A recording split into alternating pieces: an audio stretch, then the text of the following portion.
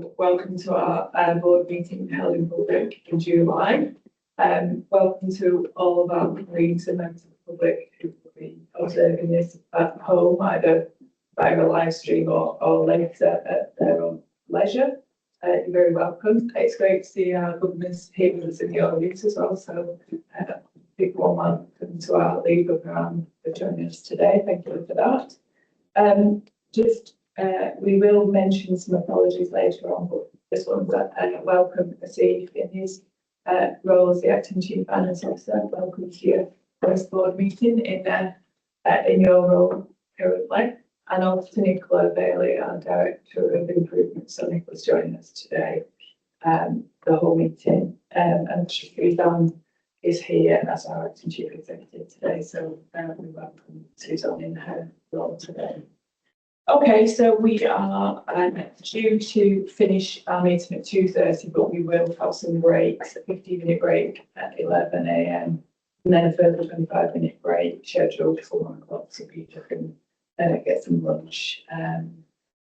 Hopefully colleagues will realise that we don't expect you to walk through every item on the agenda, but just to highlight particular elements, and then we'll go straight into questions and discussion where we possibly can, and hopefully use the opportunity to triangulate our information across the board, so that we are not necessarily revisiting everything that's in the papers, but having a discussion at the appropriate time, particularly when we can show a great performance report.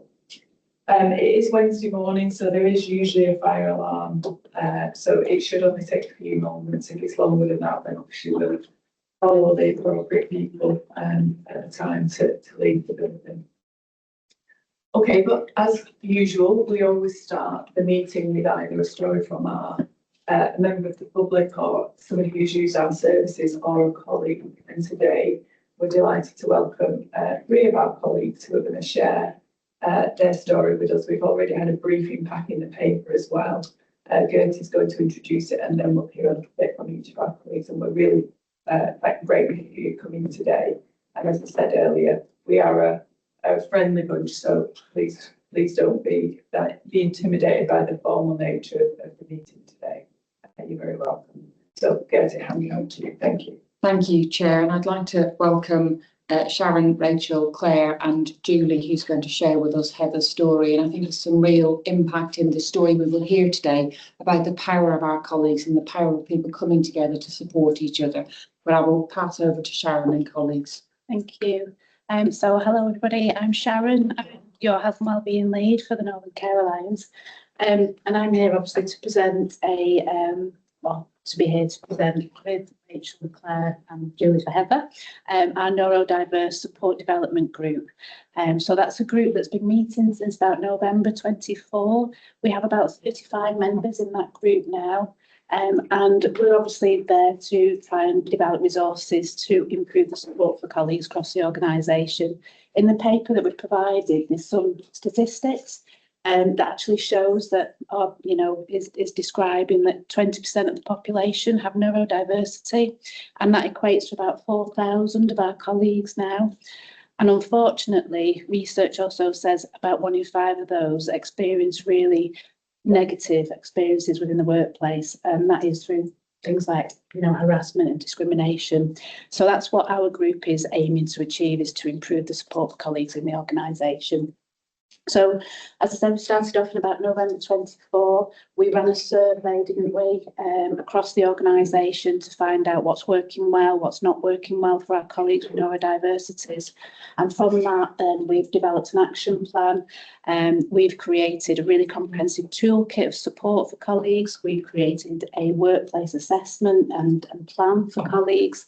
We've done awareness posters. We've adopted the GM screening tool, because not everybody knows that they are neurodiverse, so that's to help people to screen for traits. We're in at the moment, we're developing some awareness videos for managers and for colleagues across the organisation, so that's our next kind of steps. And on the action plan in the future, we're going to be looking at induction processes, recruitment processes, interview processes. We're going to arrange drop-in peer support sessions out with colleagues across the organisation, with the members from the group. And then the next challenge, which we think is really important, is looking at medication titration. So some kind of policy or guidance or standard operating procedure, because we know it's really challenging to titrate up medication within the workplace. And if it's not done properly and supported, that results in people either going on sickness or it fails. And that's not very good for our individuals in the organisation.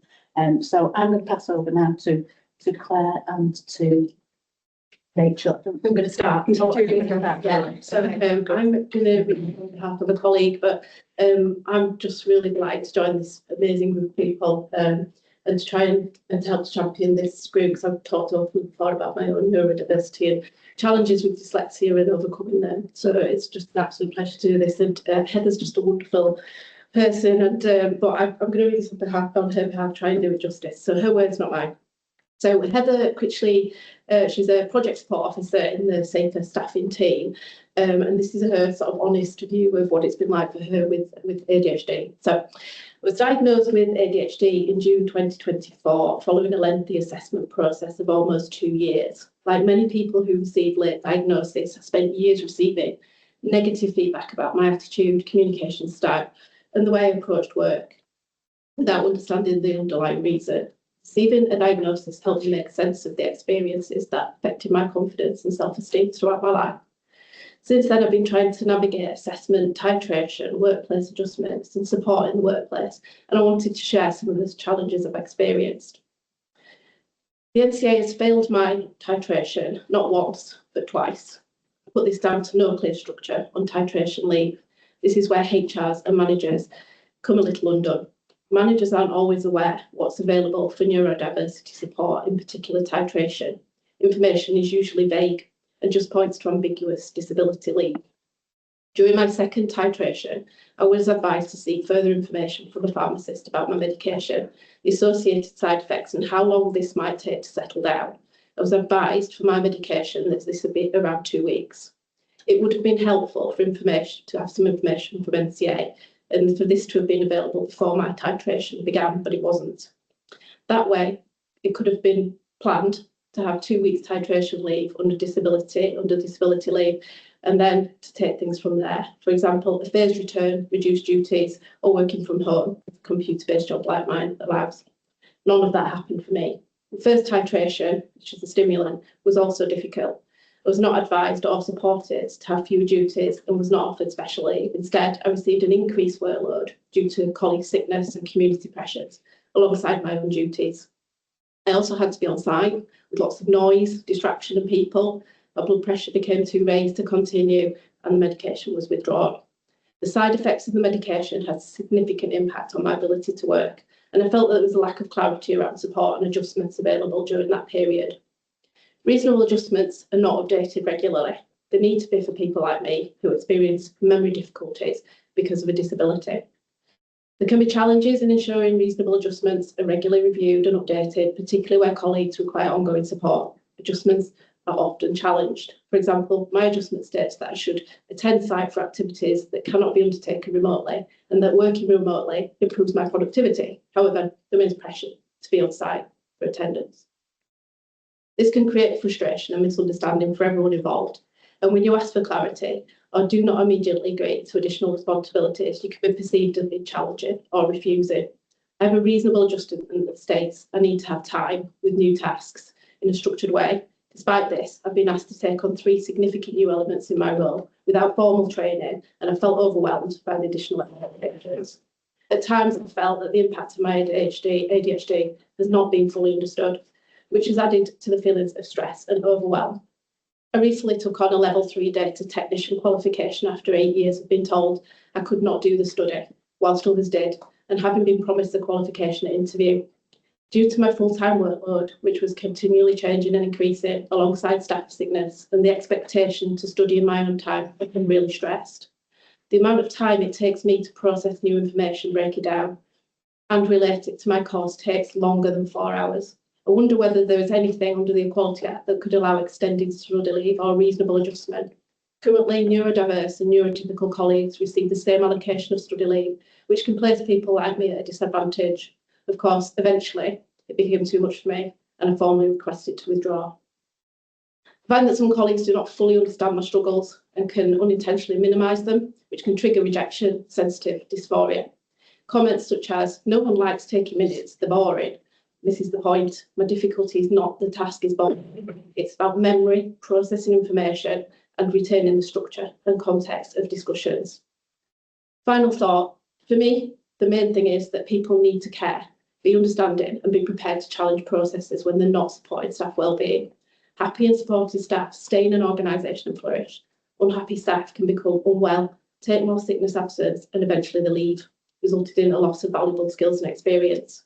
I have 3 asks. Clearer guidance and support for colleagues undertaking ADHD titration with clear detail on disability leave and titration leave can be different depending on the medication, not just for neurodiverse staff, but all disabilities. Titration is a whole process.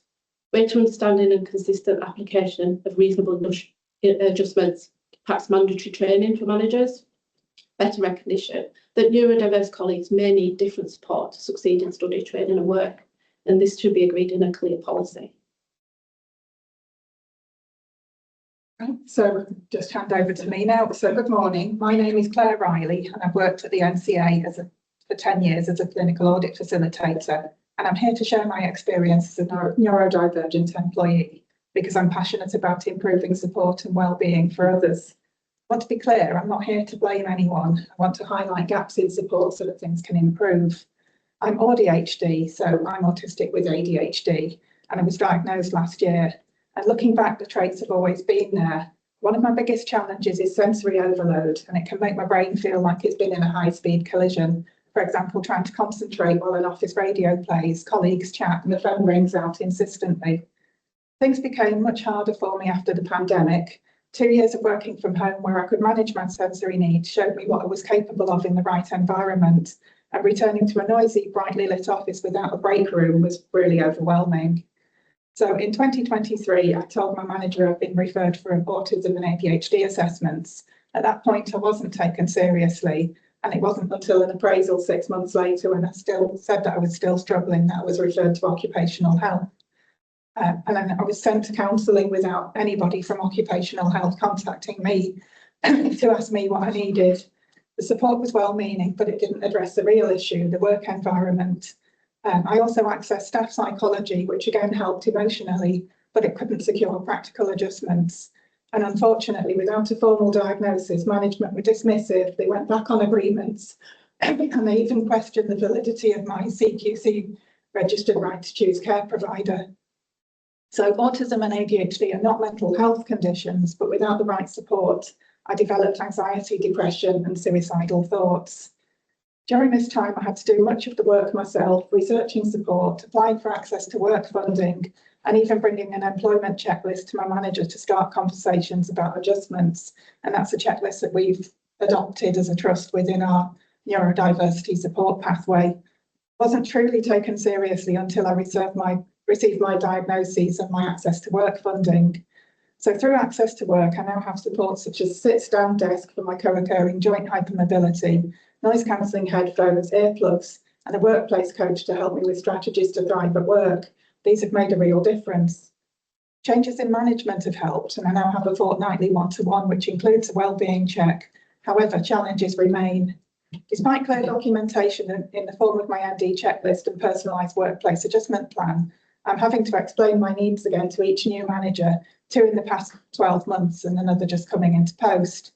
Recent occupational health recommendations have not been agreed, and there's been a lack of clarity from management as to why. I was on the waiting list for stimulant medication for 13 months, and I raised this multiple times in my one-to-ones, as the titration process can be challenging. No support was agreed in advance, and an email to management to inform them I was commencing on my stimulant medication was ignored for over a week. I want to acknowledge how valuable the Neurodiversity Support Development Group has been, both the work and the people involved. Unfortunately, my experience isn't unusual. Many neurodivergent staff are using their time and energy to navigate systems that should be supporting them instead of focusing on their work and well-being. Thank you. So my name is Rachel, so I'm a Macmillan nurse based here at Salford. I've Apologies in advance if I get a bit emotional when I talk about this, and you'll probably see why. So I'm just going to read it out from my paper. So I started my NHS career at 17 as a cadet, baking cups of tea in hospital corners with the goal of becoming a Macmillan clinical nurse specialist. Over time, I developed my skills, knowledge and experience and worked my way up to achieving just that. Yet 4 weeks ago, I resigned with no job waiting for me at the end of my notice period. This has been a very sad and difficult decision, and it hasn't come from a lack of commitment. It's come from reaching a point of psychological burnout. I wanted to share my experience as someone who has recently been diagnosed with ADHD. For me, work has often felt like a balance between two difficult options. One is to keep pushing, working under sustained pressure, adapting, masking, and trying to fit into ways of working that don't always come naturally. The other is reaching a point of overwhelm, taking time off to recover, and then returning to the exact same environment to lead to that point in the first place. And then the cycle repeats. It feels like there is no in between. What is difficult is that on paper, support is in place, there are policies, wellbeing initiatives, and reasonable adjustments. Yet these adjustments are written down in your P file without second thought as to how this will actually translate into practice. What actually makes the biggest difference is a more consistent culture of understanding and openness, needs and differences being genuinely understood and not just accommodated, and an understanding that neurodiversity is actually something to value rather than simply manage. Recognising strengths as much as challenges, because neurodiverse staff often bring valuable skills such as problem solving, empathy, creativity and attention to detail, and then adapting ways of working to allow these strengths to be used. From a practical point of view, there are a few things that could make a real difference.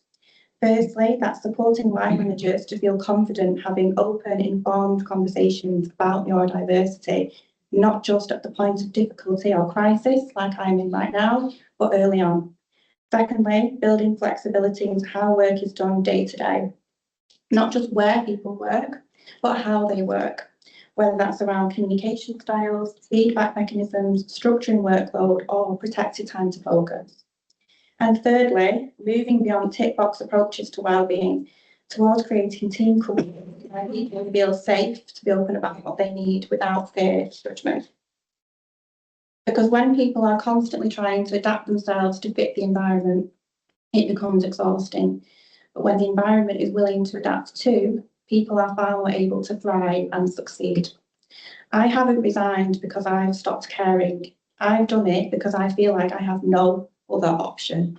And it's soul destroying to find yourself in that position within an organisation as significant as the NHS.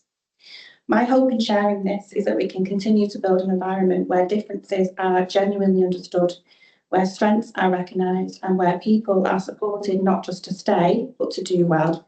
Because that doesn't just benefit staff, it directly impacts the care that we provide. Thank you very much. Thank you very much for sharing those stories, really powerful stories, and well done, Rachel, for getting through that as well. So would you mind if colleagues ask questions of you? Yeah. Or is that they might offer comments as well, but they might want to ask some questions. So any colleagues want to contribute? Tom?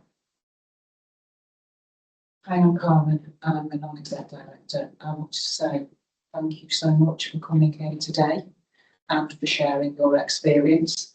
I am the board wellbeing guardian, and I meet with Sharon and a number of other colleagues regularly. We talk about all of the initiatives that are being worked on, and in our last meeting at the beginning of June it was, we talked about the neurodiversity work and support.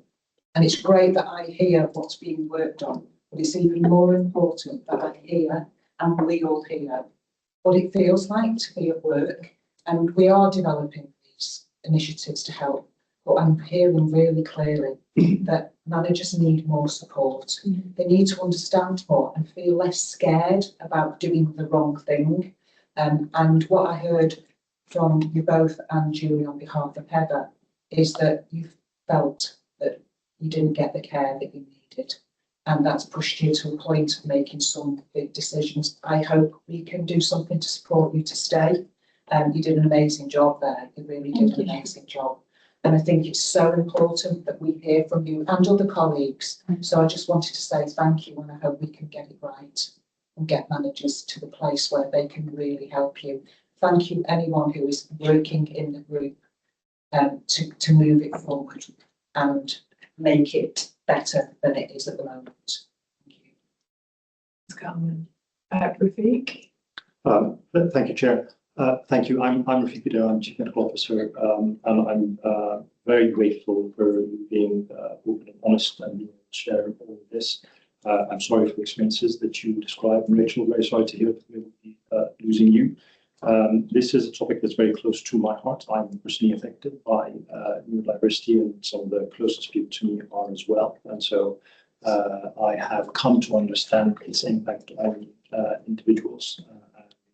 I think it's really important that we do better. I think one of the things to highlight who are maybe less familiar is also what you've referenced in terms of how people don't understand it and don't quite absorb that it's a disability, to the point that some people who are impacted by it don't necessarily feel like they can even label themselves as disabled. It's something I think that holds people back a little bit. It's something that we need to work together to change. So I'll certainly try and do my best to contribute to making that environment better for colleagues impacted in this way. And thank you. Thanks, Rafiq. We've got Suzanne and then Chris. Chair. I just want to say thank you again. I'm Suzanne Labby, I'm Acting Chief Executive, and the bravery that you've shown in sharing the stories, and thank you to Julie for sharing it today, because I appreciate how hard that will be. To talk to people that you don't know and share personal stories in that way, so thank you. I want to say, apologise as well to them where the comments have, is that it's got to the stage where I think you've got to say within the organisation, if there's ever a message about how important this is and how serious we need to take it, it's that one. There's a couple of standouts from what you all described that for me, and it's similar to as Carmen has described, the awareness piece, about how we really take that seriously and how to support our staff around awareness and each other around awareness. So that's definitely something that we need to build into the work we do and how we get this forward. The second thing was just the importance of the regular one-to-ones. Yeah. The supervision, the constant dialogue, the conversations, because on so many levels they're critical across the board. It's just the importance of making sure those take place and making sure that staff, wherever you are, whatever level you are, that they're in place, that you can feel have that regular contact coupled with the awareness. So those are two that stand out to me. And the third one, because you have said it within this paper, and that was to talk to us about being ambassadors and championing this work. So I'm going to offer on behalf of myself and the executive team, we talk about the awareness in the videos. If you'd like us to participate in that and raise awareness on behalf of you and others as part of that, then we'd be more than happy to do that. Thank you. Thank you. Thanks, Suzanne. Okay, Chris. Okay.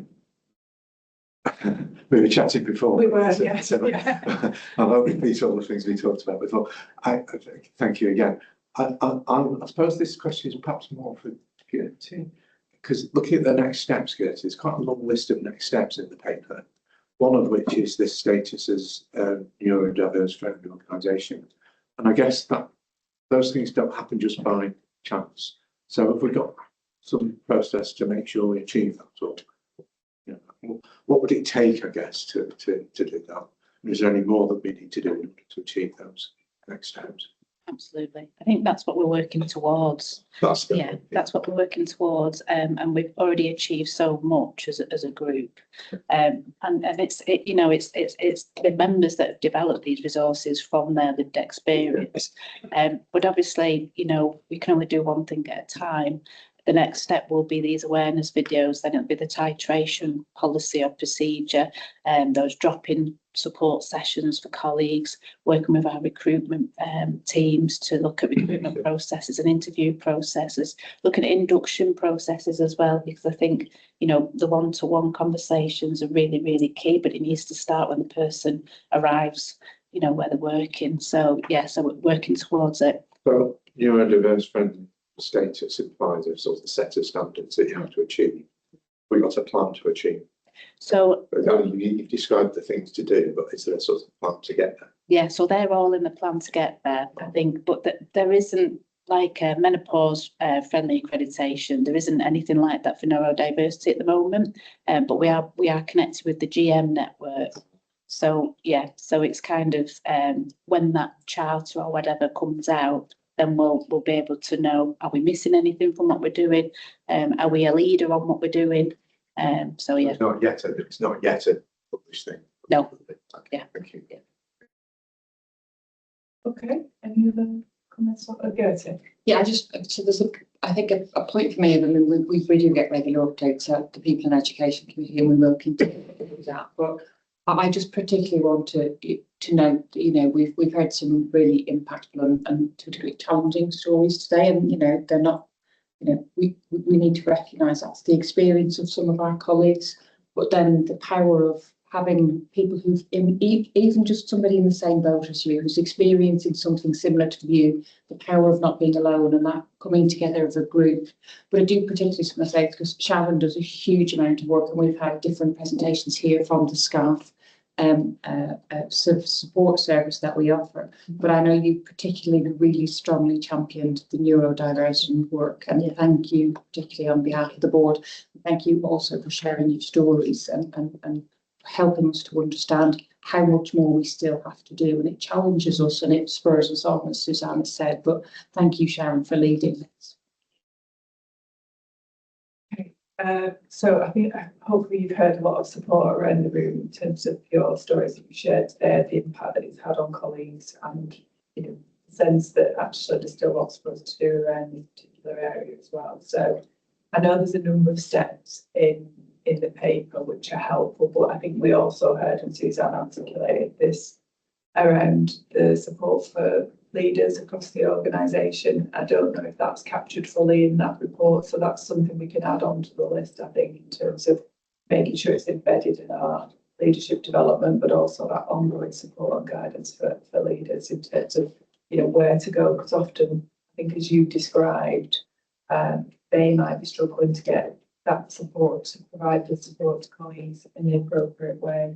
But I think it does highlight the need for us to listen as well, doesn't it, carefully to individuals' needs, because even if we have a policy or an approach, it's not going to be specific to somebody's individual needs, and being able to understand and reflect on that is the important sort of takeaway message as well today. But thank you for coming and sharing it. It's really important. Hopefully we can still work on the support arrangement for you, Rachel, to stick around with us after your many years of investment in training. So hopefully that's a positive outcome. If we can help you support you to do that, that would be really helpful. So thank you again for joining us today. I appreciate you bringing the stories to us. Free to go if you anything else you want to add before you. Thank you so much. Thank you for this. Thanks to Heather as well for sharing.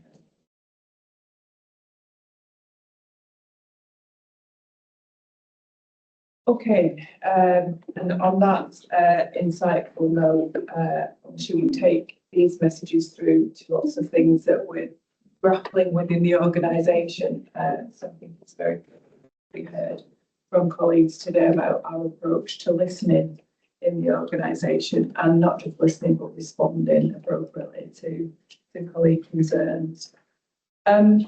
Okay, let's move on in the agenda then to welcome and apologies. I've done the welcomes, I think, but we've got apologies from Tim Crowley, Hina Khan and Owen Williams. Are there any declarations of interest that colleagues need to note? Not sure whether there's a declaration of interest sheet there, but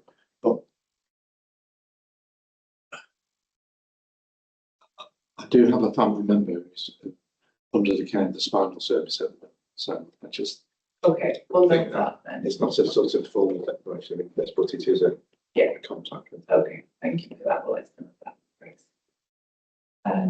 Okay, any other declarations of interest? If there are any that arise during the course of the meeting, you can highlight those at the appropriate time and note them then. So colleagues, we've got a number of, we've got minutes from the meeting on the 6th of May. Has anybody got any comments or questions on the minutes? We happy? Oh, sorry, go ahead. It's more a question for clarification, as which I guess I'm asking Tim about. It describes me as senior independent director in the minutes. We changed to senior independent director in April, so I guess that needs to be updated. Yeah, we'll make that. Apologies, Carmen. Thank you. Okay, thank you. So with that amendment, are we happy to approve those as a true record of the meeting? Yeah, okay, thank you. So matters arising. So we have got a freedom to speak up annual report amendment as well in the pack. Gertie, did you want to address that? And I'll come back to the matters arising. Yeah, thank you, Chair. Shabana has asked me to bring a revised report on her behalf today. In doing some additional work after she presented the annual report to us in May, she identified a small number of duplicate records in the DATEX system, which is where the Guardians record the Speak Up cases. So in particular, in the original report, it was section 310, which showed a breakdown of numbers where it was recorded as 109 cases. That has now been corrected, and I wanted to correct it here to 104 cases. And just to be clear, it was because there were duplicate records in the DATEX system. And colleagues will also see an additional bullet point in section 5.1, where Shabana is working with Hazel and colleagues in DATEX around how we improve the way the Guardians can use the DATEX system to improve the quality of our reporting as well as avoiding the duplicates. So it's just here for clarity as it's a correction to the numbers, Chair. Okay, thanks for that, Gertie. Anybody got any comments or questions? Are we happy to note the corrected version of the annual report? Yeah, okay, thank you, colleagues. So just going back to matters arising, are there any comments or questions in relation to those? Suzanne? Thank you, Chair. So just in relation to the first action, which was following the discussion around the change portfolio board, it was an action for going, which was around the timescales and clarity on achieving improvement board assurance. We, at the time of this action, we agreed that the improvement board would report through to the board with the assurance mechanism through the assurance team under Louisa's team's oversight, which is aligned with change portfolio board. So that still stands. Just to note that we will have to reflect and review that in the context of undertakings. Yet to receive details of how undertakings will be overseen from a regional perspective, so we'll need to revisit that in the context when that was given. That's a conversation that you and I set. Okay, thanks for that, Susan. That's helpful. Any other comments or questions? So the actions are all complete that are due to date, but we'll note that amendment to the approach that we'll bring back in terms of undertakings. Okay, thank you, colleagues. Let's move on then to the Chief Executive. Suzanne. Thank you again. So the report has been provided in your pack, but there are quite a few of the examples that I'm going to draw out.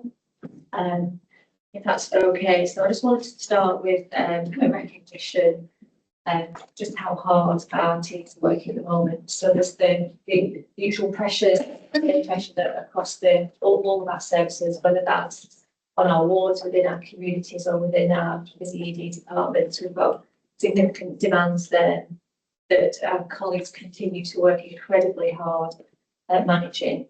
That's been made even more difficult in recent weeks, given the warm weather and conditions. So we just entered another period of increased temperatures this week, which is going to be for the next few days and probably beyond. You know, when the climate is changing, this is going to be a more recurring set of circumstances for us to deal with. And we've had a lot of feedback from staff, that say that this is becoming really challenging for them and at times has felt unmanageable, given the impact within the environment that we have. And some of our buildings are challenged when it comes to the infrastructure that we have in place. it has impacted on service delivery in terms of some of our equipment, given the hot conditions that they operate in as well. So I just want to firstly acknowledge that it's a big challenge for a number of our staff across the organisation. But we've really tried to focus on the things that we can do.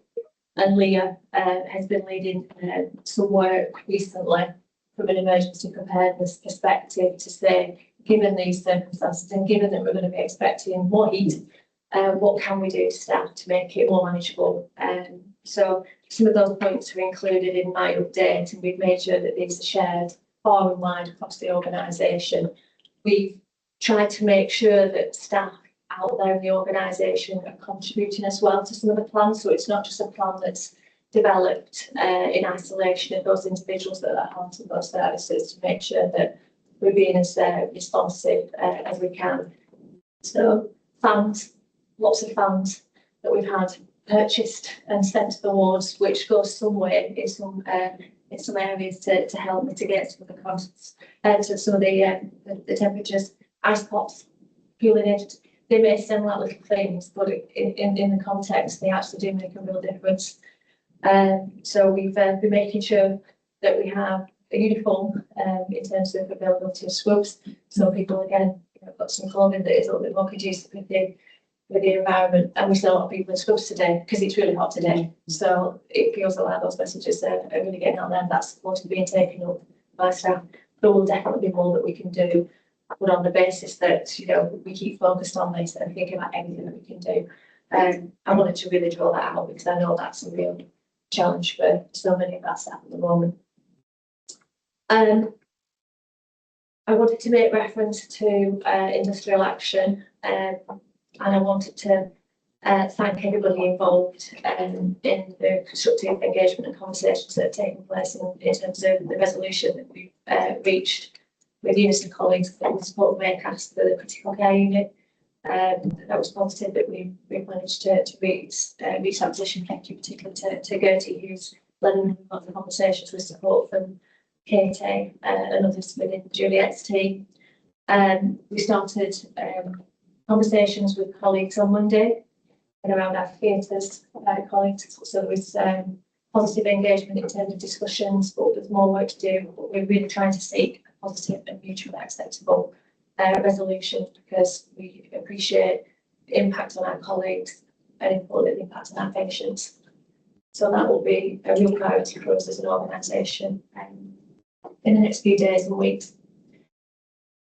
There's reference within my report around quality undertakings, and given the significance, I just want to say a couple of words about that in this update. Juliet will be taking us through a paper later in the agenda, very soon in the agenda, in a little bit more detail. But given the significance of the undertakings, which we have fully accepted, they are important because they bring focus. So they will bring real focus to the improvement work that we expect that we need to do.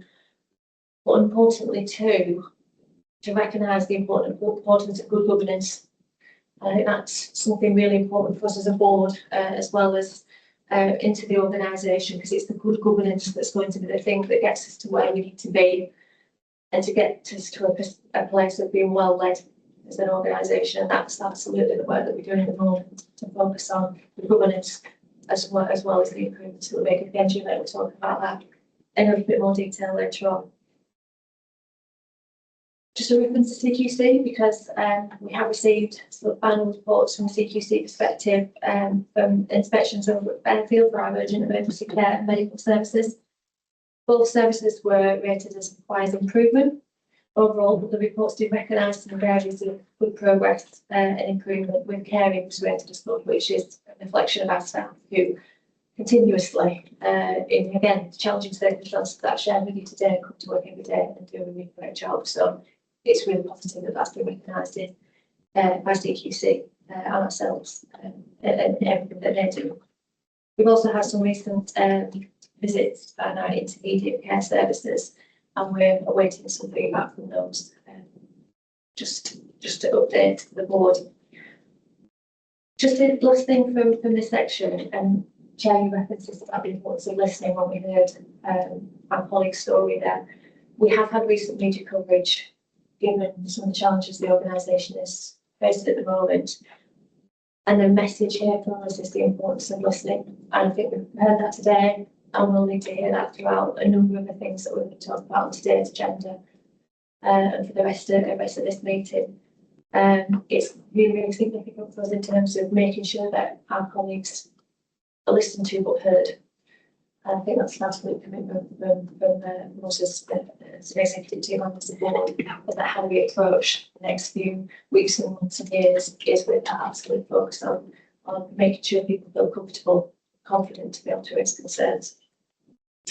There's just a couple of national updates that myself and Juliet went down to London last Tuesday to meet with the nurses, chief executives, and that was on following the publication of the operating report and the analyst report and results. And I think it's fair to say, Juliet, it was I'm going to deeply sobering, and I think that really does sum up how it felt to receive some of the updates from colleagues and the impact on those families and children that were part of those reports. And that was really hard to hear, but really important to hear. Wherever you work in the NHS, whether you provide maternity services or not. And there's definitely some learning that we will take as an organisation from that. There is a 10-point plan that's been published nationally, particularly around maternity and neonatal services, that we will bring back to the board in terms of our response. But the substance of what's within those reports, again, is relevant to all of our services. And that's the key message that you can act and I took from that, and how we bring that back into the organisation and how we learn from that. And then the last couple of things, I apologise, it's a thorough report this time. We will touch on sickness as part of the IPR update, but I just wanted to highlight in this report that we're having a renewed focus on how do we help support our colleagues to be in work and well. We've heard some examples just earlier about how important it is to support our colleagues about being in work and well, and we're developing a new improvement plan that will form part of the work that we're doing across the board in the organisation to really support understanding the underlying reasons behind some of the reasons that we have sickness, and make sure we've got a really tight and targeted plan that helps us make some real impact on that. So again, we'll touch on that a little bit later in the report.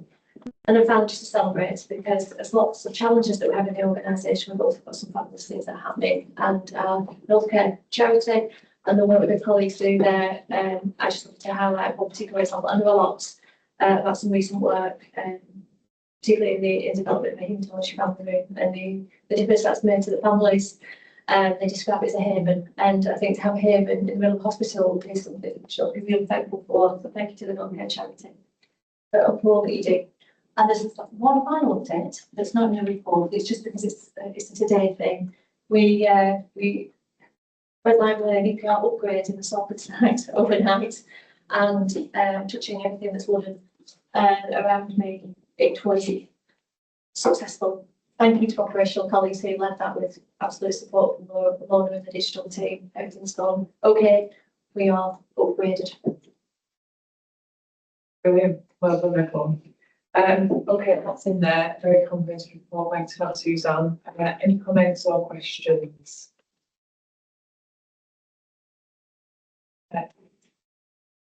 That's good. Just two quick ones. The class improvement finding for Fairfield. Where will our response go, and when will that response go? And secondly, the reference to the Lord Man review. So in Preston and Wroughton, I think it's probably the largest Jewish community outside of London, to be able to gauge those communities in our response. So, do you like to receive perspective? Yeah. We the final reports that we received, Jeff. So we did receive the draft reports of that, so like I said, between corresponding back to CCC, and they are the final reports that the teams will be developing their action as a result of those. Is that what you meant? Yeah.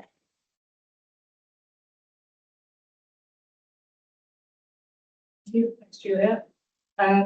Chris? So just to thank Oh, Suzanne. sorry, Chris, if Jeff here does the. Yeah, second. Here about the. Yes, we touched on it at the last meeting, didn't we? Because it was on the sort of benefit publication. So we need to take that away, digest and link it to some of the other campaign work that we're doing, particularly around unwanted behaviours. So we need to sort of take that back to Julie and make sure that we connect it into some of the conversations, particularly out there, as you point out, Jeff, with communities, because there is significant impact on particular communities within our catchment area. So yeah, it's significant, and it's not just around anti-Semitism, it's all aspects, and that's the approach that we want to take. But yeah, it's a really important point. We need to sure that's it. Okay, thanks. Did you want to respond? Yes, if I can. So we will be receiving a detailed report, Cameron, as agreed to be able to as a late agenda item to the People and Education Committee next week. We are still working through understanding the implications of the 36 recommendations. Some of them will require additional national guidance and steer. But you're absolutely right, Jeff. One of the key elements is about how we link in with our communities, and equally the focus around Islamophobia, as well as anti-Semitism and all forms of racism. So Suzanne's right. There will be some work in terms of the unwanted behaviours campaign, but we will receive an initial paper into People and Education Committee next week talking about what is national and what is local, and then we will take a plan from there moving forward. Okay, thanks, Katie. Chris, sorry, apologies, carry on. Three quick things. One, thank you, Suzanne, for the report. It's really useful to have this report, I think, to frame the meeting, because it really gives an insight into the things which are current and on your minds, as it were. So I think that's really helpful. As you say, quite a lot will be discussed in more detail, but it just gives a sense of it. I'm really pleased you picked up on the Ockenden and Amos reports and the fact that they have wider implications for paternity. So when you read it, how harrowing that is around the not listening bit in particular. So I think that's that. I mean, we haven't yet discussed, but I'm sure we will, how that will feed into the quality committee, because I'm sure that's an important learning point for us at quality committee. And then finally, just the very final thing to put on in terms of the example. I know it's only one example, but it is an example of care in any departments which are there when people really need them. I read that LinkedIn post, and it's absolutely specific, isn't it, about the standard of care that's provided. It's only one example. There's other things to do, but I think we should not overlook that.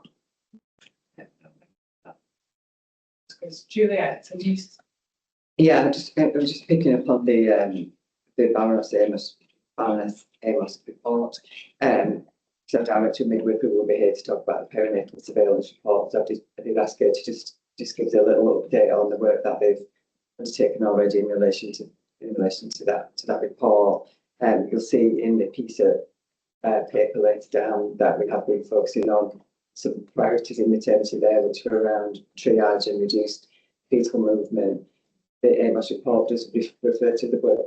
The triage is an important area. We have been doing a lot of work, and we've been receiving feedback around the work that's been done in triage. So we'll see some, Faith will give us some good feedback on some of that. Lots of work to do still, but it's encouraging that work that we have been doing has already taken place, so that our response can be quite focused. And I think one of the reflections that I had from our Deputy Director of Midwifery was looking at the Ockenden and then looking at the Amos together. When we look at the Ockenden, that's where we were. We've done such a huge amount of improvement work that doesn't seem as reflective. The Amos is the one that actually probably need to focus on, but Faith mentioned comes in there and more detail on there. So that service has been under a huge amount of scrutiny, a huge amount of pressure. So when doctors come in, I think some of it's acknowledging the leadership that's been in there where we need to be. So still lots of work to do, and I would just point in our change portfolio board, there is still a focus on maternity, which is about the experience of using services, particularly the experience of moving from minority backgrounds in using services. So again, something to pay attention to when we get to that change item. Yeah, thank you for that. That's really helpful. Rachel? Thank you. It's really positive to read about the urgent response that we've had to the war, climate and well-being of staff. We know that it's going to continue to get hotter over future years, and actually we're going to have those extremes, even if they are short spurts of them. I'd be interested to understand what the long-term plan is around that. Obviously, the response has been brilliant. I'm sure staff have appreciated that. Obviously, we do need to plan for the future and this being a more recurrent issue.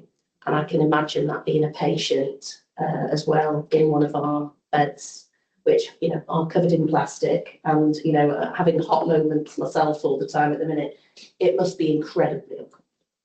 So, you know, whether it's today or in a future meeting, it would be good to understand what we can do with the constraints of our buildings, but what the plan is more strategically. Just quickly, because I totally agree with you, and that's the conversation Lee and I have been having. So this might be under any EPR banner, but it's not. It's about how do we create a more resilient response to what will become a more frequent event here. And there's probably short, medium, and long-term activities, aren't there, Leo, around that. So I think just by having the conversation we're having recently, it does give us a little bit more resilience for the next time. But actually, we need to start planning properly. And there's a huge amount of work that's happening in the estates facility space in terms of how we approach some of our, you know, the remedial backlog, and particularly infrastructure work we do that's got an eye to how do we do that sustainably, environmentally, and sustainably, as well as supporting the certain conditions. But on a longer term basis, programs like RAG, you know, the RAG program that absolutely focus with an eye to where the future is looking. So there's probably a chunk of actions depending on the time frame onwards, but we can definitely think about the right way to navigate that if we continue to move. Thanks, Rachel. And Leah? Thank you. Suzanne's covered most of that.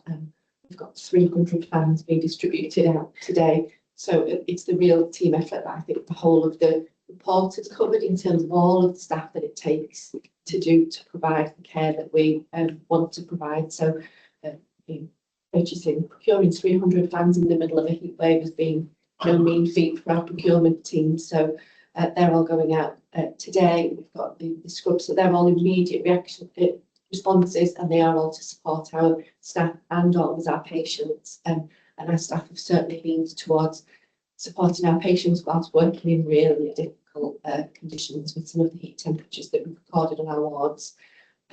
Even just loading fans. We've had the support of our infection prevention control teams as well, because of introducing any kind of air cooling systems and can't spread infections as well. So it's been a real team effort to hear both from colleagues on the wards and in our outpatient spaces who've been treating patients, our community colleagues who are going into patients' homes in and out of their cars, and on our hot cars can get swallowed up. So it's been a real team effort, and we thank staff for kind of bearing with us whilst we work through this. But we definitely, Suzanne and I, are focused on what that means in the long term.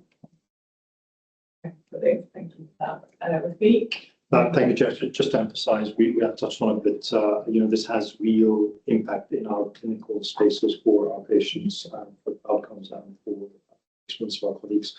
And they are raising this with us. Well, I just wanted to emphasise that we understand that that has quite significant impact for the experiences of patients and colleagues have these interventions, but they mitigate to an extent, but other things more medium to long term we need to address. Sure. Yeah, great. Chris?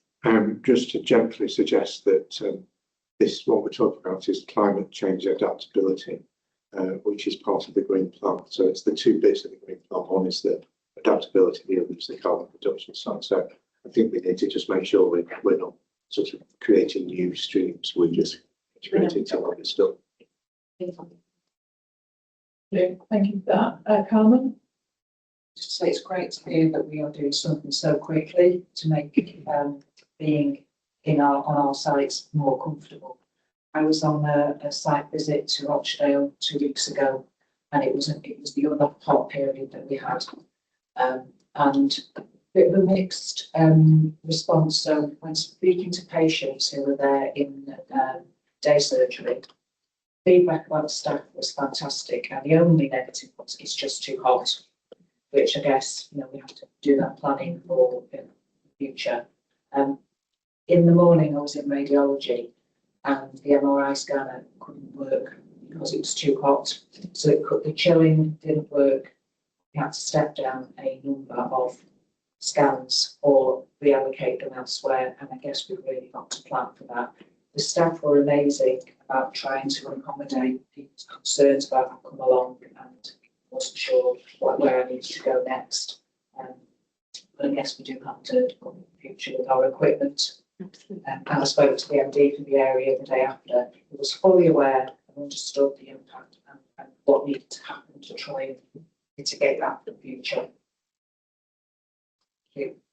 Thanks for that, Carmen. That's an important point. It makes a big impact on our ability to deliver care directly to our patients and respond to what's already challenging performance agenda. So it's important to remember that. Okay, thank you for that, Chloe. I think it was a really comprehensive report. So thank you for bringing all these things to our attention, because I think it is themes that run through all the papers today. So passionate care at the heart of everything we do, and if we weren't aware of that already, then the two reports that are referenced in your update brought that to life for everybody. And I don't think anybody could have been, unmoved by some of the stories that were highlighted in those reports.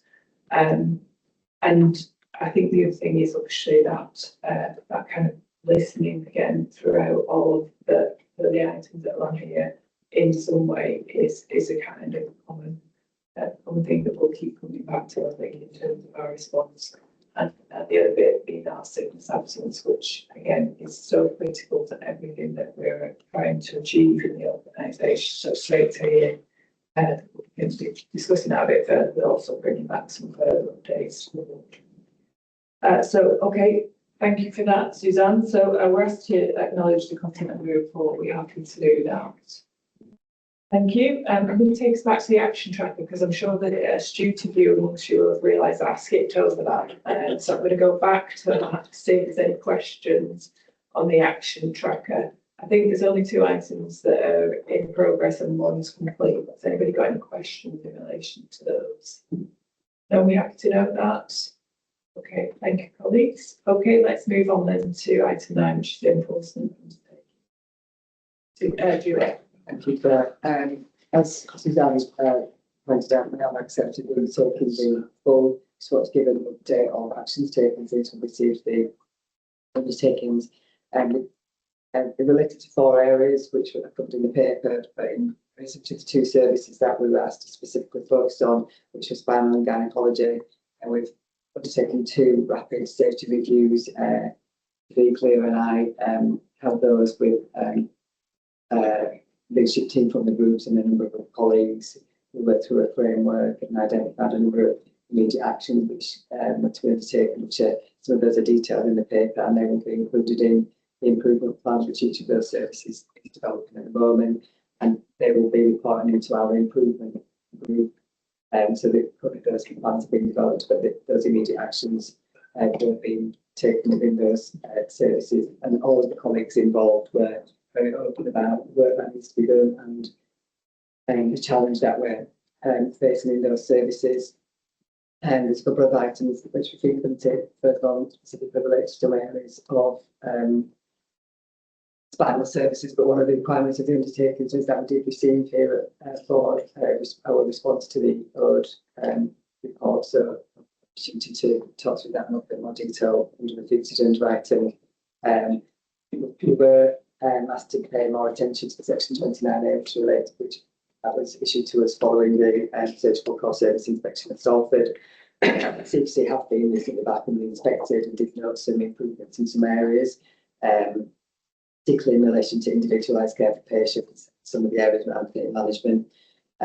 However, we've still got some variation, so we still need to work on that. And there are some key areas. We did do some bed reconfiguration work at Salford, and there is a large bed reconfiguration plan currently being undertaken at the moment, but despite that big reconfiguration, the flow isn't necessarily getting patients to the right places. So I think a focus on completion of bed reconfiguration and getting some assurance on flow, so we're getting the right patients to the right places, probably an area that we'll see coming through in the improvement plan related to section 29A.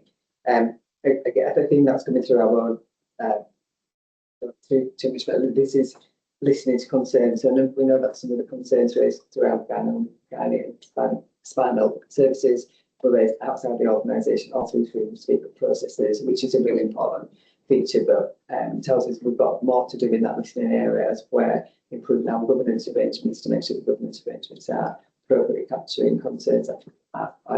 So we've brought in additional senior nursing leader who will be working through the undertaking process around listening to concerns, specifically around patient safety in spinal and gynecology service, but generally related to listening to concerns that we might have around the effectiveness of our form of governance.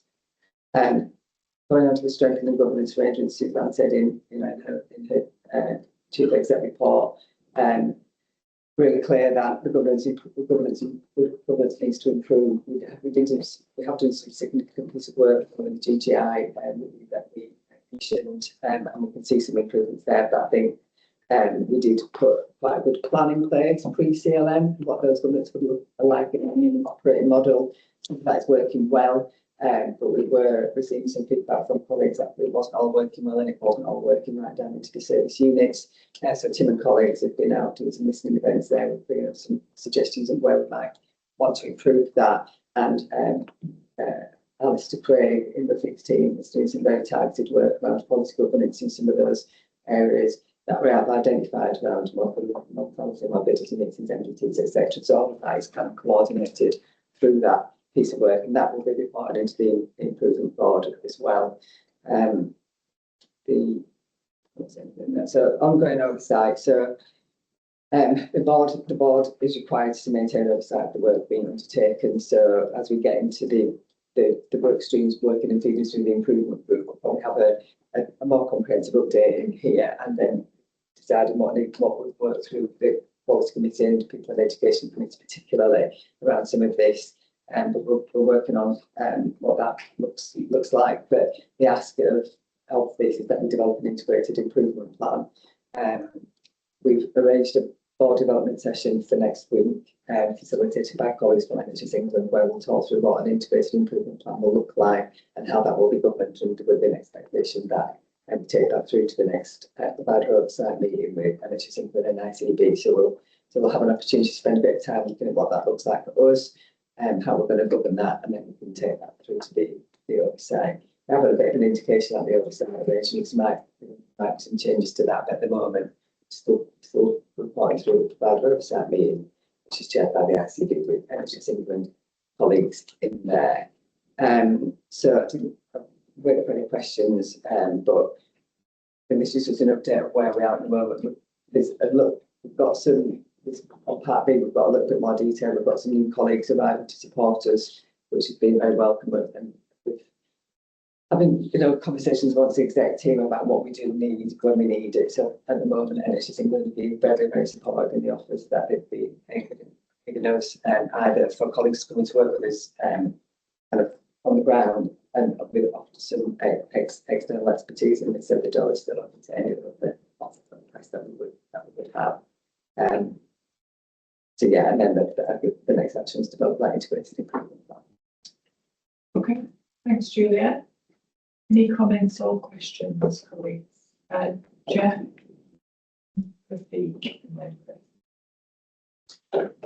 Thanks, Jeff. You get a Wellman's report. Feels like we're getting a report. So some of the fundamental issues here. Next one we can see, but how do we get assurance that whilst the fundamentals are being tackled, here and now issues are being addressed? We've got patients waiting too long, both ground adoption and spinal services. We've got 65-week plus waiters. How do we gain assurance that that is going to be tackled as well as everything else in the immediate term? we have taken some immediate actions around that, and Leah can give us an update on that. So again, working with colleagues at NHS in the regional space, we have received some support from the Walton Centre.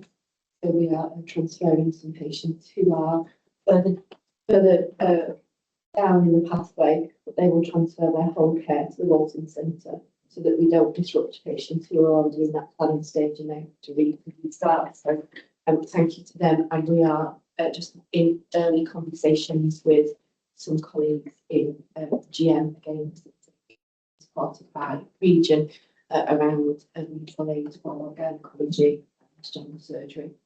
So we're receiving that as well as the actions that they're taking internally. We have got a paper later on today, which will address some of those opportunities as well. Yeah, thank you, Jeff, for the question. I think your question emphasises the importance of the integrated improvement plan, because in that initial stage, the first stage of that being the stabilised stage, that's not just about the undertakings, they're a critical part of that, but that will sit alongside performance and our using resources. So all of those things are the today elements, so and they need to complement each other, not contradict. So I think that the importance of that approach in how we then execute it is going to be really important. And we would expect and hope, and that's the point that you raised will be addressed by that one stage. And I guess those are the opportunity that we've got for the board development session for us all to understand that and how that will all work together. I think will be really valuable, so that we, because we've got a different view about what a plan looks like, but an integrated plan to look for something different as well to appreciate it, and how we want to be involved in that as well. Okay, Vic. But thank you, Chair. So I think a couple of things I'd like to also emphasise. First of all, obviously we're focused on ensuring that we are responding effectively to undertakings. The combination of the undertakings context plus the media attention, I think we just also need not to forget the impact that has on our colleagues and on patients. So colleagues are, I think, feeling a little bit anxious about the state of the services, how they're perceived, and it has a knock-on effect also on our patients in terms of our interactions with them. So very conscious about something that I think collectively we just need to be paying attention to and supporting both colleagues and patients to access our services in the right way. Yet has referenced the targeted work around areas of governance that need to be addressed. So Alistair Craig is doing some work on that, working with Caroline Greenhalgh. And I think the heading for me is we absolutely have to ensure that we have an integrated quality governance system that works comprehensively across our multi-professional teams, so working together to ensure we land that. Also wanted to say that yesterday I was in a quality review meeting with ICB and NHS colleagues. They recognise the burden of the reporting that is related to all of this, and we'll be working with them to try and simplify that as much as possible. Hence, I think Juliette's reference to maybe some tweaks to governance infrastructure in the background. I think the final thing, because Jeff has brought it up, the backlog and impact on patients. I also just wanted to link that to the fact that we still have some fundamental demand and capacity mismatches with multiple programs in the organisation, which should, as we progress, give us just a better foundation. We don't have these fluctuations with extra contractual work ceasing for whatever reason and then having significant impact on our work. Thank you. Can I just follow up on that, Rafi, in terms of that sort of governance question around, the report just mentioned that we've done a lot of work around sort of strengthening frameworks, but ward level governance still remains variable. So what's it going to take for us to make sure that there are those firm footings around governance to the organisation? Yeah, so I think it's essentially what we discussed is what I describe as a two-phase approach. There is the immediate ensuring that we have stability and effective reporting at a basic level now in the transition. And then there's much more in-depth work that Juliet via undertakings and via Caroline, working with Alistair and others, making sure that that is enhanced and developed over time to evolve into what we would recognise as the best-in-class governance system. And so we've already clarified for the different layers of the organisation some of the specifics of basic expectations in the transition. Because I think just where some of the confusion has come in is related to transitioning to a new model, which for us as an organisation focused on transition in particular layers of leadership. And the further work was to come, but that has caused a bit of confusion. Okay, thanks, Juliet. Just to add on to that, one of the opposite support from NHS England has been to get a very experienced clinical improvement lead, but a lot of experience in clinical governance. She should be arriving with us in the next week or two. We'll be specifically asking her to support into the work that I'll repeat for you that work that Alistair's leading, the work that we're doing with our director of quality governance to make sure it's integrated, and then looking at the work that's going, we described it on that system, the system, one of the systems that we've been putting a lot of effort into has shown some real benefits in terms of places where we can gather and triangulate data, but also put our improvement plans in. So we try to get that into the, so we've got kind of a system that is, we've got good insight into. So there's, I think as we keep saying, there's, we're not down deep enough yet in all areas. We're down deep enough in some, but not all, and therefore you're just missing the opportunity to look at the impact of, one kind of set of indicators versus another to kind of give you a better understanding of any concerns that we might have, but also the assurance that we get that the services are really take place. So it is an absolute area of focus, and we've got our own leadership teams on it, but also we'll get that additional support from them to England, which really. Yeah, thank you for that. Chris?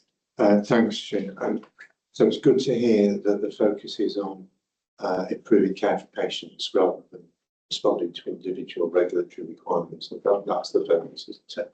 Well, the question really was about the paper, which I think is really helpful, Julia. And what I would say is it gives me a good idea of what we have done. What I don't get a sense of, or I couldn't get a sense of, is which areas we've not made progress on, or if there are any risk areas in terms of responding to undertakings. Is that everything?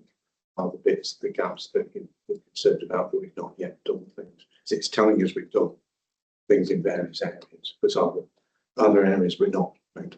So we've responded to all of the asks within the undertakings, of which there were 4. So one is to do some focused improvement work in spinal, focused improvement work in gynecology service. So we've undertaken some initial work, which is the safety summit. So we've taken some additional actions in there. The detail of it isn't in here. Sure. Some of it is referencing some of the actions that we've taken, and we're developing the improvement plans within each of those services. That'll be overseen by the improvement board, and we'll be reporting into here. Sure. So I think we've done some first kind of safety issues, but at the moment we've already commissioned the all-total service, the gynecology service, and the surgical and the spinal service.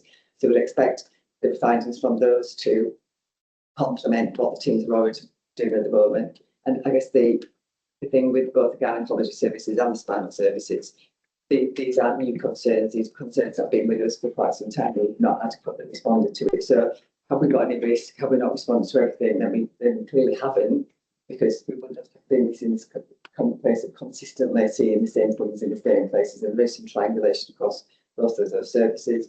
In relation to section 29A, we have done some work in there. I think that was recognised when CQC came, and but I think we still say the conversation I have now, we haven't got that systematically across all the areas that we do need to focus on. I think we will be focusing here on flow and bed reconfiguration, but the quality governance is, as Suzanne said in her bit, that is the big bit of work that needs to happen. So we've got quite a lot of work. So we've got some of the initial work, some of that is building on work we've already been doing, particularly around quality governance, when we've got GDI report and the response to section 29A. We did have the Green Oversight Group, which has seen some of the improvements in spinal, which again you can see in the papers repeats following. and in part be a bit more detail of, you know, some of those kind of areas where we've got some more work to do. So, that answers your question. I guess the integrated improvement plan will be where we'll But see that, all absolutely. that. So that's where we see it. That's That's the where outcome you see it. of our initial work, is to get everything into there so that we've got a clear oversight of. So we can see those, we can see explicitly where those areas are. But also in terms of communicating that progress externally as well, I think it's important that is very explicit. Yeah, and I think the board development session that we've got planned for next week will be an opportunity for us to articulate how we want to be engaged in that and how we want to engage with others in relation to that plan as well. So I think there'll be an opportunity for us to develop that a bit further, Chris, as well. I mean, I won't be able to make it in a week's time, but sessions about impact on quality committee. Sure. And we can feed in any comments that people are not interested. Juliet, don't know it. The point about the integrated improvement plan and how we're going to govern that and what's the role of executive and non-executives in there. I think they'll have to be open, aren't we, to the fact that what we've got set up in place now might be effective in some areas, but clearly isn't delivering what we need to do now. So I think when we have that conversation, we've got, you know, that conversation will be in the light of what might we need to change around how the board functions and the board infrastructure around it. Plus, it's, you know, it's subcommittees and what that, you know, where have we got the right oversight of some of that. So I think, you know, that would need to be explored, and we have some of the support we have from NHS England. A colleague will be with us next week. Martha Coleman, I think she's going to lead in the session. We also have support from Andrea, I can't remember his name, and she's been then Nicola will be working with us on that integrated improvement plan as well. So Stuart, yeah, they've got a commitment to work with us, you know, in an ongoing supportive way about what governance would look like, and that both around the integrated improvement plan, but also just how, you know, how the committees work, how the board works. So it's kind of we're going to have to do a, you know, bottom up, top down approach to this. Yeah. I'm making sure that we use my perspective, but we use the independent nature of the non-executives to best effect. Okay, thank you. Any more comments or questions? So there's a number of recommendations which I'll take us through. I think it's just worth noting that whilst we've agreed to additional reviews, haven't we, into spinal and gynae services, and we've, I think, referenced that we've got NHS England approval of those. This is on the basis that the board had agreed that that was the direction of travel. I just want to make that clear in the minutes, because perhaps that was noted and agreed at a development session of the board in June. So I think we just need to reference that here. So we obviously want NHS England to be in agreement with us around that, but this is driven by the board's desire to understand exactly what's happening in those areas so that we can add that to any actions that we may need to take. Okay, thank you, colleagues. So we are being asked to receive an update in relation to the enforcement undertaking. We have to do that. And be advised that the additional information relating to the undertakings has been included as substantive papers in the agenda, which we'll go through in due course. And to endorse the creation of the integrated improvement plan, and we'll oversee that at the moment through the improvement board. But as Stuart said and Suzanne previously, we might tweak the approach to that as we understand that a little bit further. We're comfortable with all of those. Thanks, colleagues. Thank you, Julia. Let's move on to the improvement approach then. Suzanne. Yes, I'll just do a really brief introduction and then hand over to Nicola and just take to the so I need to reference back to the previous paper, the importance of the integrated improvement plan again. And in that paper where it references it's not necessarily about a lack of improvement activity, but lots of improvement. It's the way that we coordinate that, how we make sure it's focused and targeted in the right areas. So The document that people will take us through goes some way to be able to explain how we organise ourselves when it comes to improvement, but we will be really open-minded in terms of how we need to then apply that and focus that into the improvement activities that we need as part of what we described previously. So I'll do the Thank you. Thanks, Suzanne. Thanks, Chair. Morning, everybody.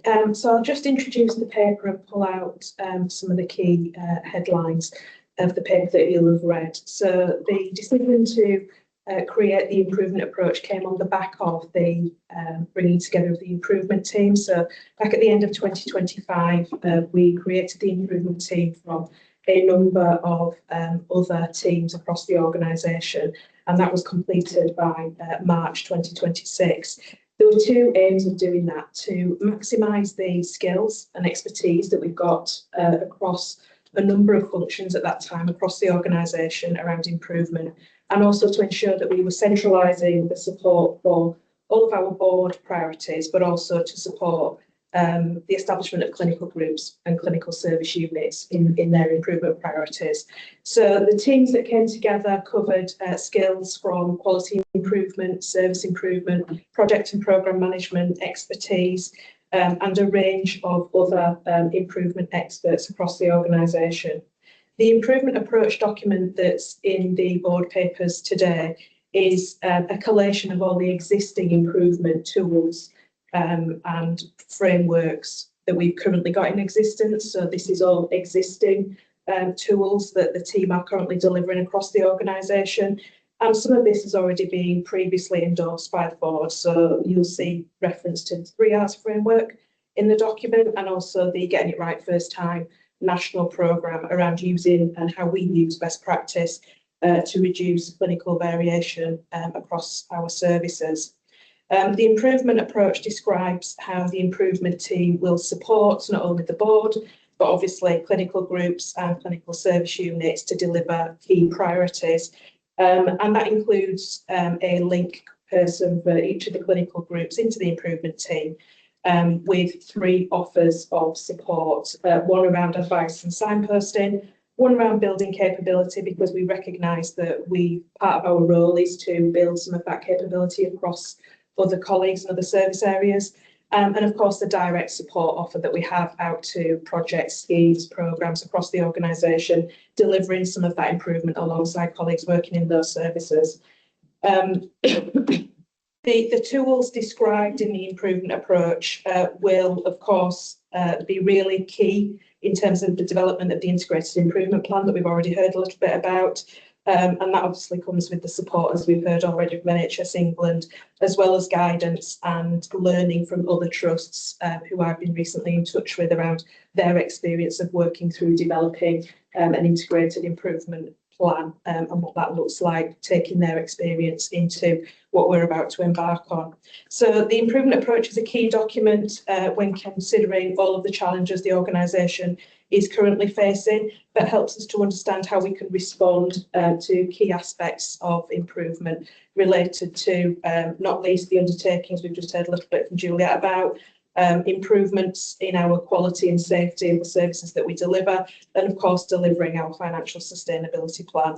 And therefore I'm here asking for support for the improvement approach today, and also to approve publication of this document. Okay, thanks, Nicola. Any comments or questions? Lorna. I think it's a really helpful approach to set all this out together.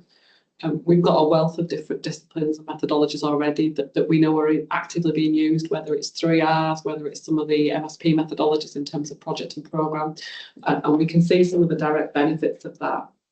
And I look at it in terms of the things we're going to lean into in the future, and we think about transforming really fundamentally with a single electronic patient record. We have to be in a position that we've not only got the tools and the techniques to be able to enact that, but we've got confidence of our own colleagues to be able to then use it. So setting this out in this way and making sure that's almost a catalogue of a suite of skills and services that we can develop for 19,000 members of colleagues that will directly impact a patient is really powerful. So I think this is a really helpful piece. It fundamentally underpins some of the things we know we need to do from an estates and facilities point of view in terms of key decisions that we need good information to help us make the right choice from a digital point of view, given the scale of our estate. So really helpful. Thank you. Thanks, Lorna. Rafik and then Jeff. Thank you, Chair, and thanks, Nicola, for this. We've obviously seen this paper at Trusteeship Group. I think this is a fantastic way for us to be approaching it. I think we do need to recognise that it's a very new way of doing things for us in the organisation, and that many of our colleagues will be used to a different approach that's a bit more fragmented, but in their minds gives them some more local ownership. So we need to be ensuring that we are working with colleagues to explain to them, but also in detail some things that we discussed. I think it aligns with the reshape, restructure of the organisation with business partnering. And I think one of the risks, and would be interested to hear any comments around that, is the capacity, because especially in the context of our organisation and the many asks on our domains, supported by our improvement team, to ensure that we have the capacity and flexibility to respond to that, but also to ensure that we are able to support more local priorities that will be, in a sense, competing for some of that capacity. I think is an important risk for us to keep on. Do you want to respond to that? Thanks, Chair. So it's a really good point, I think, and one of the things that I've been discussing with my senior team recently. So we've been evolving almost a triage process so that we can assess all of our existing work that we're currently supporting, but also new requests into the team. Because you're absolutely right, we foresee a situation where there will be things that we won't be able to fully support, or we'll have to take a slightly different approach into, which is where I think part of the improvement approach, talking about advice and signposting and building capability, are two really important aspects of our offer out to the organisation. So this isn't about having a dedicated person sitting in the team for a proportion of the week to do the work with you. There are occasions, obviously, where that is most appropriate, but we've got other things that we can do that help support colleagues in different ways. So making sure we can be flexible and agile to responding to those requests, recognising that there will be some things that we won't be able to support in a traditional sense. And some colleagues will be more familiar with that, and we'll need to work through that with them. Okay, thank you for that. Jeff? Yeah, that's Jeff Bates from this. I think we've struggled for a long time now to really have an overview of what improvement techniques we've got and how we apply the right techniques to the right task. So this really helps, I think. If there's a gap for me personally, it's in the outward-facing knowledge and trust in driving improvement in two areas. First of all, in terms of our programme of Grow, Divest and Improve, given the patient flows from Greater Manchester, I don't think that can be done without collaborating very closely with the trusts across GM. And though we work with the ICB at the moment on some of that, more fundamentally, unless we work with the provider collaborative on actual programmes or who does what best in GM, I think it'll run us to the sand. And we must really learn lessons of where that's failed in the past and make sure this time around a GM approach to this type of strategic decision making, I think, does what really works. But the second part of this is, for me, more generally, within our localities and our neighbourhoods, how do we have a set of tools? We agree with our partners in government and other product services to really drive forward that shift. There are some specifics here which don't appear yet in this compendium. So, for example, the specification, how you understand the creation of integrated teams with communicated staff and civil line management, while maintaining professional accountability and standards, and how we develop single plans with individuals and families. These are tools and techniques for those sorts of so we need to get our head around with our partners, get those in this engine, and drive forward with those. Great, did you want to? Just a bit behind, yeah. So I think it's a good question again, Jeff. So what we will do is give some thought to how we apply that, because we're due the board to receive an update on neighbourhood health and our plans around that in September. So we can take this away, can't we, and just ask ourselves that direct question as we sort of start to develop that plan, and then get board up to that and input into it too. Yeah, okay, I think let's capture that as an action then, because I think it would be good to, because I'm sure, you know, there'll be things that we want to change over time anyway with our approach, but I think this is a really helpful starting point, is to what we've already got in one place. So if we can pick that as an action to follow that up around how we do that as part of, and I've got a question around what I would like to as well, so I'll come back to that. This might be the things we want to add and change. So Juliet. I just wanted to kind of commend the work that Nicola's done in bringing the teams together. We've just had recent conversations around how we can now triangulate findings from the different approaches we've used to tackle problems. So we're talking about, so for example, how we might look at where we've targeted 3 hours as an approach to sort of support some improvement, and then where we can triangulate that against GIRF, for example. We're looking at some of the stuff that we might see in spinal and the gynecology services. So there's the kind of methodologies that we're using. I think importantly that they're sitting under one team. And I think the shared learning of the team working together and what that can add into, you know, where we're looking at the things that are working really well, is, you know, some of the stuff is doing well, but you think of the conversations about the undertakings where perhaps we might have been targeted improvement work and that just not managing to get traction that we need. And so that was the thing, and that was a failure of improvement, but looking into then what else might we need to do. So there's some kind of benefits there. Yeah, that's really helpful. Chris? Thanks. I think it's really good response to something that we talked about at the quality committee quite a number of times, and sort of what's the approach. And for me, this really helps bring those together. There's something for me, it's almost in the first paragraph.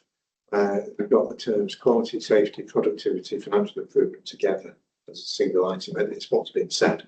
But it just is so important. I wonder whether there is some additional way, Nicola, of, you know, it's in here, but some additional way of the shorthand of communicating that to people, because that's a profound change. I think that, you know, the way that is communicated in a short, pithy way would really help in terms of implementation. Can't suggest what it is, but that's what I was thinking, because I was thinking this is great, but how do I communicate? Okay, thanks, Chris. Rachel? Thank you. It's good to see all the various approaches that we've heard about over recent months and years in one place. And I think when it comes to staff engagement, staff wellbeing, I'd like to see us think about the next stage of that approach, which is where we tell people when things have got better, or we tell people what we've implemented. So I would like to understand how this, I guess, as an approach leads back into the you said we did, because I'm not sure if you asked our staff today about the array of different approaches we have to improvement, would they feel as though they were directly able to influence what goes into that as an input, but also do they all get to hear about what improvement is made? Quite often people think there's a lot of bureaucracy that stops the small changes affecting them positively actually getting changed. So maybe some reference in here as well to how we'll let people know how people can be involved. We've had, you know, conversations in the past about staff feeling able to speak at some of the 3R events and things like that as well. So maybe something in there around trust, safe space, the kind of culture that you want to foster in some of those forums. But I'm really happy to see this in one place. And I know that from different staff examples that we've heard, this will be appreciated. We've just got to tell them. Yeah, thank you. Okay, thank you for that. And I think there are some really good examples that you said we did in the communication tools that we use across the trust as well. Yes, definitely. We've seen one recently on staff survey, for example, in terms of some of the things that we've done and what we heard and what we've done as a result. So I think there is definitely opportunities for us to showcase whatever we do. Great, thanks for raising that, Suzanne. Yeah, thank you. I think it's an opportunity, you know, subject to endorsing this approach today, and then looking to Julie further support on as well on the engagement. And this for all of us, that's for Julie, but you know, that permissions, you know, the permission to be able to see what's in here, learn and take from that, which is, I think, the approach that Nick is taking with it. This is not about centralising it and doing it, it's about spreading that across the organisation, giving people confidence to be able to feel that they've got permission to be able to make changes within their own team. So there's an opportunity, isn't it, for us to really sort of launch that and engage in that in the right way. I just wanted to come back to just some thanks to Nicola, because you know, again, we talked a lot already in this meeting about what we've got to do in the significance of the improvement approach that we'll have to take. The fact that Nicola has led the centralisation and bringing together the teams last year has put us in a good place to be able to lean into this. If we were having to do this now and then do that when it comes back, and one of the big things for us will be pace, and the pace at which we can move. So the work that's already happened to create that, I think, has given us a much better opportunity to be able to deliver against, you know, what we've got ahead of us over the next few months. Yeah, so thank you for that. Okay, a couple of things for me then. I just wanted to check, is this going to be replacing anything that we've already got in place? Because it's great to bring everything together, but it also allows us to divest ourselves, using the model that we've got, to divest ourselves of some things as well, so keep things simple. That's my first point. And then second is where the equality impact assessments sit in our approach to improvement. So where does that fit in all of this? Because I think it's an important consideration in all of our tools. I wonder if we could reference that somewhere in the improvement. But just to respond to those two points, Chair. So the quality improvement strategy that the board will be familiar with, that is now out of date, will be replaced by the content of the improvement approach, because that covers aspects of quality improvement as well as the other facets of improvement. But there are no other policies or strategies that this will replace.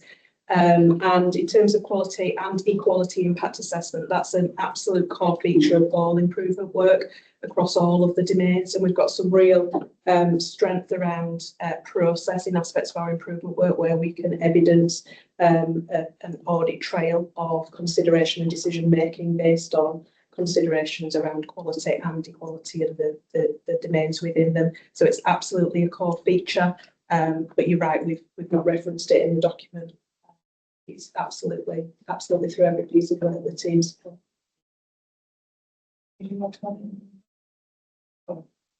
Thanks. Okay, thank you for that. Is it something we can add into the approach? Yes. Okay. Thank you. So with that in mind, then, colleagues, we've reviewed and we're happy to support the approach to improvement. I think that's what I've heard today. I'm happy to approve the publication of the document with that slight tweak around the addition of the PQA. Yeah, okay, thanks, colleagues. Okay, we're just running over a little bit on time, so we'll take a break now. If we can be back by 20 past, is that okay with everyone? Yeah. Okay, thank you. We're back into the agenda on item 11. Which is the final update. So, is there anything you need to say to sort of bring it to life? Thank you, Chair. So just a brief introduction, just to confirm, this is our response as a trust to the publication of the spinal surgery independent patient safety investigation phase 1 diagnostic, as the audit report, which was published following extensive work with us and other organizations on the 28th of May. I want to emphasize here that the trust recognize the impact that this has had on patients and families specifically, and the distress that having to sort of go back to some of this history will have caused those individuals, and also the impact it will have had on colleagues. As I mentioned earlier in the meeting, I think as we look at these things, we need to recognize the impact on patients and colleagues in terms of their day-to-day and their interactions with our service. So I think it goes beyond just patients who are directly impacted by the history and harm to some of our patients who are accessing our services today. So I think that's really important. As a trust, we have taken the opportunity to issue a formal apology for this history, recognizing the apology can't change what happened, we can't fully rectify it, because I think it's important for us to note it and make it clear that we recognize this. I think looking at the review, the things that I would like to highlight is also the recognition of the hard work that colleagues have done to make some improvement, and the fact that it recognizes the openness that colleagues and leadership have employed in interacting with reviewers, and some of the good work around invited peer reviews and benchmark our services, which is really important. I think the key thing in terms of the next steps, the recommendations are there and a description of what we want to do as a trust. This work has already started, so it's already trained. Again, expertly supported by our team. This guidance so links to what we have just discussed. But I think it's important to emphasize as well that there is learning from the experiences we have had so far in trying to make improvements, whether it's the action plan that has come out of the spinal patient safety look back review or the green oversight work. And one of the key things is the fact that while the mechanisms that we set up apply quite significant executive and non-executive focus and time in those fora, they had the unintended impact of sometimes making it feel a little bit removed from the services themselves. So having had the full engagement that we want to achieve, and that I think has impacted our ability to make changes. And so we are proposing a different approach with the improvement plan consolidated into a single plan, bringing together the different strands, but also it being held much closer to the service and overseen by our improvement board, and that becomes a routine to trust board. This paper should just be considered, I think, in essentially connected to the other two papers in section, because we've had a discussion in the green oversight group that also relates to this, and we're proposing some revised governance arrangements for boards to consider. And the final thing to say is the patient representation has been really positive and very constructive throughout the process. So in moving to a different way of doing things, one of the key things we must ensure is that we are continuing to have that patient input and engagement with patient groups who are involved. And by bringing it closer to the services, we hope that that will ensure that we have the right content. So I'll pause there. I'm very happy to take questions, Chair. Thank you. Okay, thanks, Rafiq. Any comments or questions? 11.1, there was lots to Dr.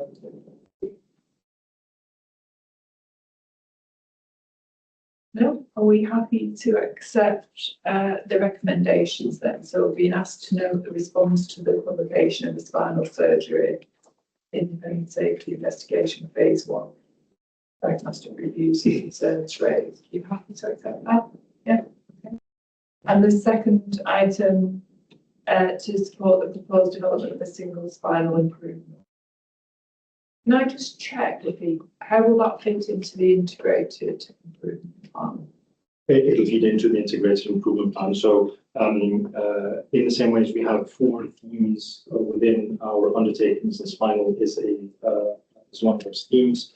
A single spinal improvement plan essentially will be the response both to the old reports and undertakings as one consolidated bit of this spinal improvement plan. We discussed this with NHS and ICB colleagues yesterday, so they're working through the biannual review that go through that as well and focus on this. And maybe the only other thing I would add, Chair, is the connectivity with other organisations to work through. And that one of the section of the recommendations that talks about further reviews, there is a feasibility study for the further review to answer some of the questions which hasn't yet been addressed. And so we've highlighted that to NHS colleagues so that they can consider how we want to approach that. Okay, thank you. Rachel, with the salt. Yeah, fine. Juliet? Probably it's worth a point, as you've asked that question, Chair, about this investigation, the audit report, by multiple organisations and commissioners as well. So I think as we see this final improvement plan, it is important for us to keep a specific track on actions within this report, because of possibly the requirement to report them into different fora other than within our own board. I don't think that cuts across the, I think it's exactly the same thing, but is making sure that we don't lose track of specifically our responsibility, specifically in relation to some of the actions in here.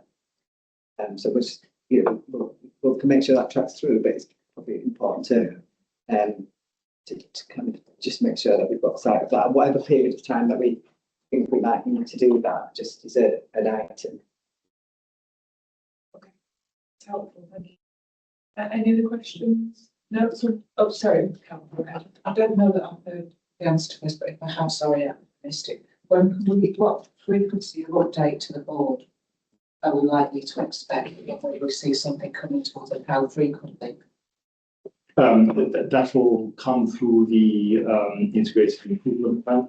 I'm not sure we've had an in-depth conversation about the frequency of that reporting, but the spine improvement will meet every 2 weeks. What's into improvement board, which also meets every 2 weeks. Our normal reporting cycle will be once a month with each item, and there'll be no representation there. I think it's just the decision around the integrated improvement plan and how frequently it reports into board, which I think, if I recall correctly, Juliet made a reference to also into undertakings, and just the balance between what goes to quality committee and how we report it. Thank you. Okay, Suzanne? Yeah, I think just touched on it in his last comments there, but at least every board, the minimum, it will be put through here. But again, in line with the arrangements around those that good takers were, we may as a board have to reflect how we get assurance around all of that. That may change that frequency, but it would only increase and reduce. Yeah. Thank you. The recommendation 6 there says about the dashboard. Is that dashboard going to go to the improvement group then to quality? Or would it be coming to board as well? No, the dashboard will essentially have continuous reporting from the key metrics from the service into there. It will report via the clinical route through our normal metrics and hence to quality committee. And then depending also on what we find it or whether it's alerting, some of this we need to work through, but then we include it into the reports if there are insights that we want. Thank you. Okay, thank you. Chris? Just to be, I'm sure this is on your mind, but can we learn lessons from previously where we reported bits of things to different committees? Different, therefore, we've done a good job sort of seeing the overview. I realise it's all put together in the board, but if assurance committees are looking at different elements of the same thing, it just needs to be a bit clear. Thank you for that. Yeah, just to round off those two things, a key recommendation in the audit report is a single point of oversight. Sure.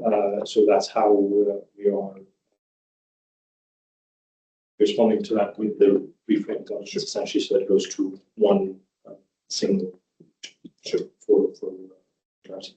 And also, we will need to be reporting annually to NHS England on this, and ICB are setting up twice yearly sort of touch points in anticipation preparation. Okay, thank you. I'm going to come to Joe and then I'll come back to you, Chris. Yeah, thanks, Chair. It's just to perhaps recommend that the recipe used for the change portfolio board, the 4 priorities that the board agreed in January 2024, the assurance is consistent wherever those reports go. And I think that's been sort of tried and tested method now, which has served us quite well. So I would encourage that anything associated with treating, we find the right modular way to describe the assurance, and then that flows through consistently and in its complete form to any committee or subcommittees on this board, and then extract the information you wish to write upon. Thanks. Thanks, Joe. Yeah, that's helpful. Chris? Just reiterating a point I think you made earlier, Chair, that when things go to external bodies, it needs to be things we've seen with the committee previously. That's not a separate, it's not a separate line of reporting. It's from us collectively. We need to have seen that through. Thank you. Okay, so the last recommendation there is to support the proposed development of a single spinal improvement plan. Yeah. Thanks, colleagues. Okay, 11.2 then, the report from the Green Recommendations Oversight Group. Thank you, Chair. So this is our regular update from the group. A couple of things to highlight. The meeting, based on our terms of reference, was not works. Just to highlight that. We didn't have net representation. Jeff and I discussed this ahead of the meeting because of the clash with the schedule. We agreed that the meeting would go forward and discussion before and then briefing after. I'll leave it to Jeff obviously to make any comments he wishes based on that. The main focus of the meeting was, as planned, just a review of progress to date in light of where we were with our action plans and the publication of the reports that were there. And I think the other key thing to draw out is we considered the letter that we had received from staff representative withdrawing from the group. So that was one of the things that we spent some time on to ensure that we considered the content of that and noted our thanks to the colleague for all the input.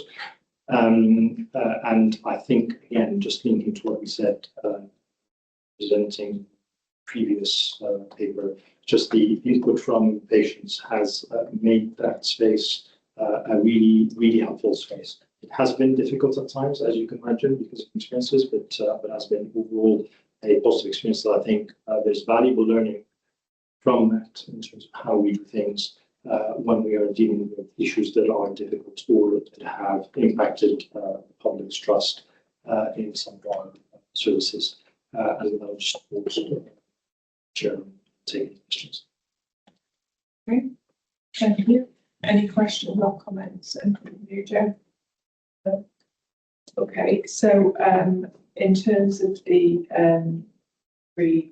oversight group, we've been asked to acknowledge the update, and in the report it does also acknowledge that the Green Oversight Group will be disestablished and not doing improvement group. So I want colleagues to be clear that that's what we're agreeing to and accepting here. Are you comfortable with that? Yeah. Okay. Thank you. Thanks, Rafi. Okay, and then the last one is the 11.3. Yeah, so 11.3 specifically deals with the revised governance arrangements and to emphasize we did have this discussion within Green Recommendations Oversight Group in terms of reshaped governance moving forward.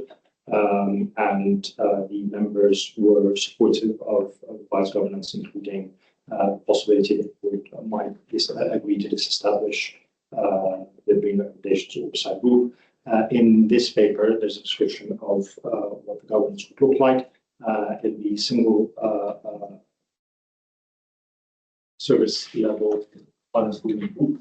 That'll be chaired by the medical director of our neuroscience and trauma group, and that's where most of the work will happen. The report into our trust improvement board, taking into account specific questions, and also a reminder that some of the governance around improvement has evolved to ensure that we have net representation there as well to oversee some of this. We have some draft terms of reference that colleagues have put together for this fund improvement, which will be considered by improvement at its next meeting. Very happy to take questions. Okay, thank you. Any questions in relation to that? I think I've covered that off mostly in the previous discussion. So this is the approval of this establishment of the Green Oversight Group and then the incorporation. Oh, sorry, please go ahead. And just clarify, the net involved is an observer. At which improvement work? No, so the revised structure for improvement work will include, in the same way as we have for change portfolio award, arrangements for net into input. So I think it's really important to be clear what the role of the net board is. So it's not much. Julian, go ahead. I don't think we've got a non-exec director in the improvement board. We haven't got, in fact, I don't think we have. We don't have a non-exec. We don't currently. And we, I don't think we're proposing to have a non-exec in that. Apologies for introducing confusion to the discussion then. Okay. So just to be Mm. clear, the Green Oversight Group, which did have a NED Yes. as part of the group, will not be continued in the improvement board reporting. Yes. But of course, any NED is entitled to go along to any of those meetings to observe and to see how it works by way of assurance, particularly as they're feeding into other committees. So that's a general invite. Which is, I'm not dismissing. Yeah, Sorry. you touched on a couple of points during this discussion. We touched on it in a couple of points throughout this meeting, which is why I think we need to reflect on the oversight and governance arrangements relating to undertakings and the integrated improvement plan, because we need to make sure there is appropriate oversight. So again, we touched on it in numerous times in the meeting. At the moment, the improvement board does not have a membership that includes non-exec directors. They are able to attend, but we will review that as part of the ongoing arrangements. Yeah, not advocating. Okay, thanks, Chris. So the last item then is just to note that the changes that we've approved will then inform part of the new governance framework and for the operating framework. Okay, thanks, Ruby. Thank you. Let's move on to the IPI, the integrated performance report. Leah. Chair, there are two new additions to the report this time. One is the inclusion of corridor care as expressed as a percentage, and one is the not summary position that you will see at the end of the paper. For corridor care, I can just take the opportunity to remind colleagues that that is temporary escalation spaces, of which the definition is patients who are in a non, as we would recognise, a bed-headed space in a hospital site. They're in a non-designated space like that for 45 minutes or more. And the data does require self-reporting. It isn't automatically captured, and therefore there is some notes of caution around the data.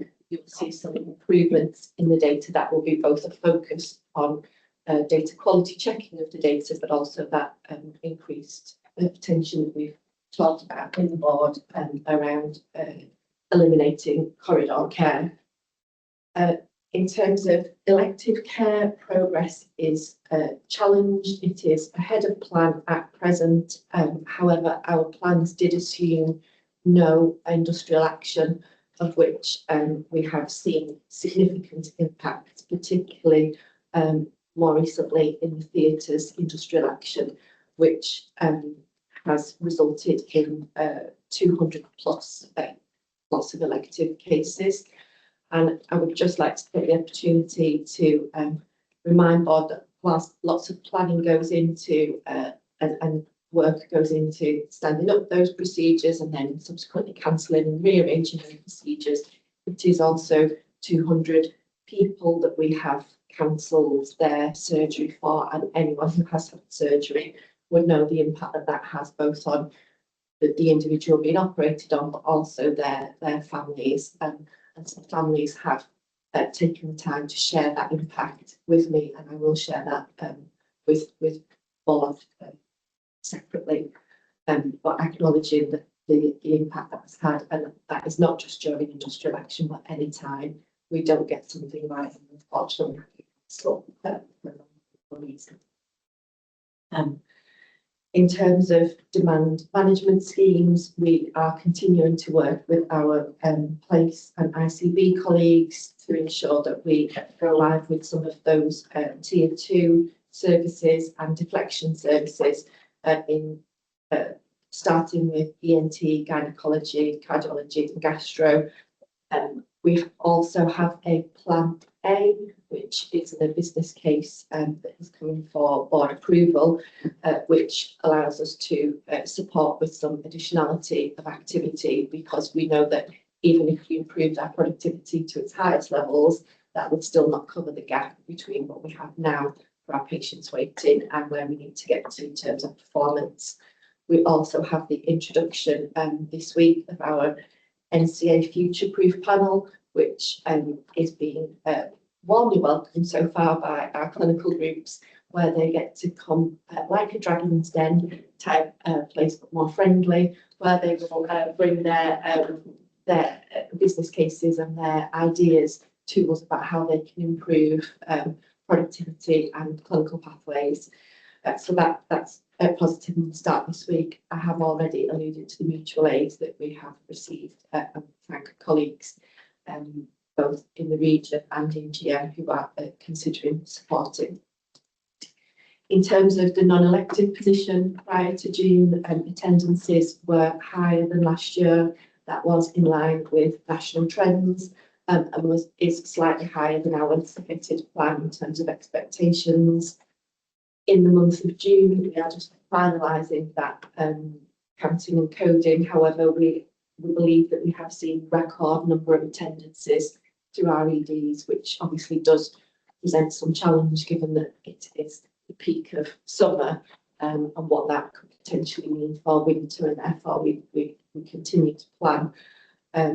All 3 type 1 ED departments, so that is Salford, Fairfield and Royal Oldham, have seen increases, and that demand appears to be at present in under 65 growth, more than we've seen in the over 65s.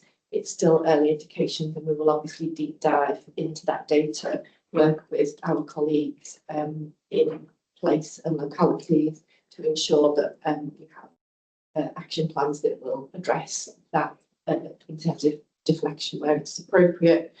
Internally, we focus on our long length of stay work and post CLM work to standardise and strengthen our best practice across sites, particularly in our SDEC models and introduction of EMAC across EDs where we currently don't have it.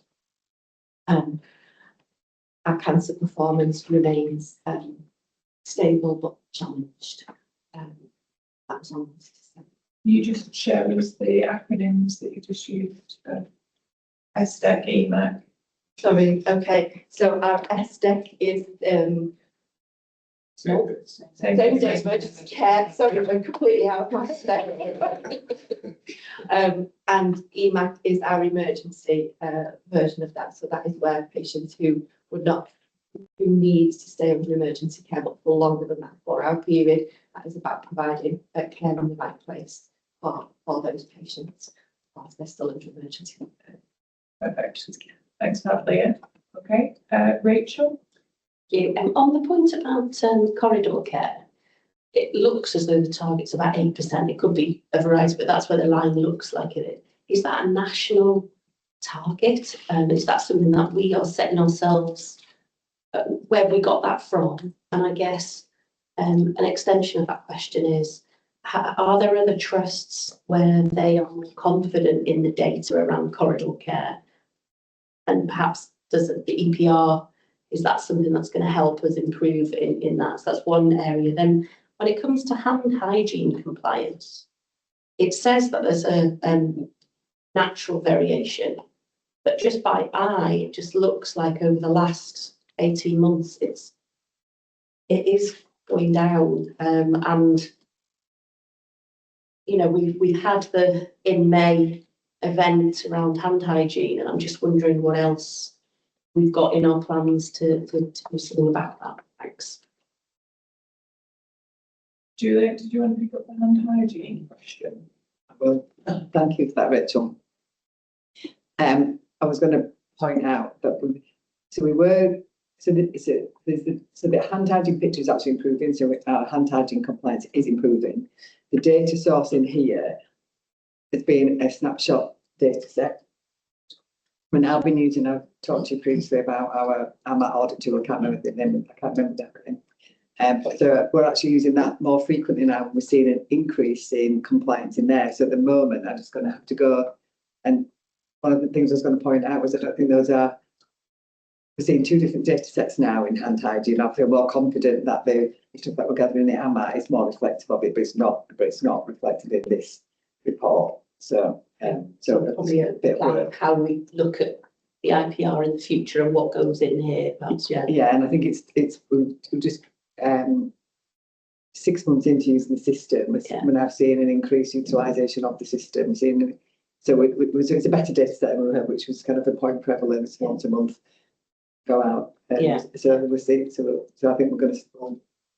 One of the actions was to use the data in there. Yeah, it's difficult, isn't it? Because hand hygiene compliance, when you just talk about it, we don't gather the data of all the interventions of hygiene. It's really, but it kind of just gives you a general indicator. Yes, point in time. The general position at the moment, the best data source. Yeah, thank you. There is a summary in the IPR as well around the data quality as well, around validation and which you have explained, so I do understand that. It's just we sometimes don't always put the two things together. So, maybe there's a way of us thinking about that differently as well. So it's been good. And Leah, the question around corridor care. Yes, so we don't have a target set at 8%. I think that's to do with the way it's displayed in the chart. Our target for corridor care is to eliminate it completely. And Rafik has taken on the role as exec SRO for Right Care, Right Place, which was the terminology that we agreed we would branch corridor care elimination under. And I will speak for Rafik, but obviously can come in at any point. But we at the moment are looking at which programmes have we already got trained that support reduction in corridor care, so focusing on long length of stay, and things like our same day emergency care, which means we're able to treat patients and not need to admit them into hospital to improve flow. We're just looking at, because they're all being picked up in individual different programmes, and therefore we don't want to duplicate and have an overall programme. But our chair of Jeff, the chair of Finance and Performance Committee, has also challenged us about making sure that we are as ambitious as possible to reduce corridor care. And I know that Rafik has already reached out to colleagues at Manchester Foundation Trust who are further on in their elimination of corridor care, albeit supported by an electronic patient record, which does give you that advantage of more accurately being able to record the patient real time as well. I think probably having it look like 8% might not feel great for our patients to see that. So perhaps some narrative within that. I understand that we might have an interim target so that we know we're in the right trajectory, but I think putting something in that says our aim is to get to zero. Are there any trusts that do have zero corridor care?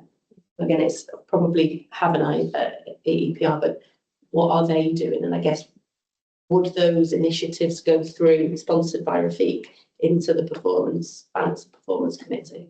Yeah, so they will, and we're looking at that. Some of the trusts reporting zero as a reporting issue, rather than that's what we're just working through in terms of who has eliminated corridor care and how have they done it.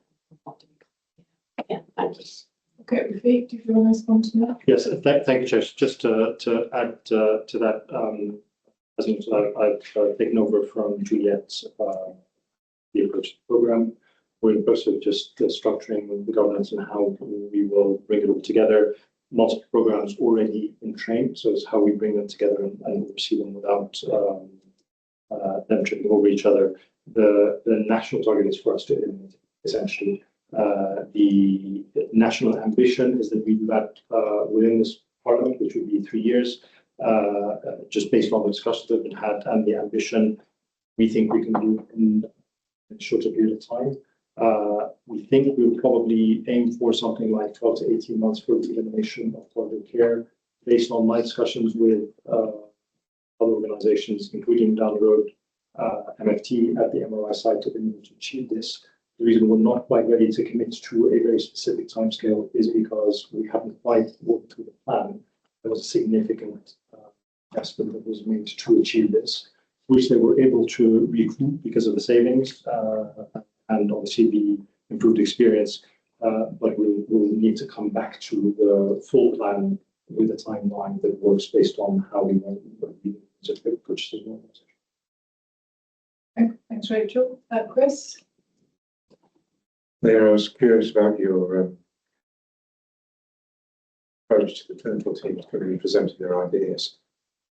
Is the intention there to speed up and cut through decision making?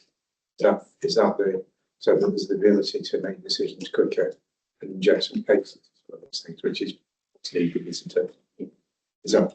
It's so as if also on that group as well, on that panel, and we've got clinical colleagues there as well to help us make decisions and make sure, because part of it will be to step down additionality when we see opportunities that will address it in core. So good ideas can be made to happen quickly, go through.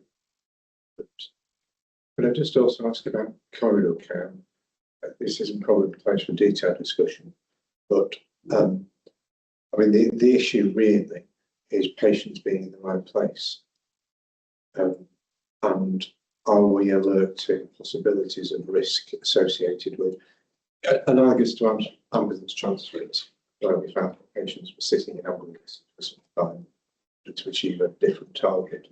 Are we conscious that that's a possibility with corridor care and taking action to avoid that? Or is that part of your program? What I'm talking about is patients waiting rooms.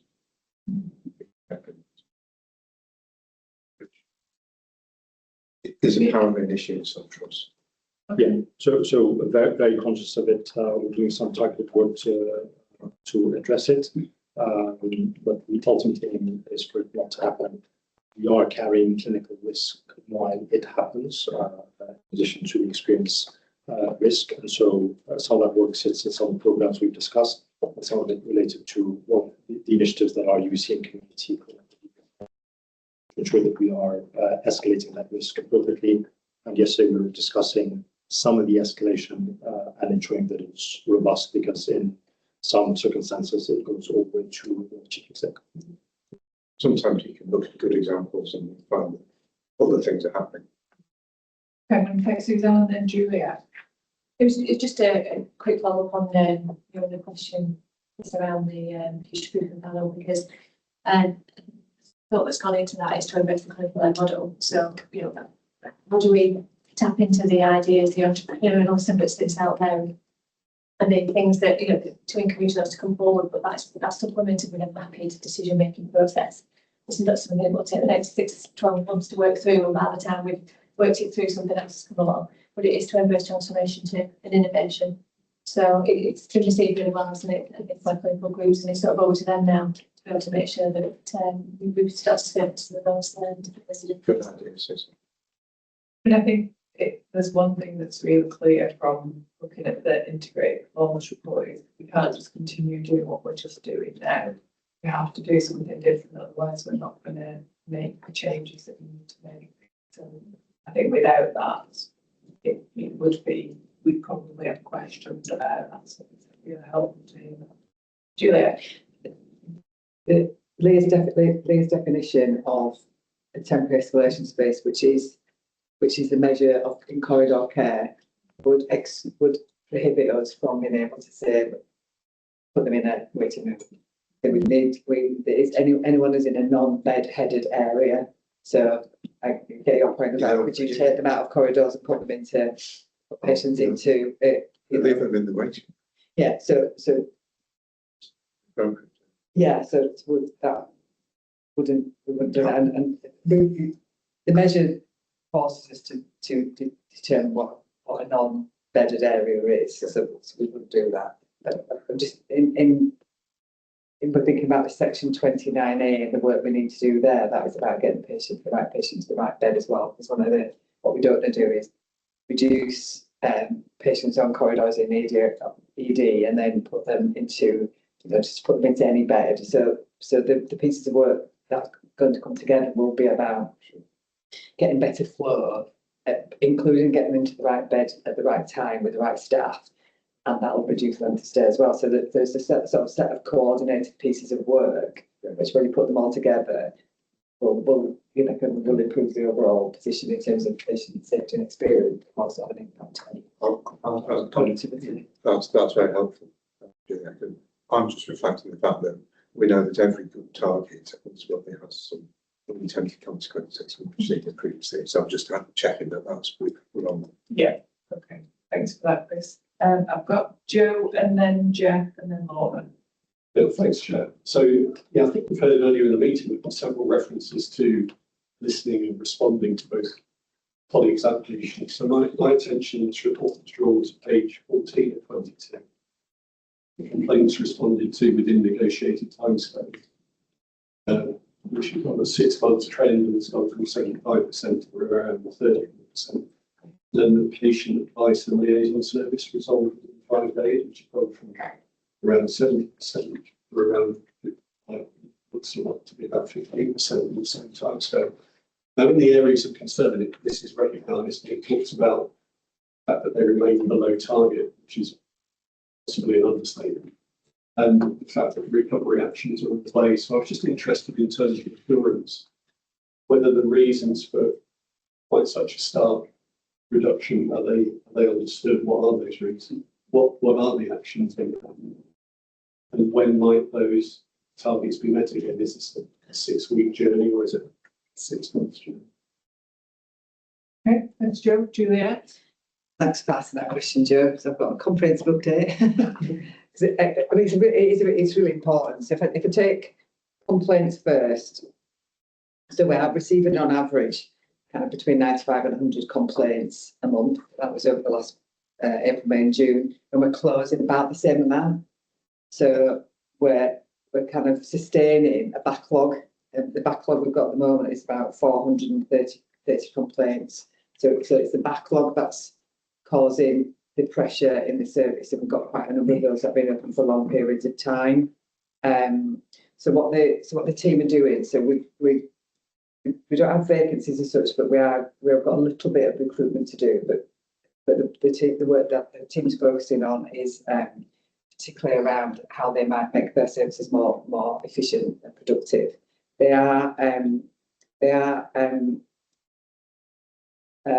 So we're on the PALS, we're on the list for the ambient voice technology early adopter project, which will help in some of that. And they're doing we've got a new complaints policy. We've got some updated training for our investigations officers. They're looking at any other kind of IT or systems efficiencies that we can build into there. Some really important thing is we've contacted the PHSO, a Parliamentary and Health Service Ombudsman, to approach for guidance about how we can handle AI complaints. There's a big increase in AI generated complaints, which are much more significant, so it can go to pages long. So actually, the actual workload in some of that is increasing. So is there a way that we can respond to some of that in a way? And we've had the PALS and complaints managers attending the safety summits to try and start triangulate some learning. In terms of, so that's a complaint. So it's work underway in numerous different places. But in terms of the answer, when could we see it back on track? I haven't got an answer for that one yet at the moment. So let's get that work going. In terms of PALS, we've got about 850 open PALS cases, and a significant number of those been open for a long time. The PALS picture looks like it's worsening, but we've now tracking that slightly better. So we were previously not recording it as soon as it entered into the organisation. We're recording that now, and that's making the data look worse. But it's actually as a result of us trying to improve the service that we're giving. We're trying to reflect when we actually had it. Again, we're getting between 900 and 1,000 PALS complaints a month. the big thing we want to do there is to try and get early resolution. So instead of patients or their families being encouraged to go to the health service, that we get the services for whom the patients or the service users are raising a concern at that time to deal with it at the time. And that's the best solution to that is a kind of a resolution at the point at the kind of point of raising it. So we're working with patient experience with that, and we're just now doing some different ways of working with different service units about having adults. So just a variety of different ways. We've had the service under new leadership for a little bit of time now, so they've dealt with some performance issues with colleagues and done a little bit of recruitment. So I'm hoping that over next quarter we'll see. We've definitely got better grip. Got a number of interventions in place, and we just hope to see some of those have some impact now. Some of the complaints and backlog, and then PALS is just a first one. Okay, thank you. Jeff? Thanks, Jeff. Three points. First of all, the area of performance in the report still concerns me the most at the moment is workforce. Obviously, the sickness absence figures aren't going down fast enough. And I don't think the report fully articulates the impact of that on performance, on cost and quality. And the workforce part of the report isn't, in my mind, essentially focused on challenges not to reduce headcount and reduce costs, particularly around agency and bank. Agency and banks spend a lot together on page 12, but actually it's bank at the moment we've got the biggest challenge with. And unless we start to make inroads on that through both through vacancies and through getting sickness down, we are going to be in real difficulty, I think, with our performance and management objectives.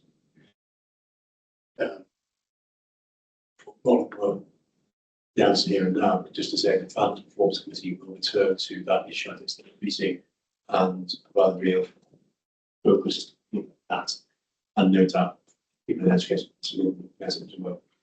Second issue is to just note that on page 17, we're still reporting adult social care performance and Salford. I assume now that is transferring back to the council to drop off this report. I suggest there's an opportunity therefore to replace that with some performance information on the performance of integrated teams in our neighbourhoods where we're integrating community health, adult social care with primary and mental health services. And alongside that, they mentioned the need to fully on demand management schemes to reflect demand from A&E and care. I think there's an opportunity now to augment this report with those tackling metrics. Finally, Chair, just to what Leah said, we have a Finance Performance Committee challenge that I'm around mission corridor care. It is to eliminate it. This is by when. Last time I looked at this, we were told 3 years. In my own estimation, given the trauma that could be caused by corridor care, that's too long. I should be going something much more speedy than that. And yes, we did not mean to go somewhere else. So again, Finance Performance Committee will return to that at its next meeting. Okay, thank you. Gertie, have you got your light on to respond to some of those issues? Yes, and I might ask Suzanne to support in some of them as well. So you're absolutely right, Jeff. Sickness is an outlier. We are an outlier in Greater Manchester and in the third quartile in the model health. We've done quite a lot of work around trying to improve welcome back conversations, but we still know that 1 in every 3 people absent is not having a welcome back in a supportive and timely manner. So there's work to be done on that. We've talked this morning about some of the work around the deficit support funding, and a really clear piece of work that Asif and Estelle have started already in terms of a really defined sickness support action plan with clear actions for corporate teams and clinical teams. So that's in draft and is part of what we need to put forward in terms of the requirement for our deficit support funding. In terms of bank and the spend, again, I might defer to Suzanne on that, but one of the key drivers that we know for our bank and our agency is that sickness absence. So the crucial element for us is making sure that our managers and our leaders are having those timely interventions, having informed conversations and supporting them, but equally that corporate teams are providing them with as much help and support as they can to do that. So moving away from, if I call it a pull model, to a push model. So our conversations with Estelle, she's returned this week, around moving away from a process of, for example, expecting colleagues to find their reports in the space that the reports are saved in, but actually to just the simple act of sending things out, which I have done last week following the performance reviews, has been received really well by clinical group colleagues. So there's an awful lot of focus in the monthly performance meetings as well in respect of sickness and trajectories for improvement on that. I'll let Suzanne comment more in detail, or sorry, see on the bank spend.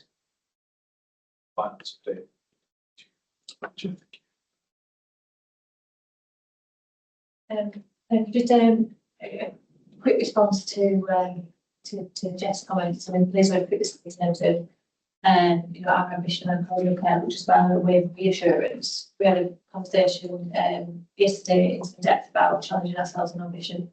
Because none of us sit here comfortably with an ambition that says 3 years, because none of us sit here comfortably with that being sort of reasonable, a reasonable target to aim for.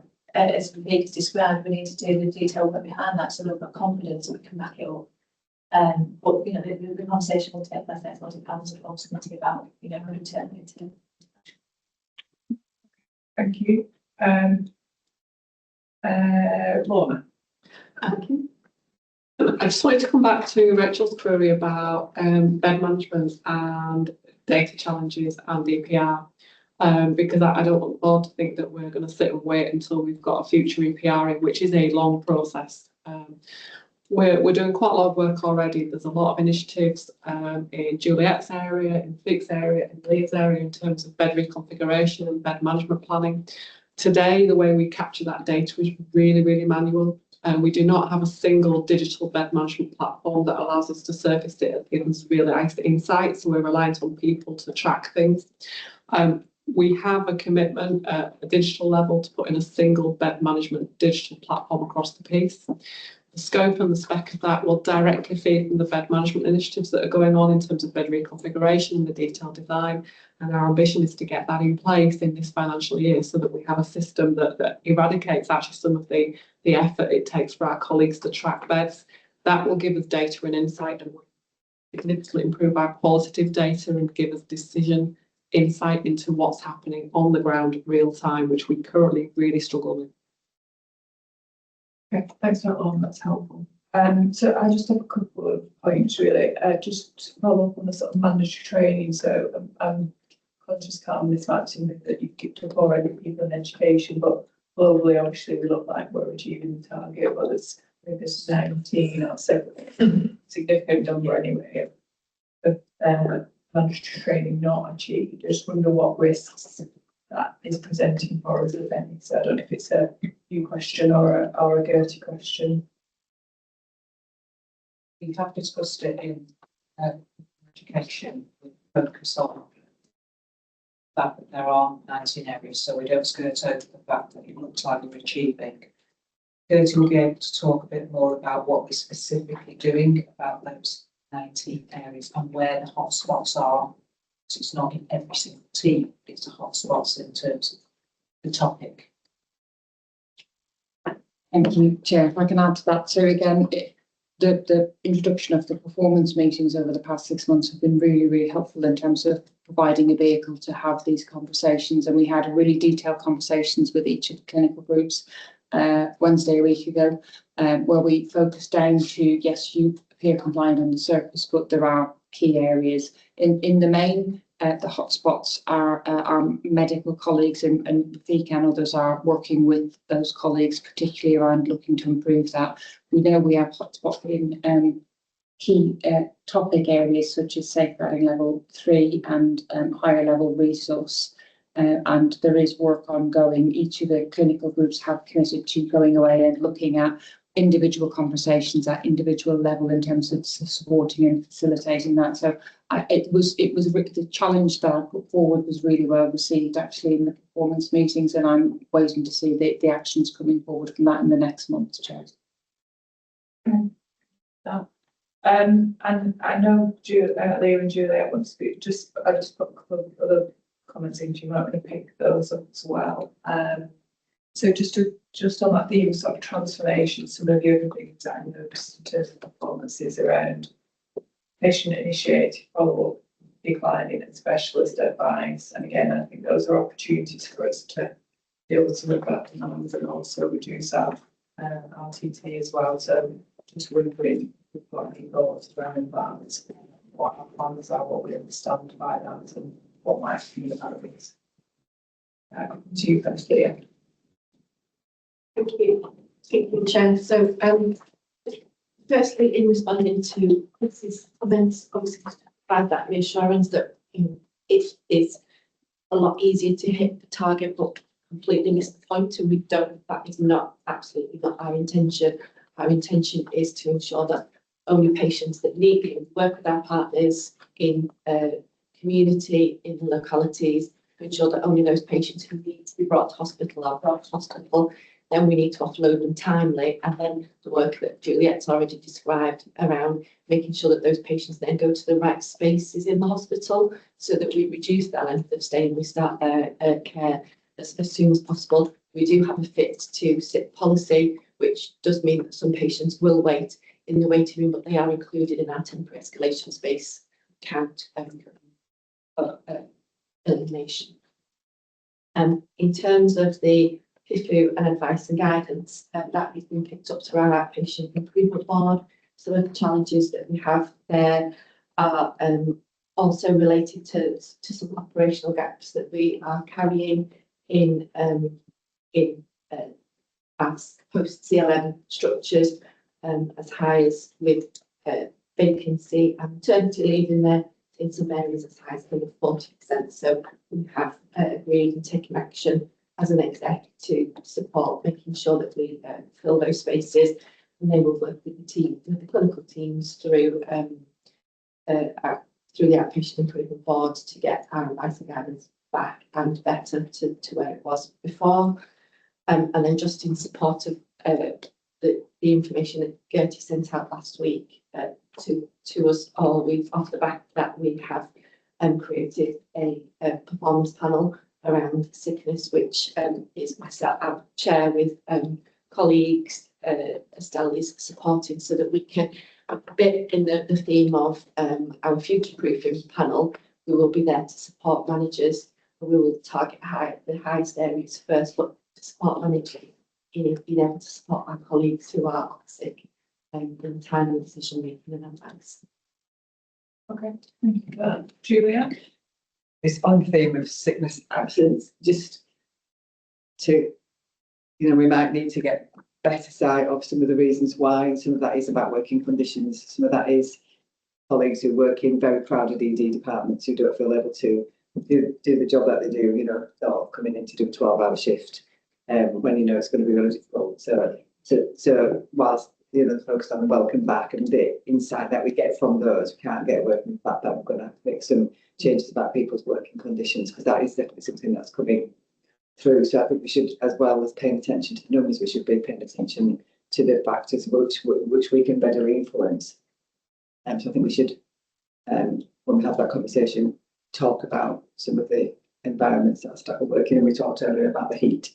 And if you're not feeling great, you wake up and think, really hot, I'm going to, 50-50, am I going to go to work with a team that I know, and, I always work with them and will accommodate my specific needs, or am I going to go in where there's too much work to do, it's too hot, and I don't know I'm going to be working with. So it's a really important feature of the conversation. Absolutely. And I think we've been saying for some time, haven't we, that we're not quite sure if the welcome back focus on that as the solution to the sickness absence is the key kind of indicator that's going to shift the dial. So we need to understand what the drivers are for sickness happens, which is presumably what you're going to respond to in terms of telling us about the plan. Yeah, that's a good plan that. Again, just saying back to the chief executive at the start of the meeting, and the importance of this being focused on sickness right to the front, because this is the sort of cross executive responsibility, and for all of us that absolutely focus on all of the actions that we need to do to support a reduction in that. And so welcome back will be one component of that. The supportive panels that we'll describe will be one component of that. There'll be many other components, but this is going to be a really comprehensive line by line plan to really put some energy and focus on this, because of the point I think Jeff made earlier about this impacts on all aspects of our organisation running as efficiently and effectively and supportively as it can do. So we will see that actually board. So that's good to hear. And plus culture as well, which we heard a lot about in the conversation with colleagues this morning as well. Okay, thank you for that, colleagues. Any other comments or questions? No, so that's for us to receive and seek further assurance, which I think we've done. So thank you for that, colleagues. Let's move on to item 13, which is the board assurance framework with the opening position 26-27. Thanks, Chair. Quite based on, I'm going to talk through all content back because it makes most colleagues through various board committees. We'll just pull out a few salient points, especially just to note my thanks to Sharon Fairbrooke, who's done a significant amount of work with colleagues around this table and through the organisation to get to a opening back to 26-27, which I think is probably more reflective of the risk profile we carry into the year than has perhaps been the case in previous years. We just pull out a summary of key changes to save colleagues pouring through the papers. Firstly, we've introduced 3 additional principal risks for 26-27. They're set out further in the paper, and that includes corridor carrying the impact, which is obviously been overseen through committee arrangements. We've moved from, or we're trying to move from an annualised cycle of board assurance into something that is multi-year. That's to be consistent with our planning horizon and time frame. I think this probably worked most effectively with some of our financial risk, where I think analysis over previous years sort of shows that we closed the position down on March 31st and then immediately reopened it on April 1st, which is a fool's errand in many respects. Closed loss is that we've changed the template to try and make it a little more digestible. I appreciate templates are subjective, and colleagues around this table will have slightly different views on it. I think it does make it somewhat clearer than previous iterations of the board assurance framework. What I would note is I think the opening position 26-27 absolutely recognises the challenging environment that this trust and its colleagues are working in. In previous years, I think we've had criticism that we've been too ambitious or not realistic enough in the risk profile that we will carry through. But financially, I think it's very clear through these discussions, we will carry a significant risk profile through 26-27 into 27-28 and most likely beyond. So one of the core changes that we see within crafting the opening position is pushing out of our risk tolerance. We were criticised through the independent review of quality governance by GGI and probably being unduly ambitious and optimistic. I think the work that's been done through board committees to get to this point to recognise the fact that we will carry a high risk profile. Remind colleagues that the board assurance framework will continue to be reviewed through the board committee structure. That will continue with updates to the board back in line with our cadence of board meetings.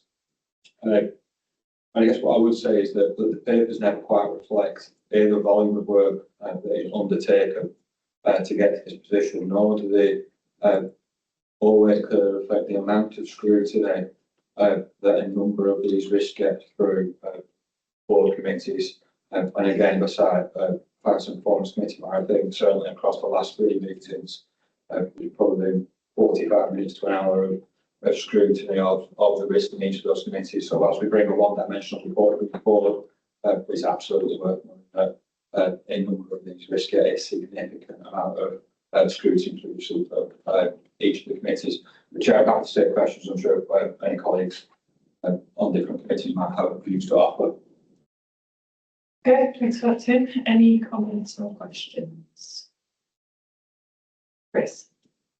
Just to say, I think the current framework is great improvement in board assurance frameworks are never complete, are they? They're always developing. Maybe we don't need 26, 27 on the front now, given what you said about the long mentioned it. I do think there's some more conversations to have about the risk assigned to the quality committee, but of course we'll have those in the committee. So that I won't go into the specifics about that, but I think it's good to.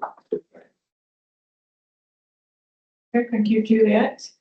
Just to add to what Chris has said, the next quality committee thing, we're going to spend some time going through each of the BAF risk assigned to the quality committee and all the high scoring risks as well, to have a focused conversation about the risks on the BAF at that point that we're clear about, and in that associated with the programme of work, so we'll be clear about how the work of that committee is going to manage to deliver against the risks and the ambitions within the Both the BAF risks and the high operational risks. Yeah.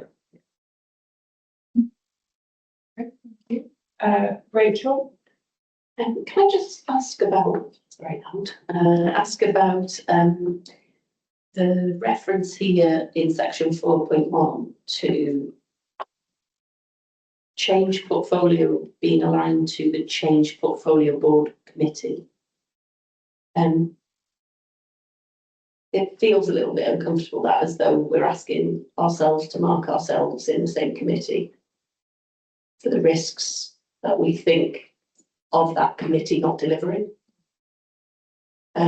So for me, is the change portfolio, is that a committee? That wasn't my perception, if I'm really honest. It should align into one of the other committees. So perhaps just a little bit of a review of that one, please. Yeah, thanks. Do you want to pick up? No, Tim? Yes, I think specifically to principal risk five around change portfolio. Insofar that I'm aware the principal risk has always been held by the change portfolio board. It's a position I inherited. I know the composition of change portfolio board and the back risk is an issue that Chris raised with me probably 2 or 3 weeks ago. I would suggest that in line with the work that we described earlier, generally to look at improvement boards, look at the governance that we need to create to oversee an integrated improvement plan. That the point at which we review that is through that process rather than trying to resolve it here or in parallel, because we'll end up tying ourselves in not making multiple changes to government for that. It may well be that as we get to an integrated improvement plan, we take it that to deliver an integrated improvement plan becomes a principal risk for the organisation, and we're already committed to implement around that. Are you happy to have that as an action? Yeah, Yeah, absolutely. I completely understand what you said, but yeah, that'd be. Yeah. It's an action. Any other comments or questions on the opening position? No? Okay, so we've got a number of recommendations there. One, to note that the work that's been undertaken to strengthen the board assurance framework, which I think we all acknowledge. Approve the opening position, including the addition of the new 3 principal risks. Approve the refreshed risk appetite statement, and note that we'll continue to be subject to scrutiny and review through the board committees, accepting that we're going to review the change portfolio board line assignments. You comfortable with that? Okay. Thank you very much. Let's move on then to change portfolio. Thank you, Chair. I will largely take both reports as read. There's just a couple of areas that I want to draw out, and I'll take those as a read across from the main to the individually. First, as they're in the alerts, the outpatients work stream. So there has been encouraging progress, and delivery assurance has improved in relation to outpatients. As we start to move beyond the design stage into the implementation stage, the governance rating is as read, which largely reflects that the impact assessment, the benefits realisation is still being completed, and that's again the strength of our assurance process is recognised in the stage at which the programmes are in. the reassurance and assurance that we have through the change portfolio board conversations is that when we look at the work that's happening in the outpatient workshop, it's the work that we would expect to be there. So the single point of access we touched on, that's the guidance and people earlier, in booking optimisation, reducing DNAs, pathway redesign, they're all the component parts of what we expect to be comprehensive programs we're going to have in making our patient population effective. And the next steps for that is pace. It's going to be about the pace at which we move that forward. The second one to draw out is the length of stay work programme. And it's probably one of the most strategically important programmes that we've got. And it's sort of, just sit at the heart, doesn't it, of patient flow and quality of care, which is why I'm going to draw it out and why it's such an important one for us to raise in a low amount. The assurance position reflects the complexity of the work, and I don't had discussions earlier today. As part of the RPO, I've got some complexity of the work that's sit within the length of stay work. So this is not a challenge around lack of engagement, and there's certainly been a lot of that across all clinical groups because it needs to, because it touches so many of our clinical groups. And again, in the same way that outpatients has got its focus, the same length of stay, so that focus on the safety of the care, the bed reconfiguration work that Juliette referred to earlier, the out of hospital pathway work, all of those are the component parts that we would expect to be there. But now we really need to move ourselves out of the design stage and into the implementation stage, which reflects the conversation and assurance rates that we see. Thank you. Any other comments or questions on the change portfolio? Sure. That's good. It's been 9 o'clock, but at the first meeting, landing ship programs, Paul asking the question why it was being funded. As I was told, nobody knew. So nobody knew what it meant. And this was a tablet slant afterwards. Slightly different recollection of the we will take that away. We didn't commit to doing that. You're absolutely right. To make sure that the labelling of that reflects the work that's there. So yeah, we will come back on that one. Thank you, Dana. Okay, thank you. Any other comments or questions on change portfolio board? No, just asked to receive and acknowledge the updates. So thank you for that. Finance and performance, Jeff. Thanks, Jen. I'll summarise the minutes of both meetings reported here. On performance, we know that we had last year in a strong position on planned care. On those care, not quite there yet, but the best performance for this trust ever. So, and they're also doing well on cancer fast track diagnosis target. So, challenge is focused on how we sustain that level of improvement going forwards this year. We have, as you know, got an additional 19 million from the ICB on RTT, and we are through the committee allocate that money now, not just to those things which will allow us to deliver more activity, but also to spend some of that money on changes which will improve productivity. Later on in our agenda today was a business case for the first 10 million of that 19 million. But as I say, the committee will keep going back to how you use that to drive improvement, productivity. We'll receive further reports on that. The committee is now getting reports on a plan on the page of corridor accounts. Good. On the finance, we have been focused for the last 3 meetings actually on seeking assurance on the deliverability of the financial sustainability plan. That's now helped by the fact we've got a financial sustainability plan dashboard, which gives us data on monthly reports on activity, workforce and finance. So far we're on track to deliver, as I say, we'll tell you in a moment, on our financial plan, but this is our last year of this support funding, and that is at risk if we don't continue to deliver on our financial recovery plan. We're doing well on identifying our cost of living program savings of 112 million this year, but 80% of that identified so far. The big challenge, of course, is now to move is the delivery of that and remain 20% and to make sure all of that is both cashable and is ongoing savings. The pressures on that performance on finance will, of course, be, as we discussed, workforce headcount and energy spend. Also, the cost of industrial action and a new pressure for us, the Band 5 review, with what insufficient cover for the costs of that. The committee has now got good data on the performance of each new pivotal group of its financial targets, both staying within target of salary pressures, but also delivering their savings, and also what training those groups have had of financial management. So we're pleased to have that detailed data. We're following that a lot more focused on where the biggest gaps here. Finally, two things to flag up going forward to our next meeting. Progress on the 61 million stems from strategic decisions, and then also further look at the better care fund, where we've got 235 million being spent in our 4 localities, and we need to establish what every penny we can get in that amount of money to invest in new schemes, reduce hospital demand, support the independence in the community. That's to answer the questions, Chair. Brilliant. Okay, thank you for that comprehensive update, Jeff.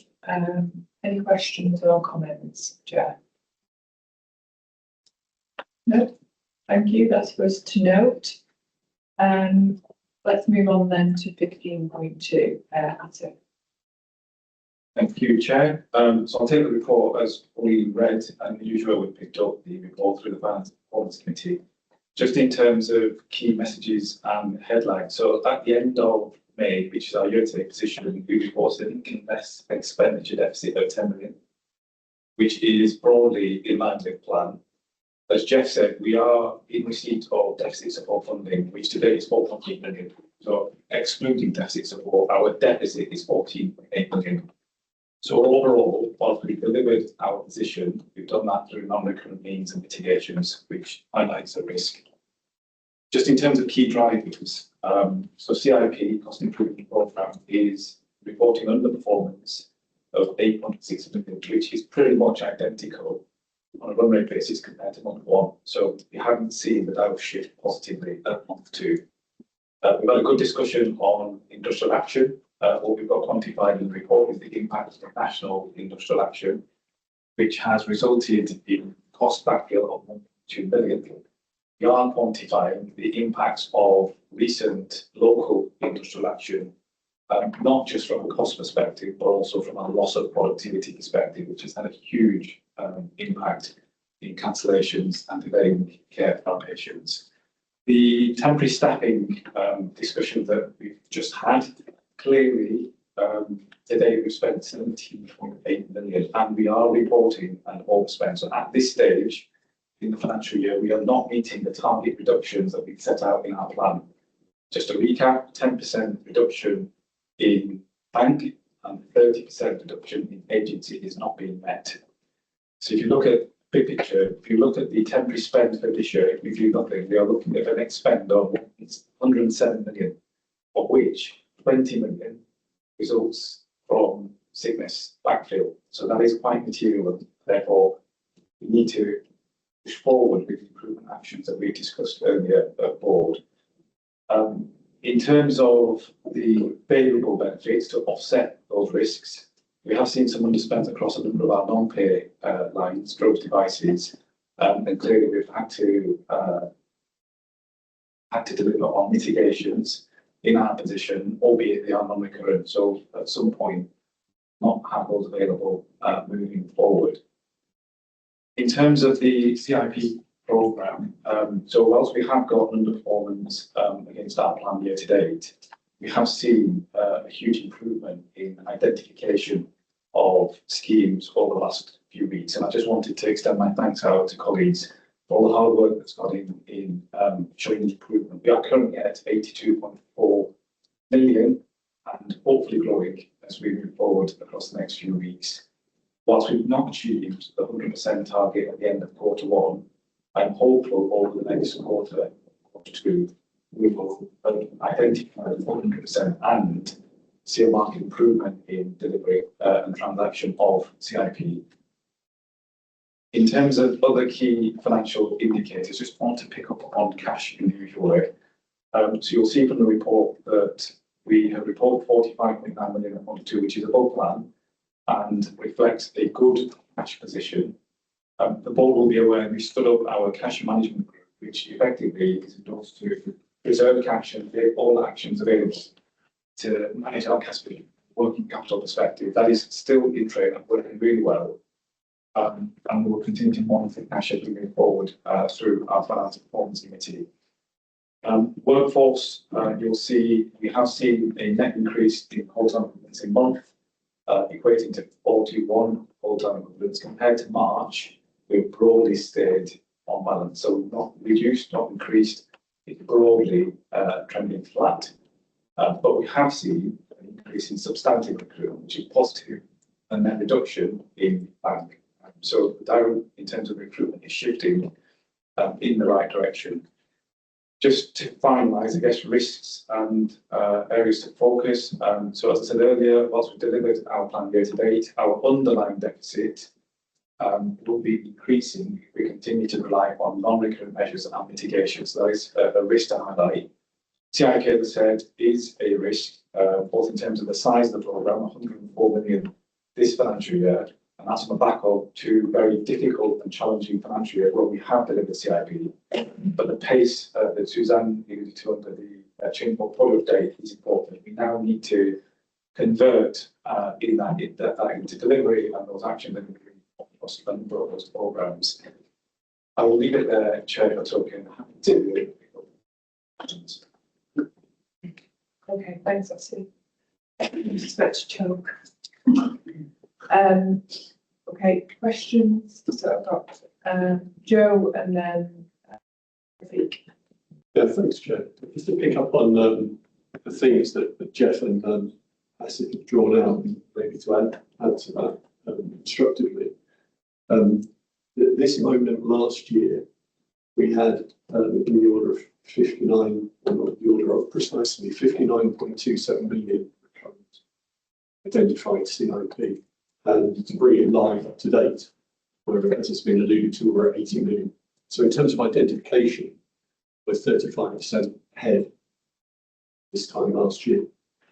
The challenge is, as Asif has drawn out, is that in terms of transacting, the very latest information is 7.7 million. The same time last year, it was 22.2.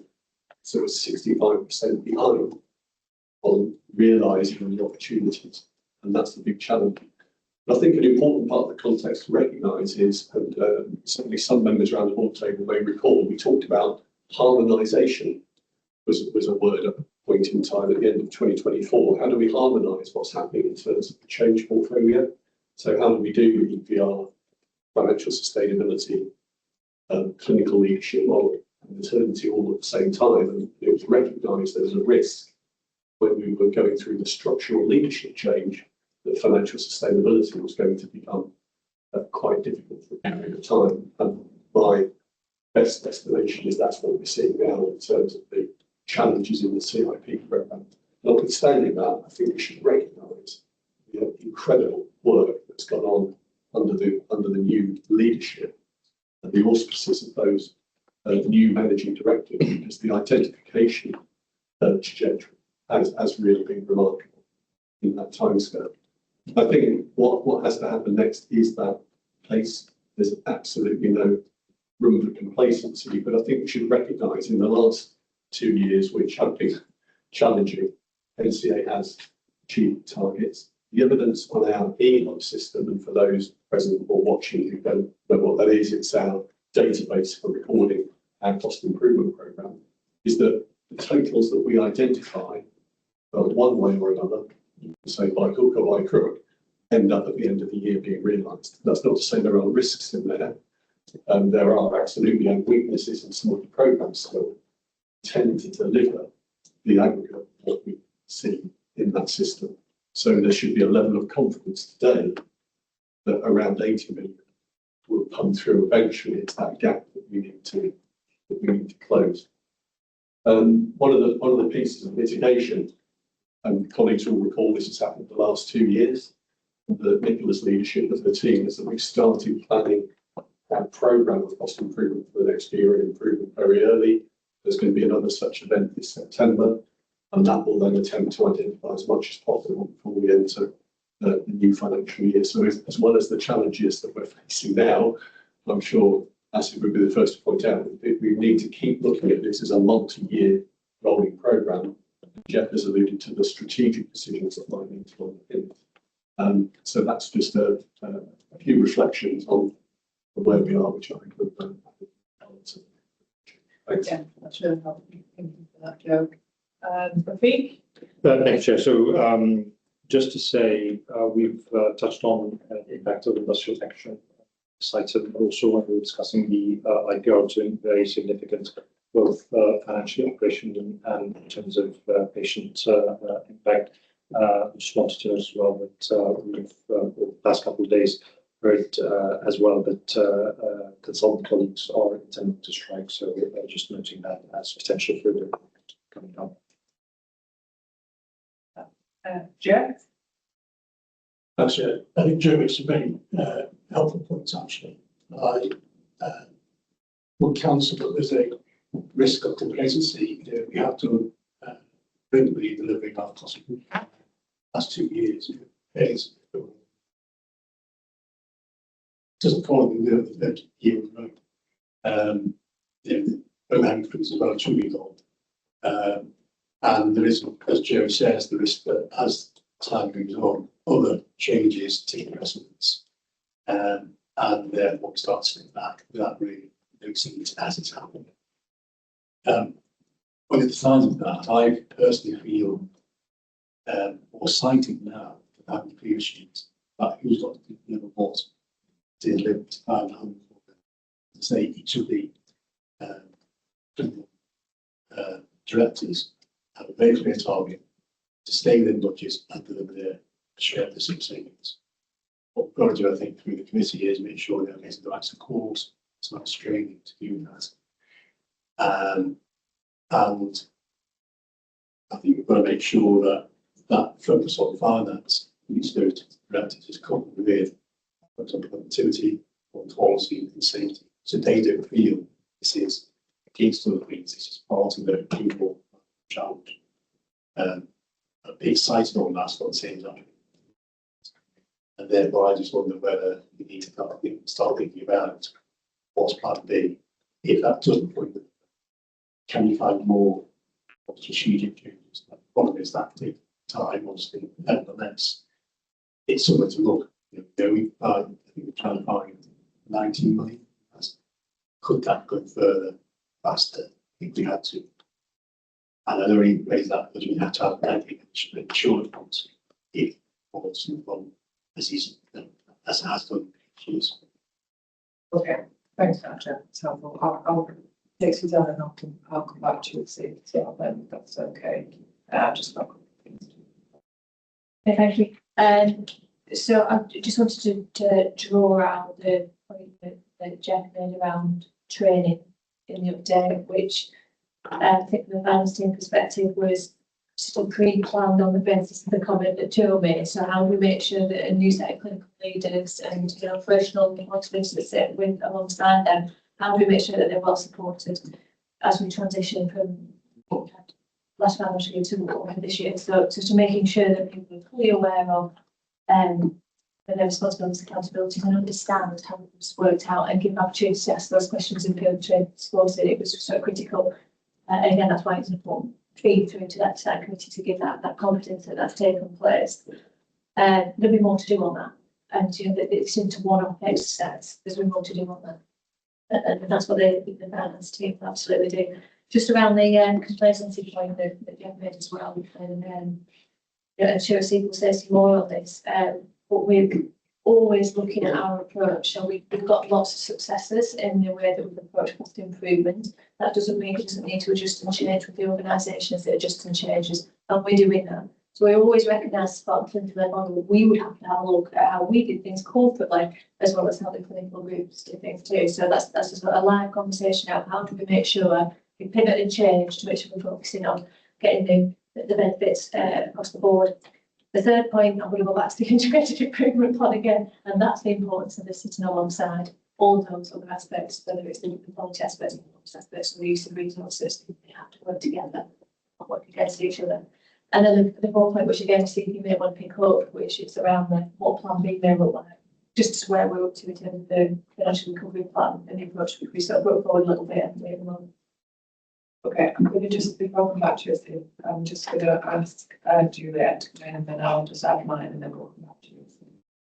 Thanks, Chair. It's building on some of the points that Suzanne's made, and it was about the kind of idea of complacency. So we've got new clinical leaders supported by operational colleagues as well. You would naturally expect them to go to look at quality and performance as kind of first, where because it's a much more comfortable place for them to be, and just to kind of reassure that when they start to look at those issues, they're looking at it very forensically and with the ideas of how we're going to make this better. So their approach into it is one of, we're seeing some really good ideas being developed, seeing people, actively going out to work with partners, to being quite energised about the work that they're going to do. They've identified gaps in our quality governance. They've identified opportunities to improve services. So I don't think there is when having conversations, I think the money is the third thing that they think about, but they are thinking about, and so I do feel confident that as we keep putting education in, making sure that kind of the services is a triangulated picture, we talk about the integration, that I'm sure that they will kind of be approaching kind of how do we use our resources in order to deliver the services kind of in the right way. I think they had a lot to deal with, and some of the groups have got actual lot going on at the moment as well, but they are, really kind of stepping up and being, asking for support, asking for help. They're not afraid to, ask naive questions in order to improve their understanding. So I think we're generally seeing the right approach to it. So I think it might be just it's kind of how they're prioritising their thinking, because you wouldn't naturally go that way. So can I just ask, what, in terms of the identification of the SIP, can you just tell us a little bit about how that process works and how we do that quality impact assessment again against that deliverability of some of those opportunities? And do we actually ever turn some of them down and say, no, they're not even going to get through this sort of first stage because of that? So bearing in mind, some of the challenges that we've talked about around quality, productivity and cost. What processes do we go through to get to that point and we actually turn things down before it gets to this identification stage? Thank you, Chair. So I'll just pick up some of the themes that we've had from colleagues' comments. Just on Joe's, I absolutely agree. I think just to add to the context of comparing our CIP performance this year compared to last year, we've also changed the definition of CIP, which is huge.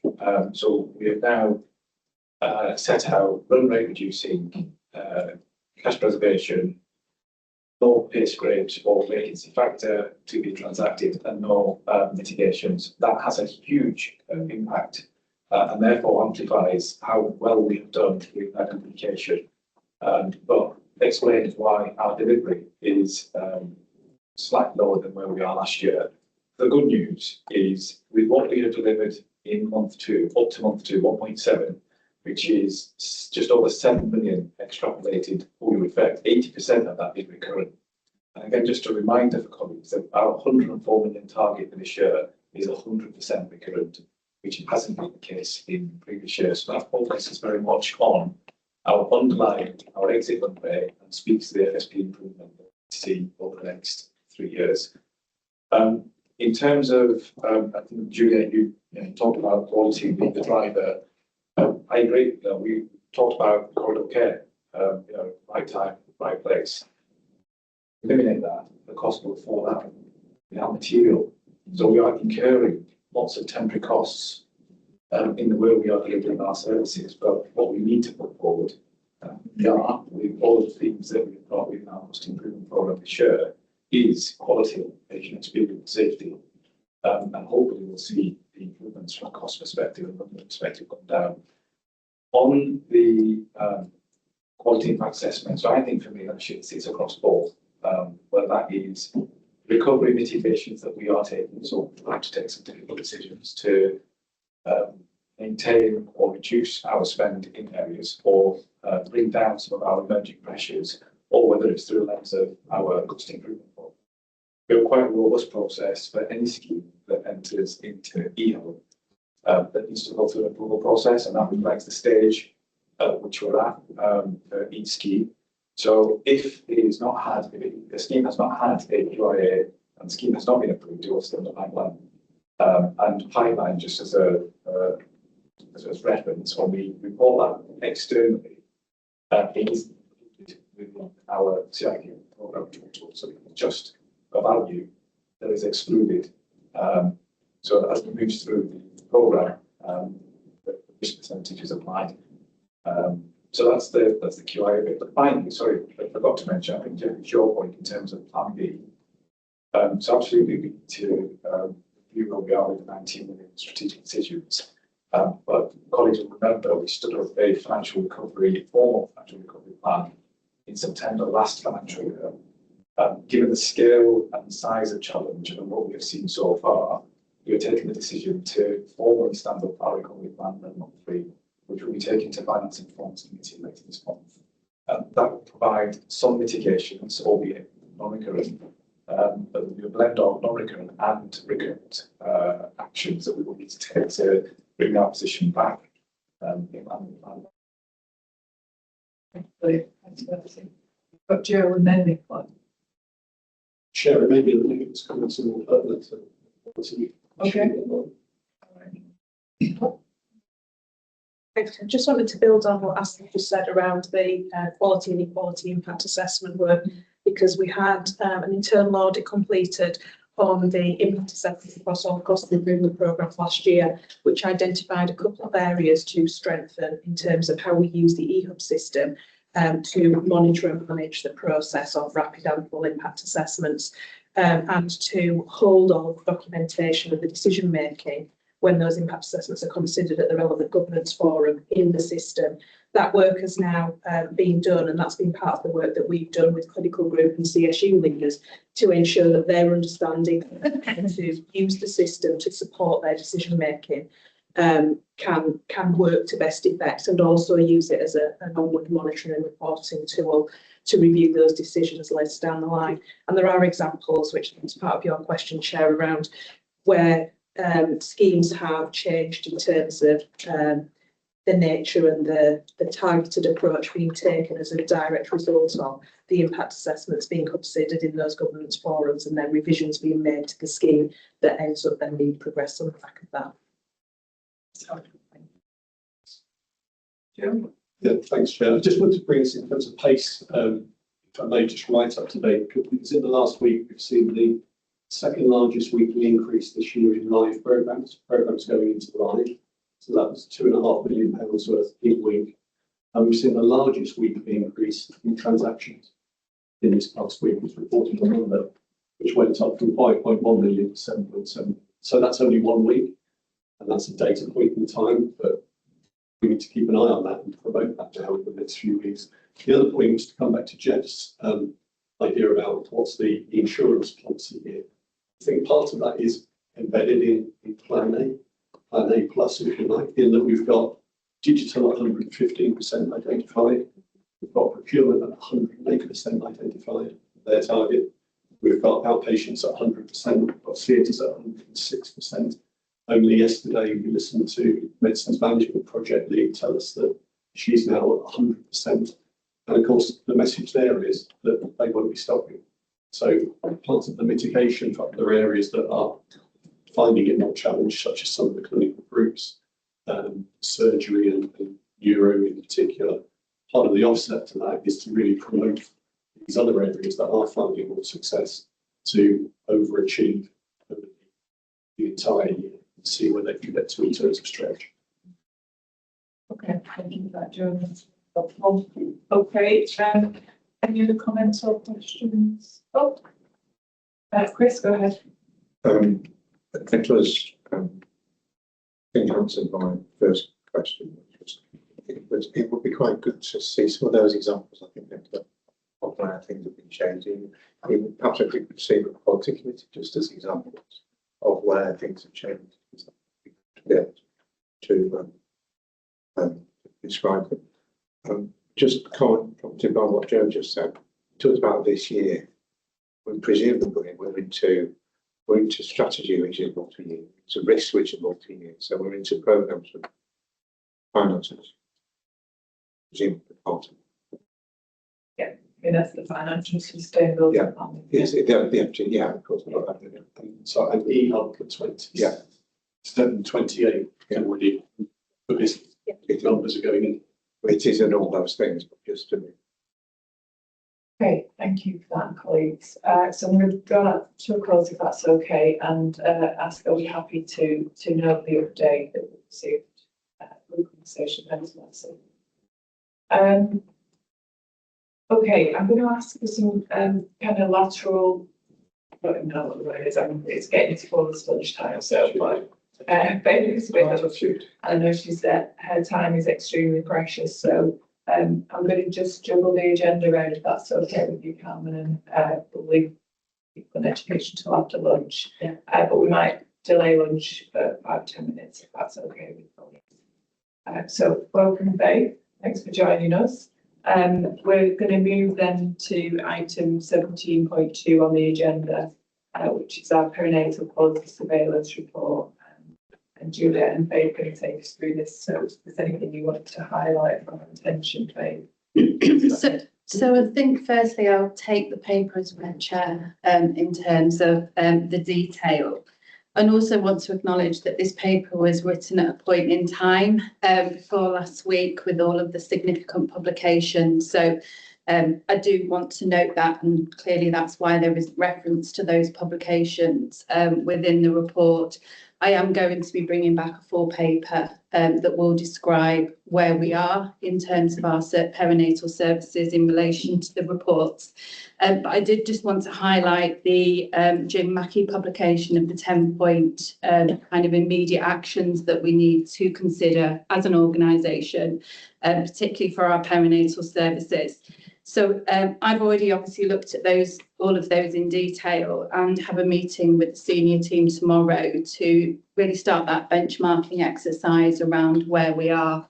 Having gone through them, I do feel that as a service, with the investment that we've had and the improvement work that we've had over the last 3 years, we will be in a significantly positive position. So just to kind of pull out the highlights.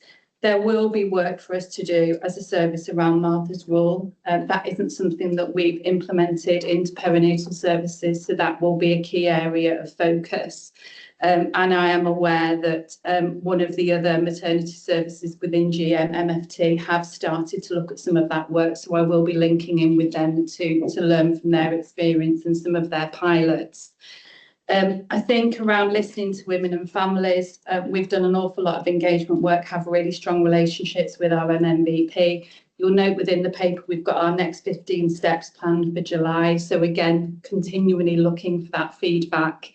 It is an area of concern due to the results of the CQC maternity survey last year.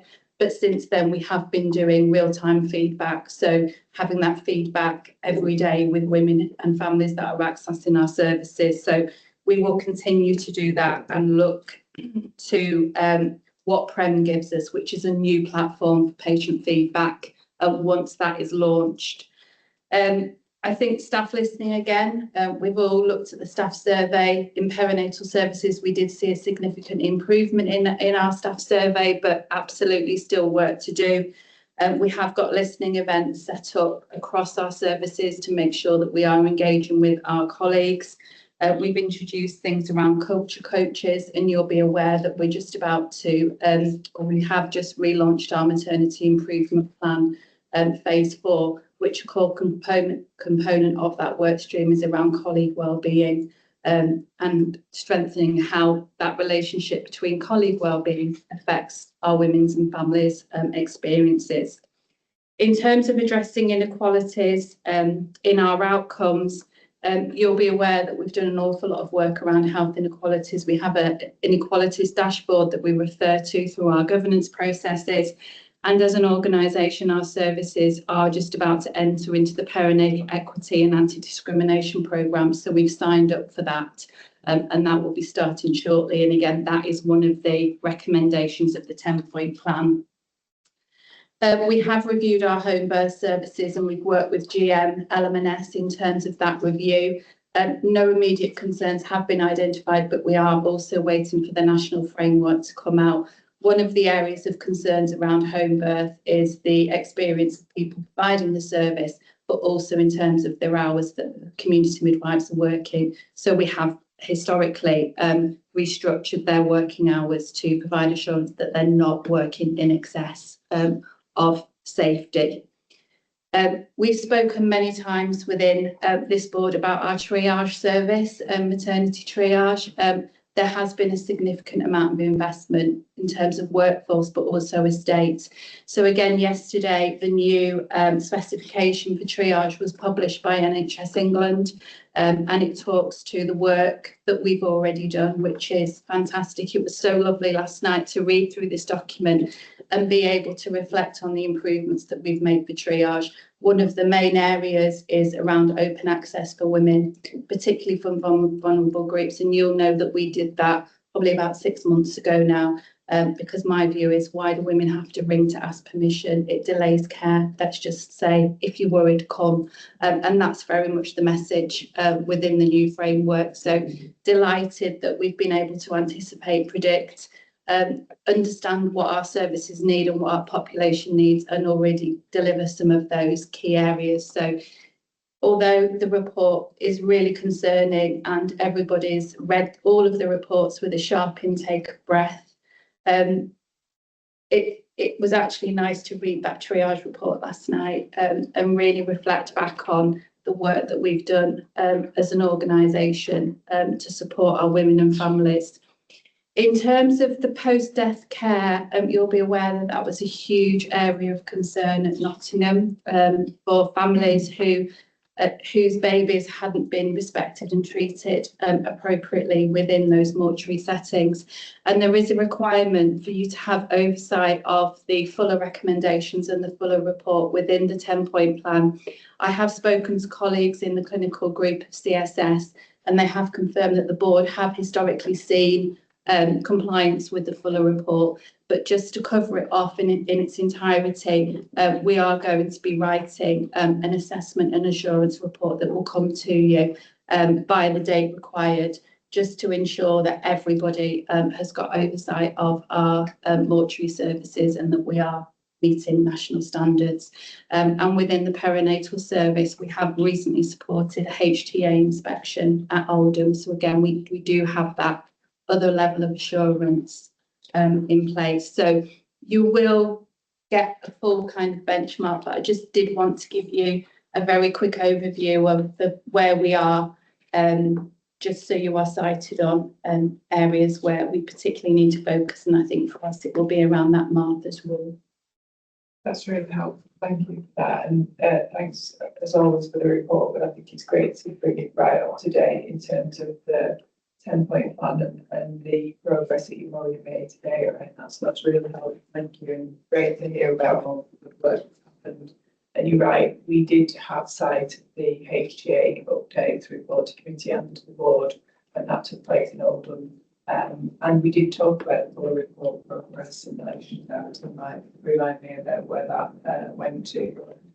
We certainly had those conversations here at the board. Okay. Thanks, Faith. I'm going to go to questions. So I've got Rachel first, and then I'll come to Chris. Thank you very much. Really welcome content of the report. I think 2 questions from me. One around the, first of all, great that you've recruited 13 midwives. Really, really good news. Just that second part of that phrase, but we can't give to all of our third years, that is just must be so frustrating to get people to the end of their training and then not be able to put them into a substantive position. And you know, when you speak to people who are studying for this, the disappointment to actually study with us, to want to work with us, to not then be able to. I'd love to have a couple of comments from you about that. That'd be lovely. And the second point is around between 2 p.m. and 8 p.m. on Saturdays and Sundays. What would that mean for women coming into our organisation where there's that at-home on-call person rather than the rota or somebody on site? Would that mean a lesser service for women coming in during those times? Thank you. Thank you, Rachel. So in terms of the third year student midwives, it is recognised that it's a challenge nationally. And you, I'm sure, have seen the coverage around student midwives. They have spent 3 years training. There's been a significant investment by them in their training. So it is something that has been recognised. And actually, as part of the 10-point plan, there's a second part of it that does talk about positions for newly qualified midwives. So there is going to be some additional funding that will be coming through. Some of it will be recurrent. We have already gone out to recruit the students that we had availability for. So we actually have no vacancy now, which is an amazing position to be in considering where we were. So there will be additional funding going through, and we have started to have conversations with our third year students to try and reassure them that when the funding comes through, we'll be able to transact that because there is a commitment through NHS England that all student midwives will be offered a post. So we're not there yet, but we're hopeful through the communication that's coming through that we will be able to now take all of our third year students. We just don't want them to become disillusioned and start looking elsewhere. So we're just nurturing them and keeping them engaged with us at the present moment in time. But yeah, absolutely, we train them, we want to keep them. So that's where we want to be. In terms of the consultant workforce between 2 and 8, in reality, the majority of the times the consultants do stay on the unit because the unit acuity is as such that they stay and they don't go home. It's very rare now that consultants do go home between that 2 and 8 period. There is a recognition now that through this piece of work that it's about 24/7 service, which Jim Mackey has talked about within his 10-year plan. We already knew that we needed to look at that gap because why is it any different during the week than it is at the weekend? It's a 24/7 service. So that is something that Kate McKenna has been looking at as a managing director to address. Thank you for that. Chris, and then Leah, and then Juliet. So I just wanted to confirm that you look at the report that we go through the quality committee, and I think probably scrutinise it. I also just wanted to confirm that as part of that discussion, Tim Crowley, who's our maternity champion, is involved in that discussion and reports back to us. I'm sure if he was here today, would his support for what's been said. It's great to hear the up-to-date update. Because there are some areas of those. I mean, those reports are. I think I used the word harrowing earlier in this discussion. They're all to read. It's not good. It's really. There are some things about them which are not entirely uncontroversial in terms of style of care. And it gets to the heart, doesn't it, of some of the cultural issues in this. We've talked previously about cultural issues, and I guess is that something which will surface through the further information you bring to us? Because I think it's such a core issue that we can't avoid it. So I think culture is something that needs to be continually reviewed because as new people join the organisation, people leave. There is. It's vitally important that we continue to review that. We have been on a significant journey within the maternity services around the culture, and we have made significant improvements through the perinatal quad leadership programme that we did, also implementing culture coaches within the maternity service. So having that openness, that transparency, having that ability then to professionally challenge things in the right way, and people understanding what their roles and responsibilities are, and their roles within the services. So I think we have seen significant improvements in how the MDT works together, and that is critical, and it's something that has come out in these reports. But I don't think we should stop talking about it or stop focusing on it, because in all of these reports, culture is the thing that affects safety. So, you know, we are now looking at gynecology, you know, as we discussed at quality committee, and the culture within that staff group. And I think we can use a lot of what we've done in maternity services, and bring that over to other services such as gynecology, because the bottom line is we're all here for the same reason, and we've got to work collaboratively together to achieve those outcomes that we want.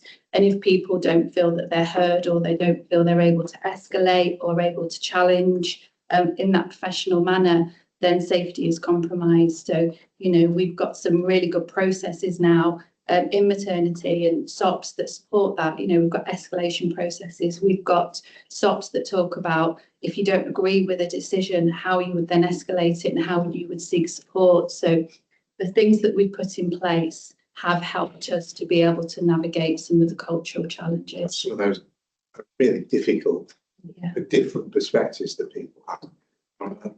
They've never been resolved, but there's an opportunity for people to talk about. Yeah, and as clinical leaders, so everybody who works within FACT now, actually, not just even in perinatal services, we all do a clinical shift every 2 weeks. So the importance of us being out there in a leadership role, providing that clinical support. So I can sit in my office and people can tell me the culture's fine, Faith, everything's fine, there's nothing to see here. But actually I need to go out and I need to experience that. I need to feel it, I need to see it, as do all of the other leaders. So we've been very clear as we came together with the clinical group. This is what we do in maternity services. We should do it across the whole of our clinical group. So Fridays are our protected days for senior leaders to go out and work clinically. Brilliant, thank you for that. Leah?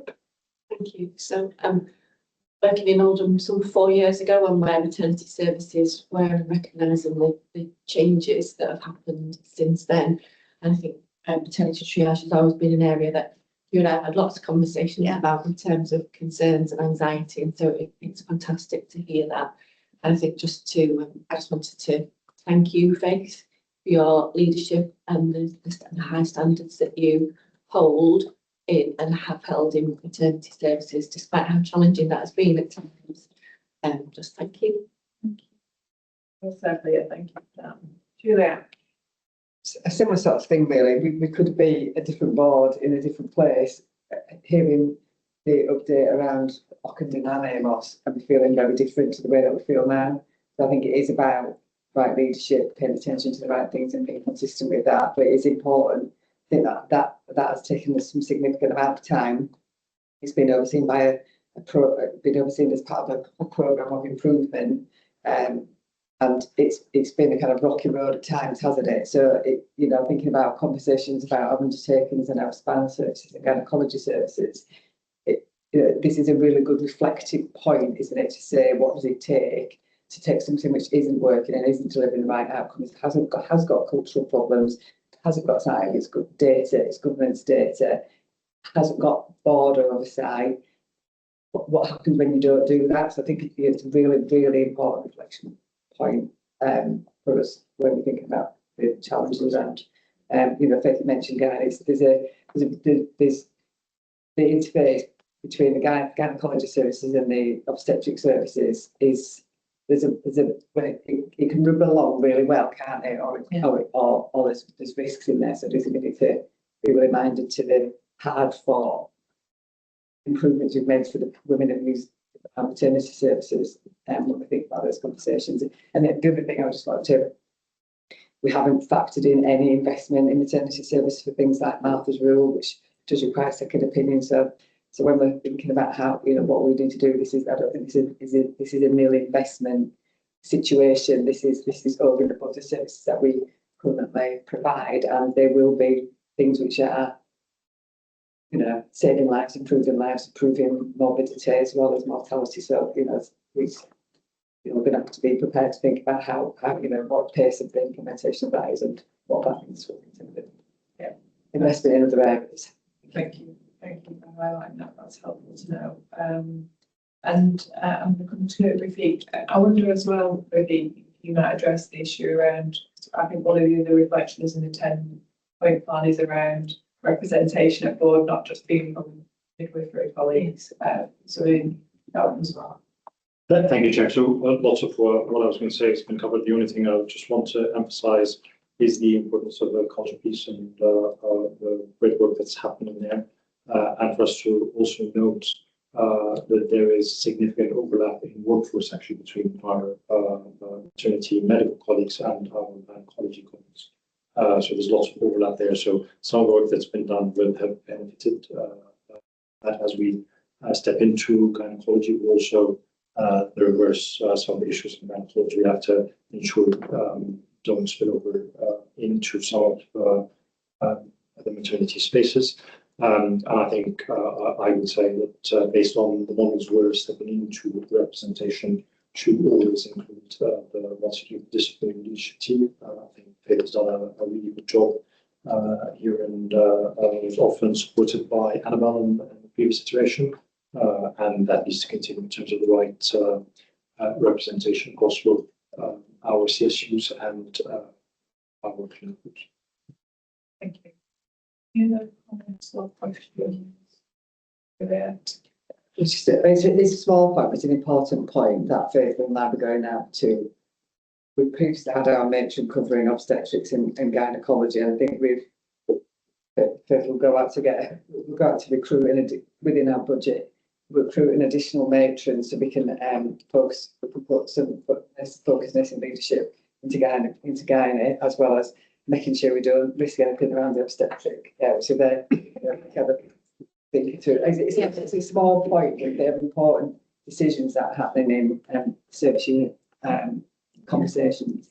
I think just in terms of capacity, there's an awful lot that needs to be driven in gynecology services, and I don't want that to be at the detriment of the maternity services. I don't want that to go backwards.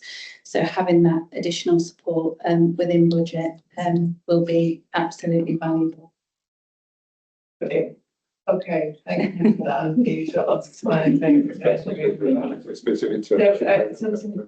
you so much for coming to join us, Faith, and for all of your hard work. Definitely echo the thoughts around your leadership and the approach and the diligence and absolutely focused on the right thing that has made the difference in your service area.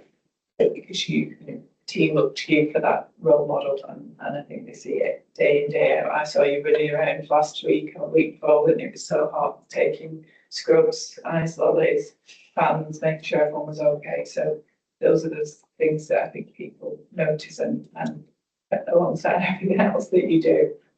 So yeah, really appreciate it. Thank you for sharing that with us today.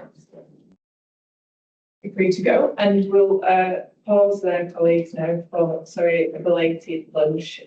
So if we can take 25 minutes and be back for 1 to 2, that would be great. Thanks very much. We'll go to the policy committee and let you catch your breath and then pick back to education. So we're on 17.1. From the policy committee on the 15th of June. Chris. Okay, I'll move to the lines.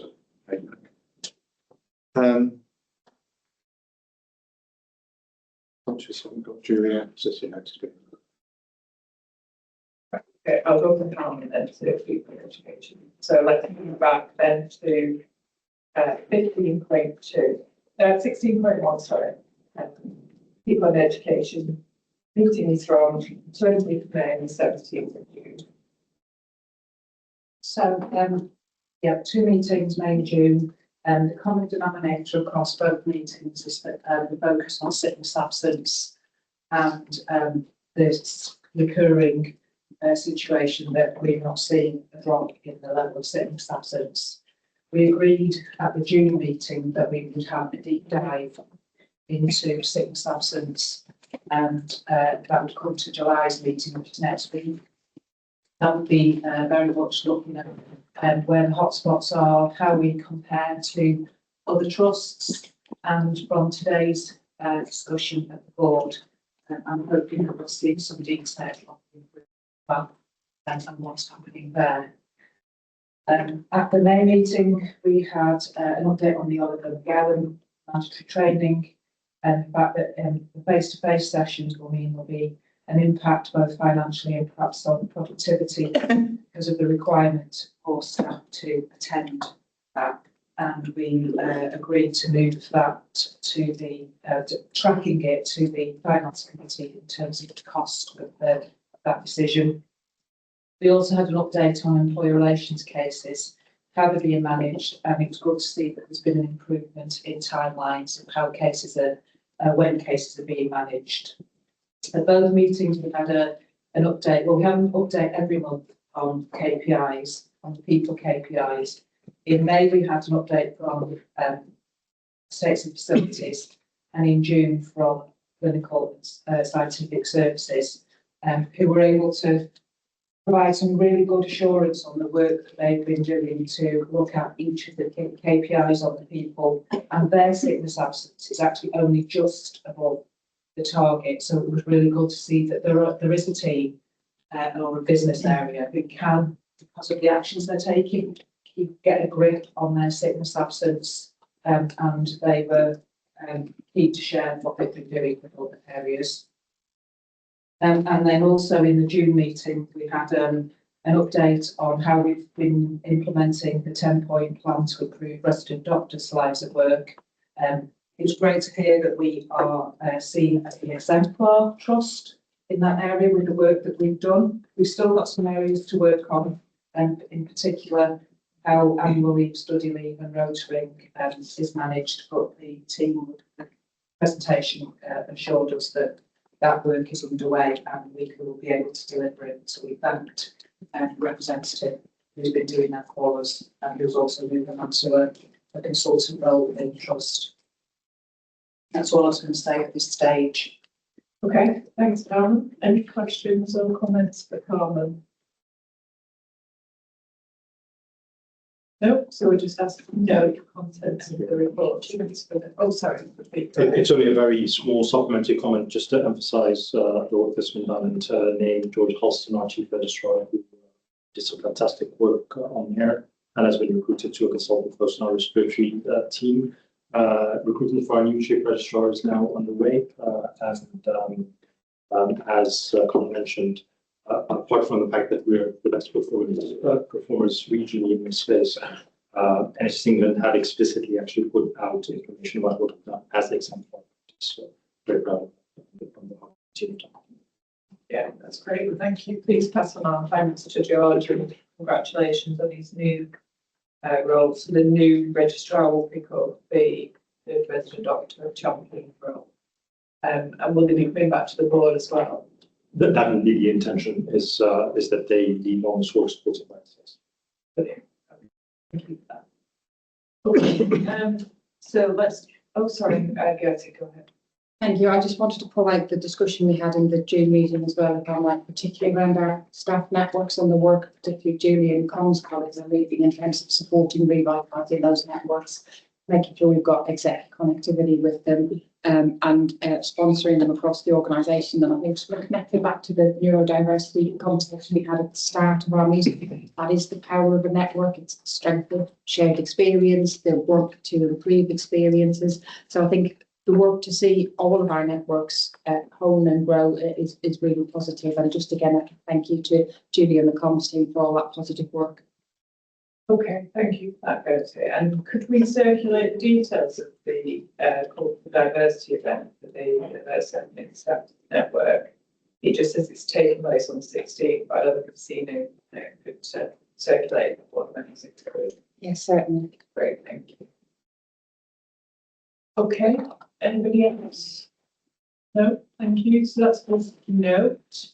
Let's move on then to 17.1, which is the quality committee meeting held in June. So thanks, Chairman. It's the quality committee meeting 15th of June, and you see in the paper all the issues that we addressed on the agenda. As usual, I'll refer people to the minutes of the meeting for the full discussion, and what we've got here is a sort of the escalation or the issues to be brought to our direct attention today. But for those who are interested, the full minutes are the record of the meeting. I think as last time, there are no alerts in this AAA report, and the reason for that is that I don't think anything came up at the committee that we weren't previously aware of, or the board hadn't been made previously aware of, and so alert is not would not be the place to put things. That's not to say that we didn't receive reports which contained and confirmed the comments made earlier, that the level of risk came out in the bath in around the level of risk in the organisation that's being dealt with is and remains high, and some difficult issues being grappled with. I don't think anybody at the committee was under any illusion about that. Under advise, and I will just make a few comments on this. Under advise, and the assurance levels that we were able to give across the agenda items were very variable, quite low, to be fair. The papers didn't always give us the opportunity to provide assurance to the board on a range of things, which you see listed here. Some of the workforce pressures and variability in compliance with standards, inconsistent application of standards. But the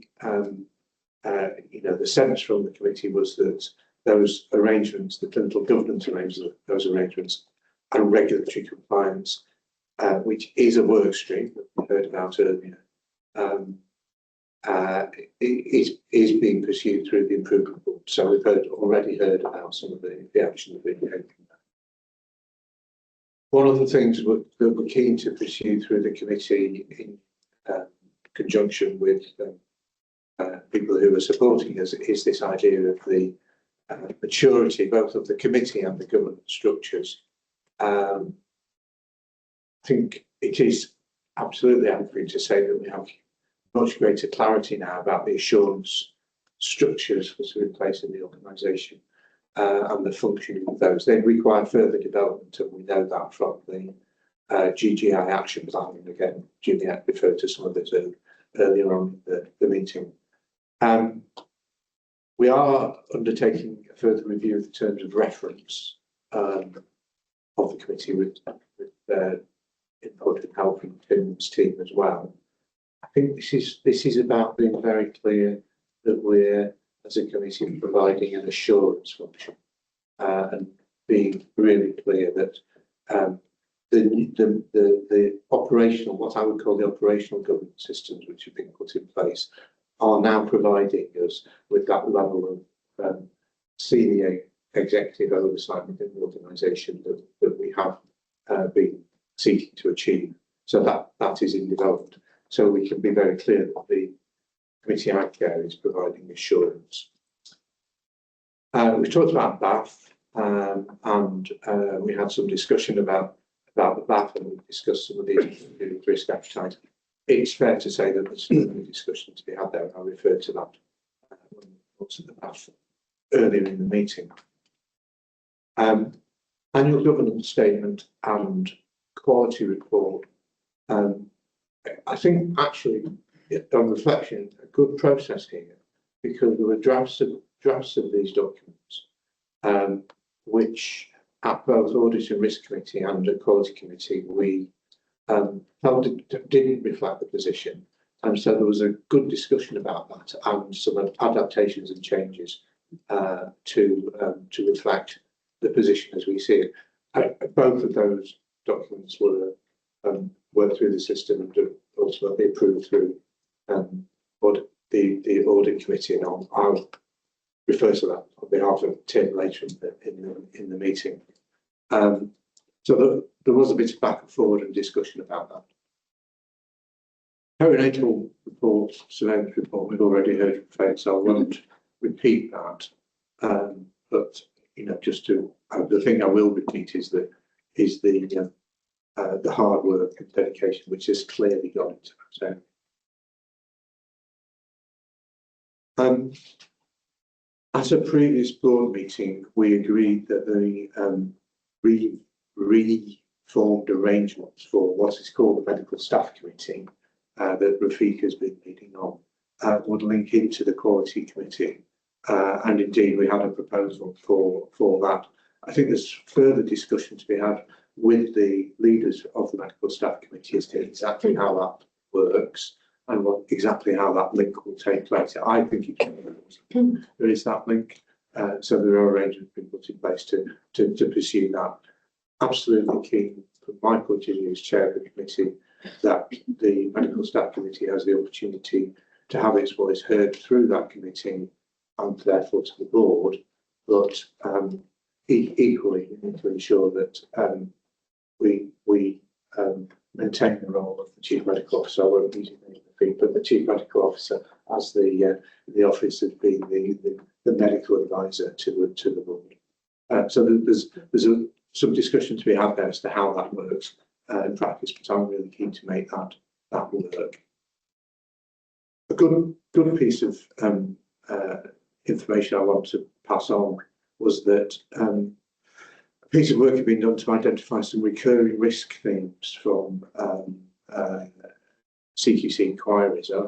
I think that's where we need to get to in terms of triangulating information, looking at information and pulling out risks. And you see in the report here, patient flow, standards, incidents and regulatory pressures. And they are issues that were pulled out and presented to us as themes coming from individual inquiries or patterns. That I think is helpful in helping to direct our attention focus for future meetings. On the assurance side of the discussion, there was evidence of improved activity, and you see here a list of things that we heard about, including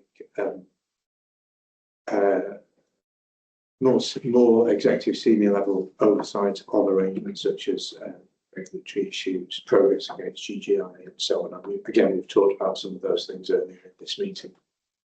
And finally, on that area, patient safety and respondent target, further presentation to be had on this. But the two key priorities there were presented and approved by the committee. Risks were considered, including the bath risk that we talked about earlier. The next page on the agenda actually, I think, is Juliet, and it's on staffing, isn't it? So I'll leave that to Juliet to talk about. But we did have a presentation on the discussion of that, and also on the balance of patient safety and service capacity pressures within the organisation in a number of services. I think this issue of thematic reviews and thematic issues in order to facilitate learning is really important. And then in terms of cross-committee connectivity, as you'll see written here, quite a lot of discussion between the Audit and Risk Committee and the Quality Committee in terms of getting those annual governance statements and quality reports to where they needed to be so that we could collectively improve. So we approved quality accounts subject to minor amendments. The Medical Staff Committee issued further discussion, and the Quality Committee terms of reference again to be updated. Stop there. I've gone through it in some detail, but I think it's important because there are some significant issues, I think. Okay, thanks, Chris. Any comments or questions on the code? Just a quick comment. Since our discussions at Quality Committee, we've had a meeting with colleagues from involved in the medical staffing committee. I just want to note that we are in a very positive and constructive place in terms of how we're working together. And we will subsequently have a meeting with this to discuss that linkage into the committee and provide some data. Okay, thank you for that. Any other comments or questions? Will we have a timeline for the conclusion of the arrangements? We will, what we proposed to colleagues, and when I last discussed with them, that they essentially have some deliberations, come back with some proposed dates, because they'd like us to support us in terms of advertising those dates, supporting them, etc. So we are waiting for them to come back. And obviously we'll have the discussion around the linkage to quality committee and how that will work, just in terms of reporting into or providing a report to quality committee, and it forms part of our wider medical engagement strategy. Just to also say that I've had some conversations with GGI and others on this subject as well. Right, anybody else got any comments or questions? No, that's for us to note then. So let's then move on to the nursing establishment report. Juliet. Thanks, Chair. I'll take it as read. A couple of points to bring out. Received assurance that would use the recommended approaches to do a biannual review of their staffing in the organisation. The reviews are taken. The reviews are undertaken in February and March, alongside the Safer Nursing Care Toolkit. In the background area, you'll see that there's some detail around where there's variance. So, for example, changes to how we look in the emergency departments, recognising the number of patients that are in there for prolonged periods, community nurse staffing tool, and then community nursing budgets, and then we'll move on to the e-bustering tool, and some issues there about how we're going to assure safe staffing levels in the theatres, maternity services and intensive care services and paediatrics. So there's a lot of detail in there, but the assurance is that we're using the recommended tools with recommended approach to review our nurse establishments. As a result of that, we found 7 inpatient areas that would require an uplift. They're all detailed as fact. They are predominantly the medical specialty wards here at Salford. The reference in the paper to the work that we'll do around our policy around enhanced therapeutic observations of care. So that's where patients may require higher levels of support, or sometimes related to confusion or dementia delirium, sometimes related to mobility issues as well. So we have been doing a lot of work. That work started with the CIP work we did around reducing back and agency. So that work's been going on for quite some time now, and I would imagine that as we continue to do this, there will be further requirements to uplift some of those areas where we're seeing continued use of a continued need for enhanced observations of care. I think that's what we're seeing in here, is in those medical wards, we're just doing a permanent uplift to those rather than getting temporary workforce in to fill those needs. So there's quite a lot of detail in the back of the paper. We've already had a conversation at quality committee, so I was going to just ask for any questions in relation to that. Okay, thank you. Any questions or comments?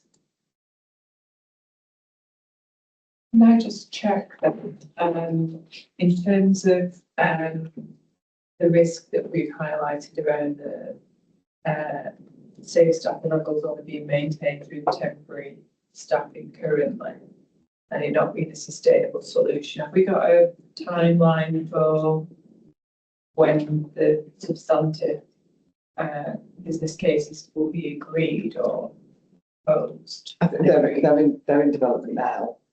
In terms of the budget, we're already already accounted for in the temporary workforce spend. So looking at it now,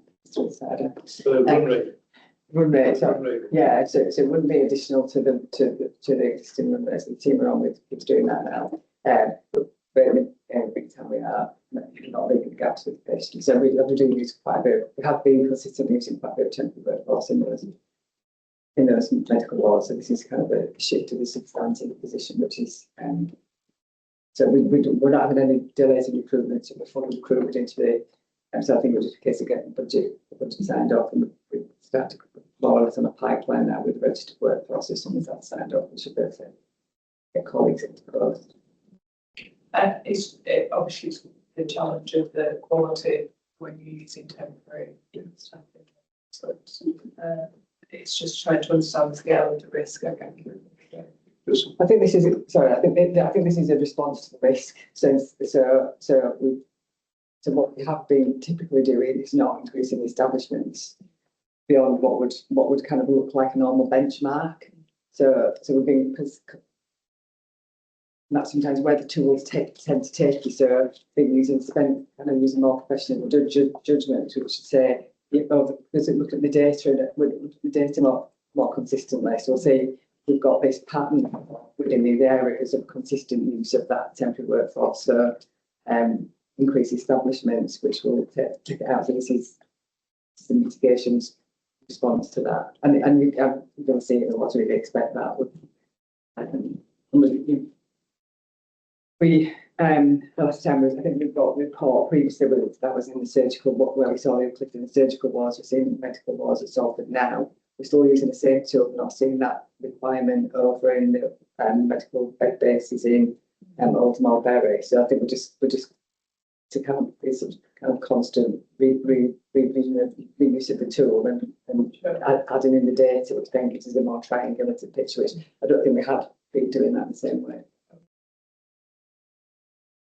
Yeah, I was just going to add, so obviously the lots of the Juliet's team working on the team, obviously depending on what the substantive ask is, will determine the place at which we improve, because it'll have to go through our governance. So that's why we're staying alert to it, so that when that comes forward, we can make sure it's scheduled to get through our governance. Yeah. Rachel? I should have come to you before the meeting with this question, but on the average annual leave and sickness, I don't fully understand the difference between registered sickness and unregistered. And the actual percentages, so this is on page 10 of 15, the ward L3 staffing, just as an example. Those percentages, are they a percentage of the people that are off? Or is that a percentage of staff?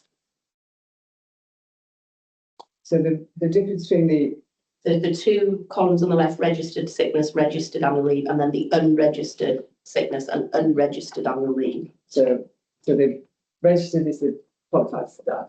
Qualified, okay. Yeah, so those people that are on the register. Yeah. Yeah, and so registered will be healthcare support workers.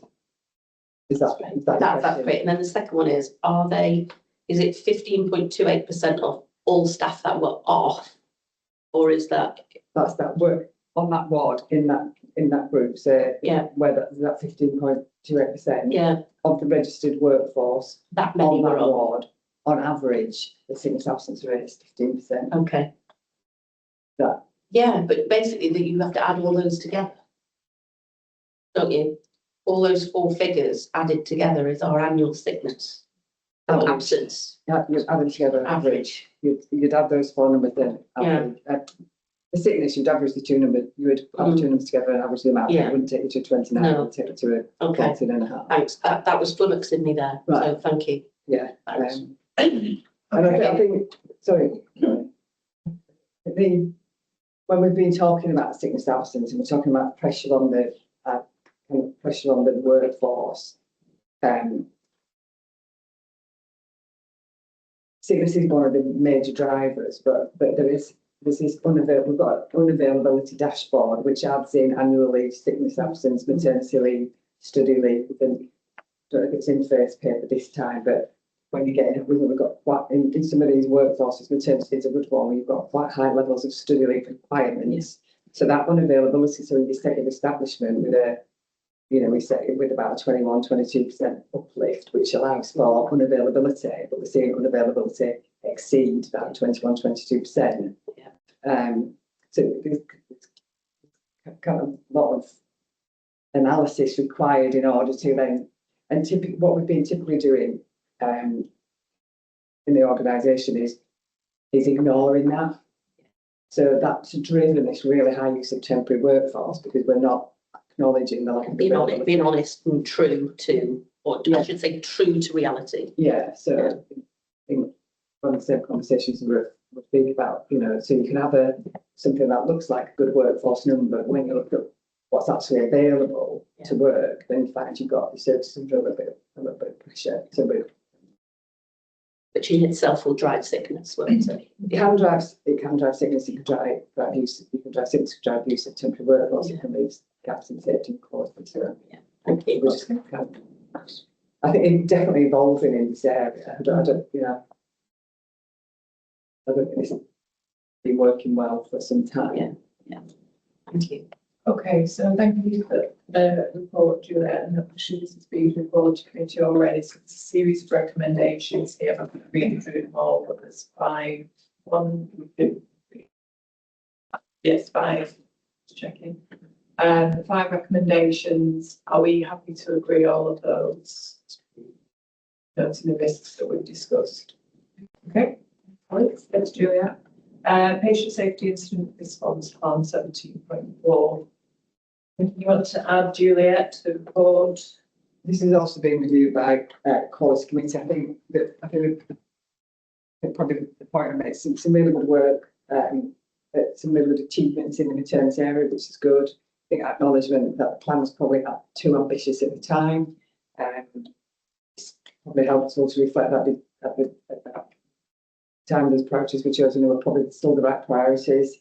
Hence, being able to continue to keep the waiting list and deteriorating patient as these priorities. We're seeing waiting as a key cause for complaints. We know that particularly is clear and we're picking up some additional work around waiting list safety. So seeing there as in safety priorities and the deteriorating patient, I think there's some of the things that are coming out of the Baroness Amos report. We've got the Malthus rule and getting second opinions and listening to people. So the deteriorating patient is all part of the implementation. It talks about the older, but so there's kind of links in here to all of those. It's just a recommendation that we acknowledge the work that's been achieved. Acknowledge probably a little bit ambitious, but maintain these priority areas because the data side is that's another place we should continue to focus. They had a good conversation with policy committee, so asking if we would be prepared to support the plan being published, because that's one of the requirements that we'll publish our plan. Okay, thank you for that. Any comments or questions, Lauren? I think paragraph 310 feels really important to call out. So that recognition of moving from a target of 60 days without a reported incident, being able to say 199 days feels really important in our current world to recognise, because that will be down to the effort of colleagues across the piece, that will be down to group and control. And I don't think we should miss that. It's a tiny paragraph, but it's really important.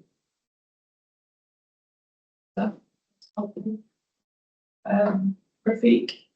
Thank you, Chair. So some really important work that's happening there. Just to note, we presented this to ICB and NHS colleagues yesterday as well, and CQC discussion around it. But I also want to link this to the discussion we had earlier about our improvement approach and the importance of us focusing on the capacity available, because we need to also recognize that some of the shifting projects that we've needed to make over the past year or so have sometimes been impacted by capacity. So as we drive these things forward, it's good that we've focused on a couple of things to make sure that we get them absolutely nailed. Also, we just need to be aware of that. And Leah? Chair, so we really support the work that can happen on the waiting list safety. That's a really key piece for us.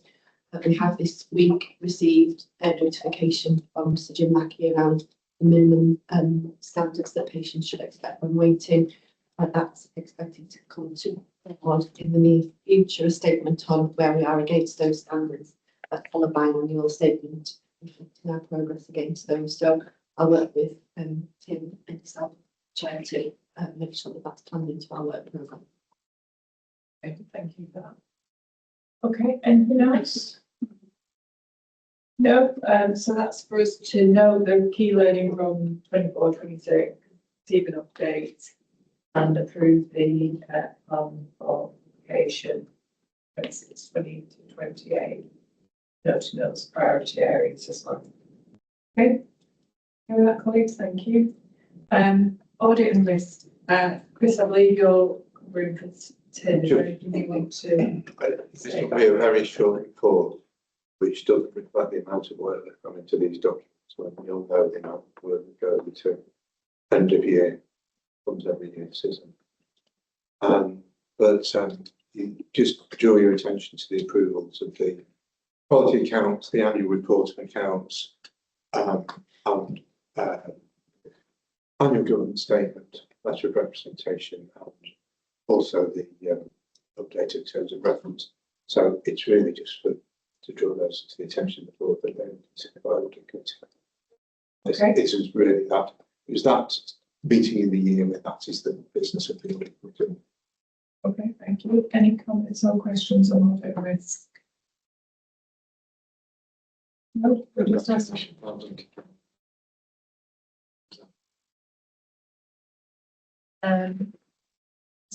Same. I don't get many opportunities. Thank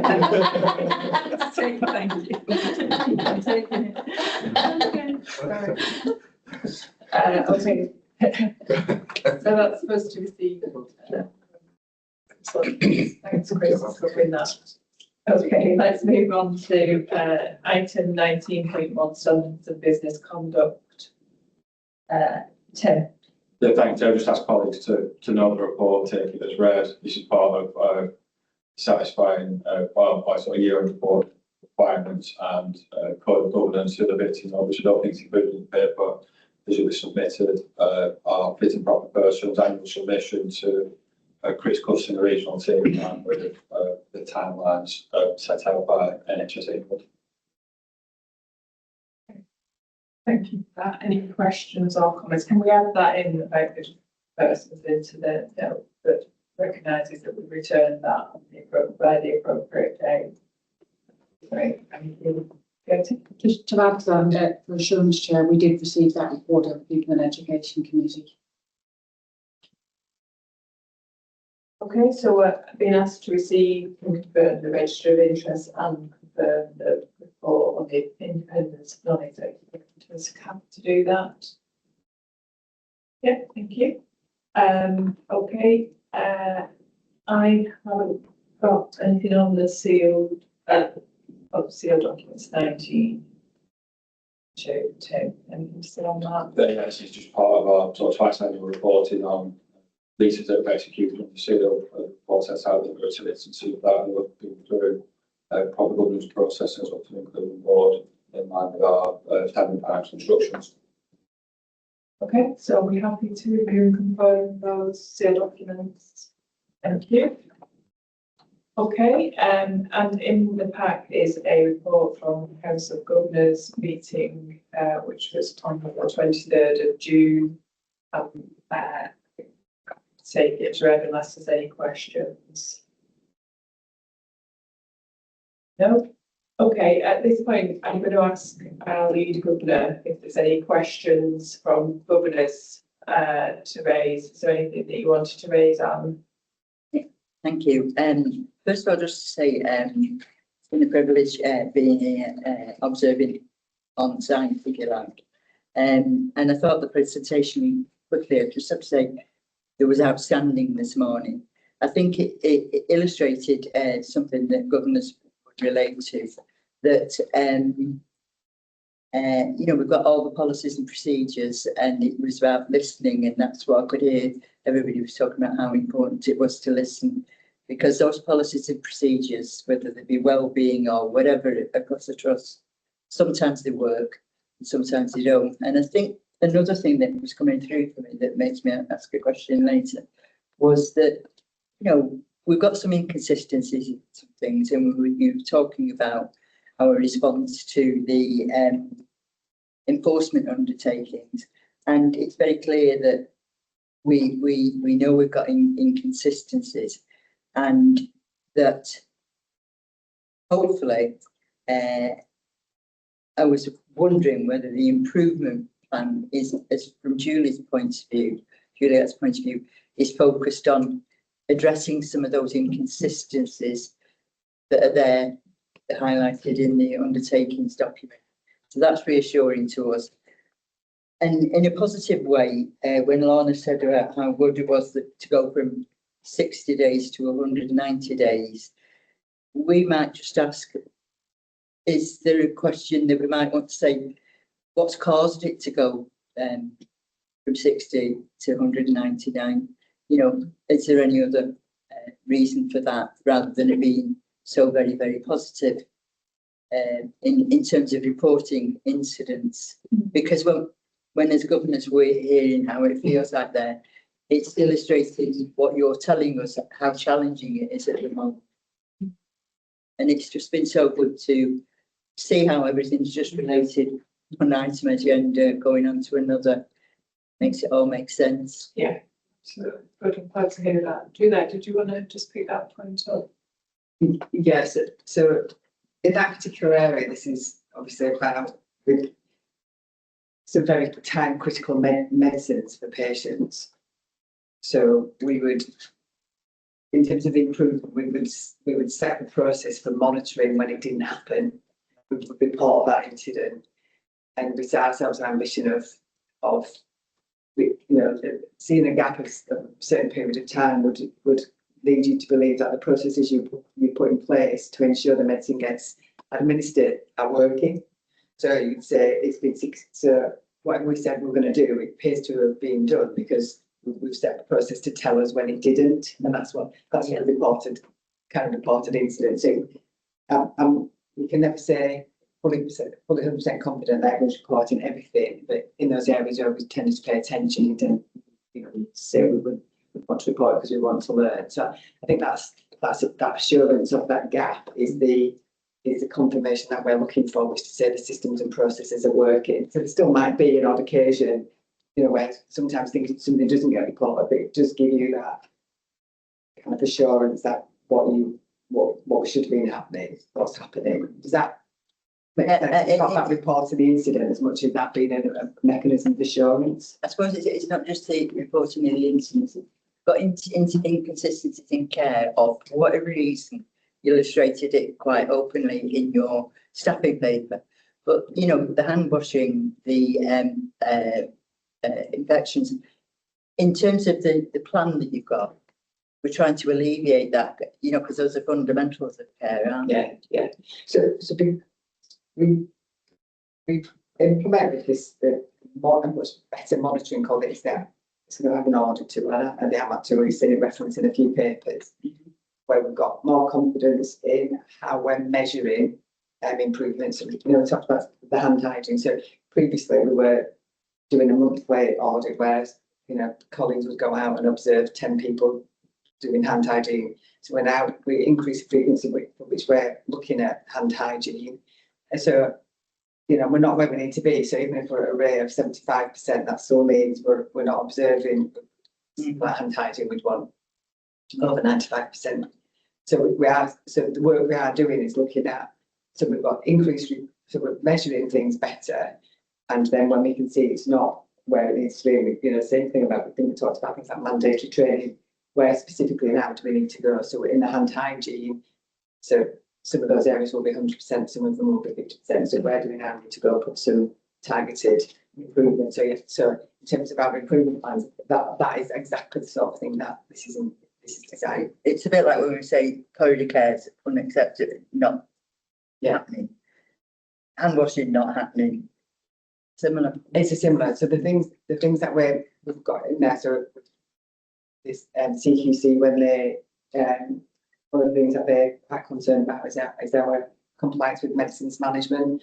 So we've been monitoring medicines management. So that is, did all the medications that a patient needed, were they given on time, if they weren't given, and we clear why. So we've been focusing on them. We're seeing improvements in medicines management, we're seeing improvements in hand hygiene. There are other things that we'll look at around safeguarding. So we're trying to pay attention to a very core number of areas and just really focus on improvements. We get to that standard, and then we've got the systems in place now, which we didn't have before, which we've been monitoring that more close to real time. We can show you the system. It's a brilliant system now, so you can kind of go into it and see straight away where we are with compliance. And I don't know, this time last year we were really looking at, kind of monthly audits or even less frequent than that. So we still see data which is quite good, but the frequency of which we were looking at that. And so this is significantly increased in terms of our assurance with this. So we've got the tools there which help us, and now we've got leadership in there now. So I think some of we are really hearing some much better feedback around clinical leadership, really getting into the detail of things like medicine management, nutrition, hand hygiene. Got to think about deteriorating patients. I think that's really helpful to share back with the governors. Thank you very much. The last one was when you talked about the improvement approach, Nicola's improvement approach. I just wonder when the community or the public might be involved in that. We talked to patients to a degree and staff, but these changes and these improvements, how do we communicate them to the public that we've got? Because we have 40,000 members at the moment, and they're quite a resource for us. No, it's a good point, and we can probably pick that up in terms of, well, two things. One, highlighting that we've got a new strategy in place so people can see that. And then secondly, to think about where are those opportunities for learning from patients, which we do quite a bit of, how we feed that into our improvement approach. So as we refine the strategy, certainly include some of those as well. Julie, yeah, I think it's also worth mentioning, and I might not remember because it's quite a while now, but I know that we spoke about the communication strategy communities with you that we did. There was a section in that specifically this that we committed to doing and setting up. We've done some of this work, like researching patients and other forums, but how do we engage with the local community? So outside that, so it's in the plan and it's something we're committed to do by next year. So I would be welcome a conversation. That'd be great. Yeah. Because I think sometimes in public, so much going on for us in the trust, and they give us feedback to the governors and members, and we tend to know that too late can be an issue for everybody's benefit, because sometimes they can contribute earlier if we know what we're doing and how we can help. So we'll look forward to the chat. Thank you. Thanks for that, and thanks for joining us today. I really appreciate it. We will make sure that in future agenda items we will have a section in for governor questions and questions from the public, which we haven't got on this occasion. We haven't got any public questions, but thank you for your interest today. So I'm not aware of any other business unless anybody tells me anything different.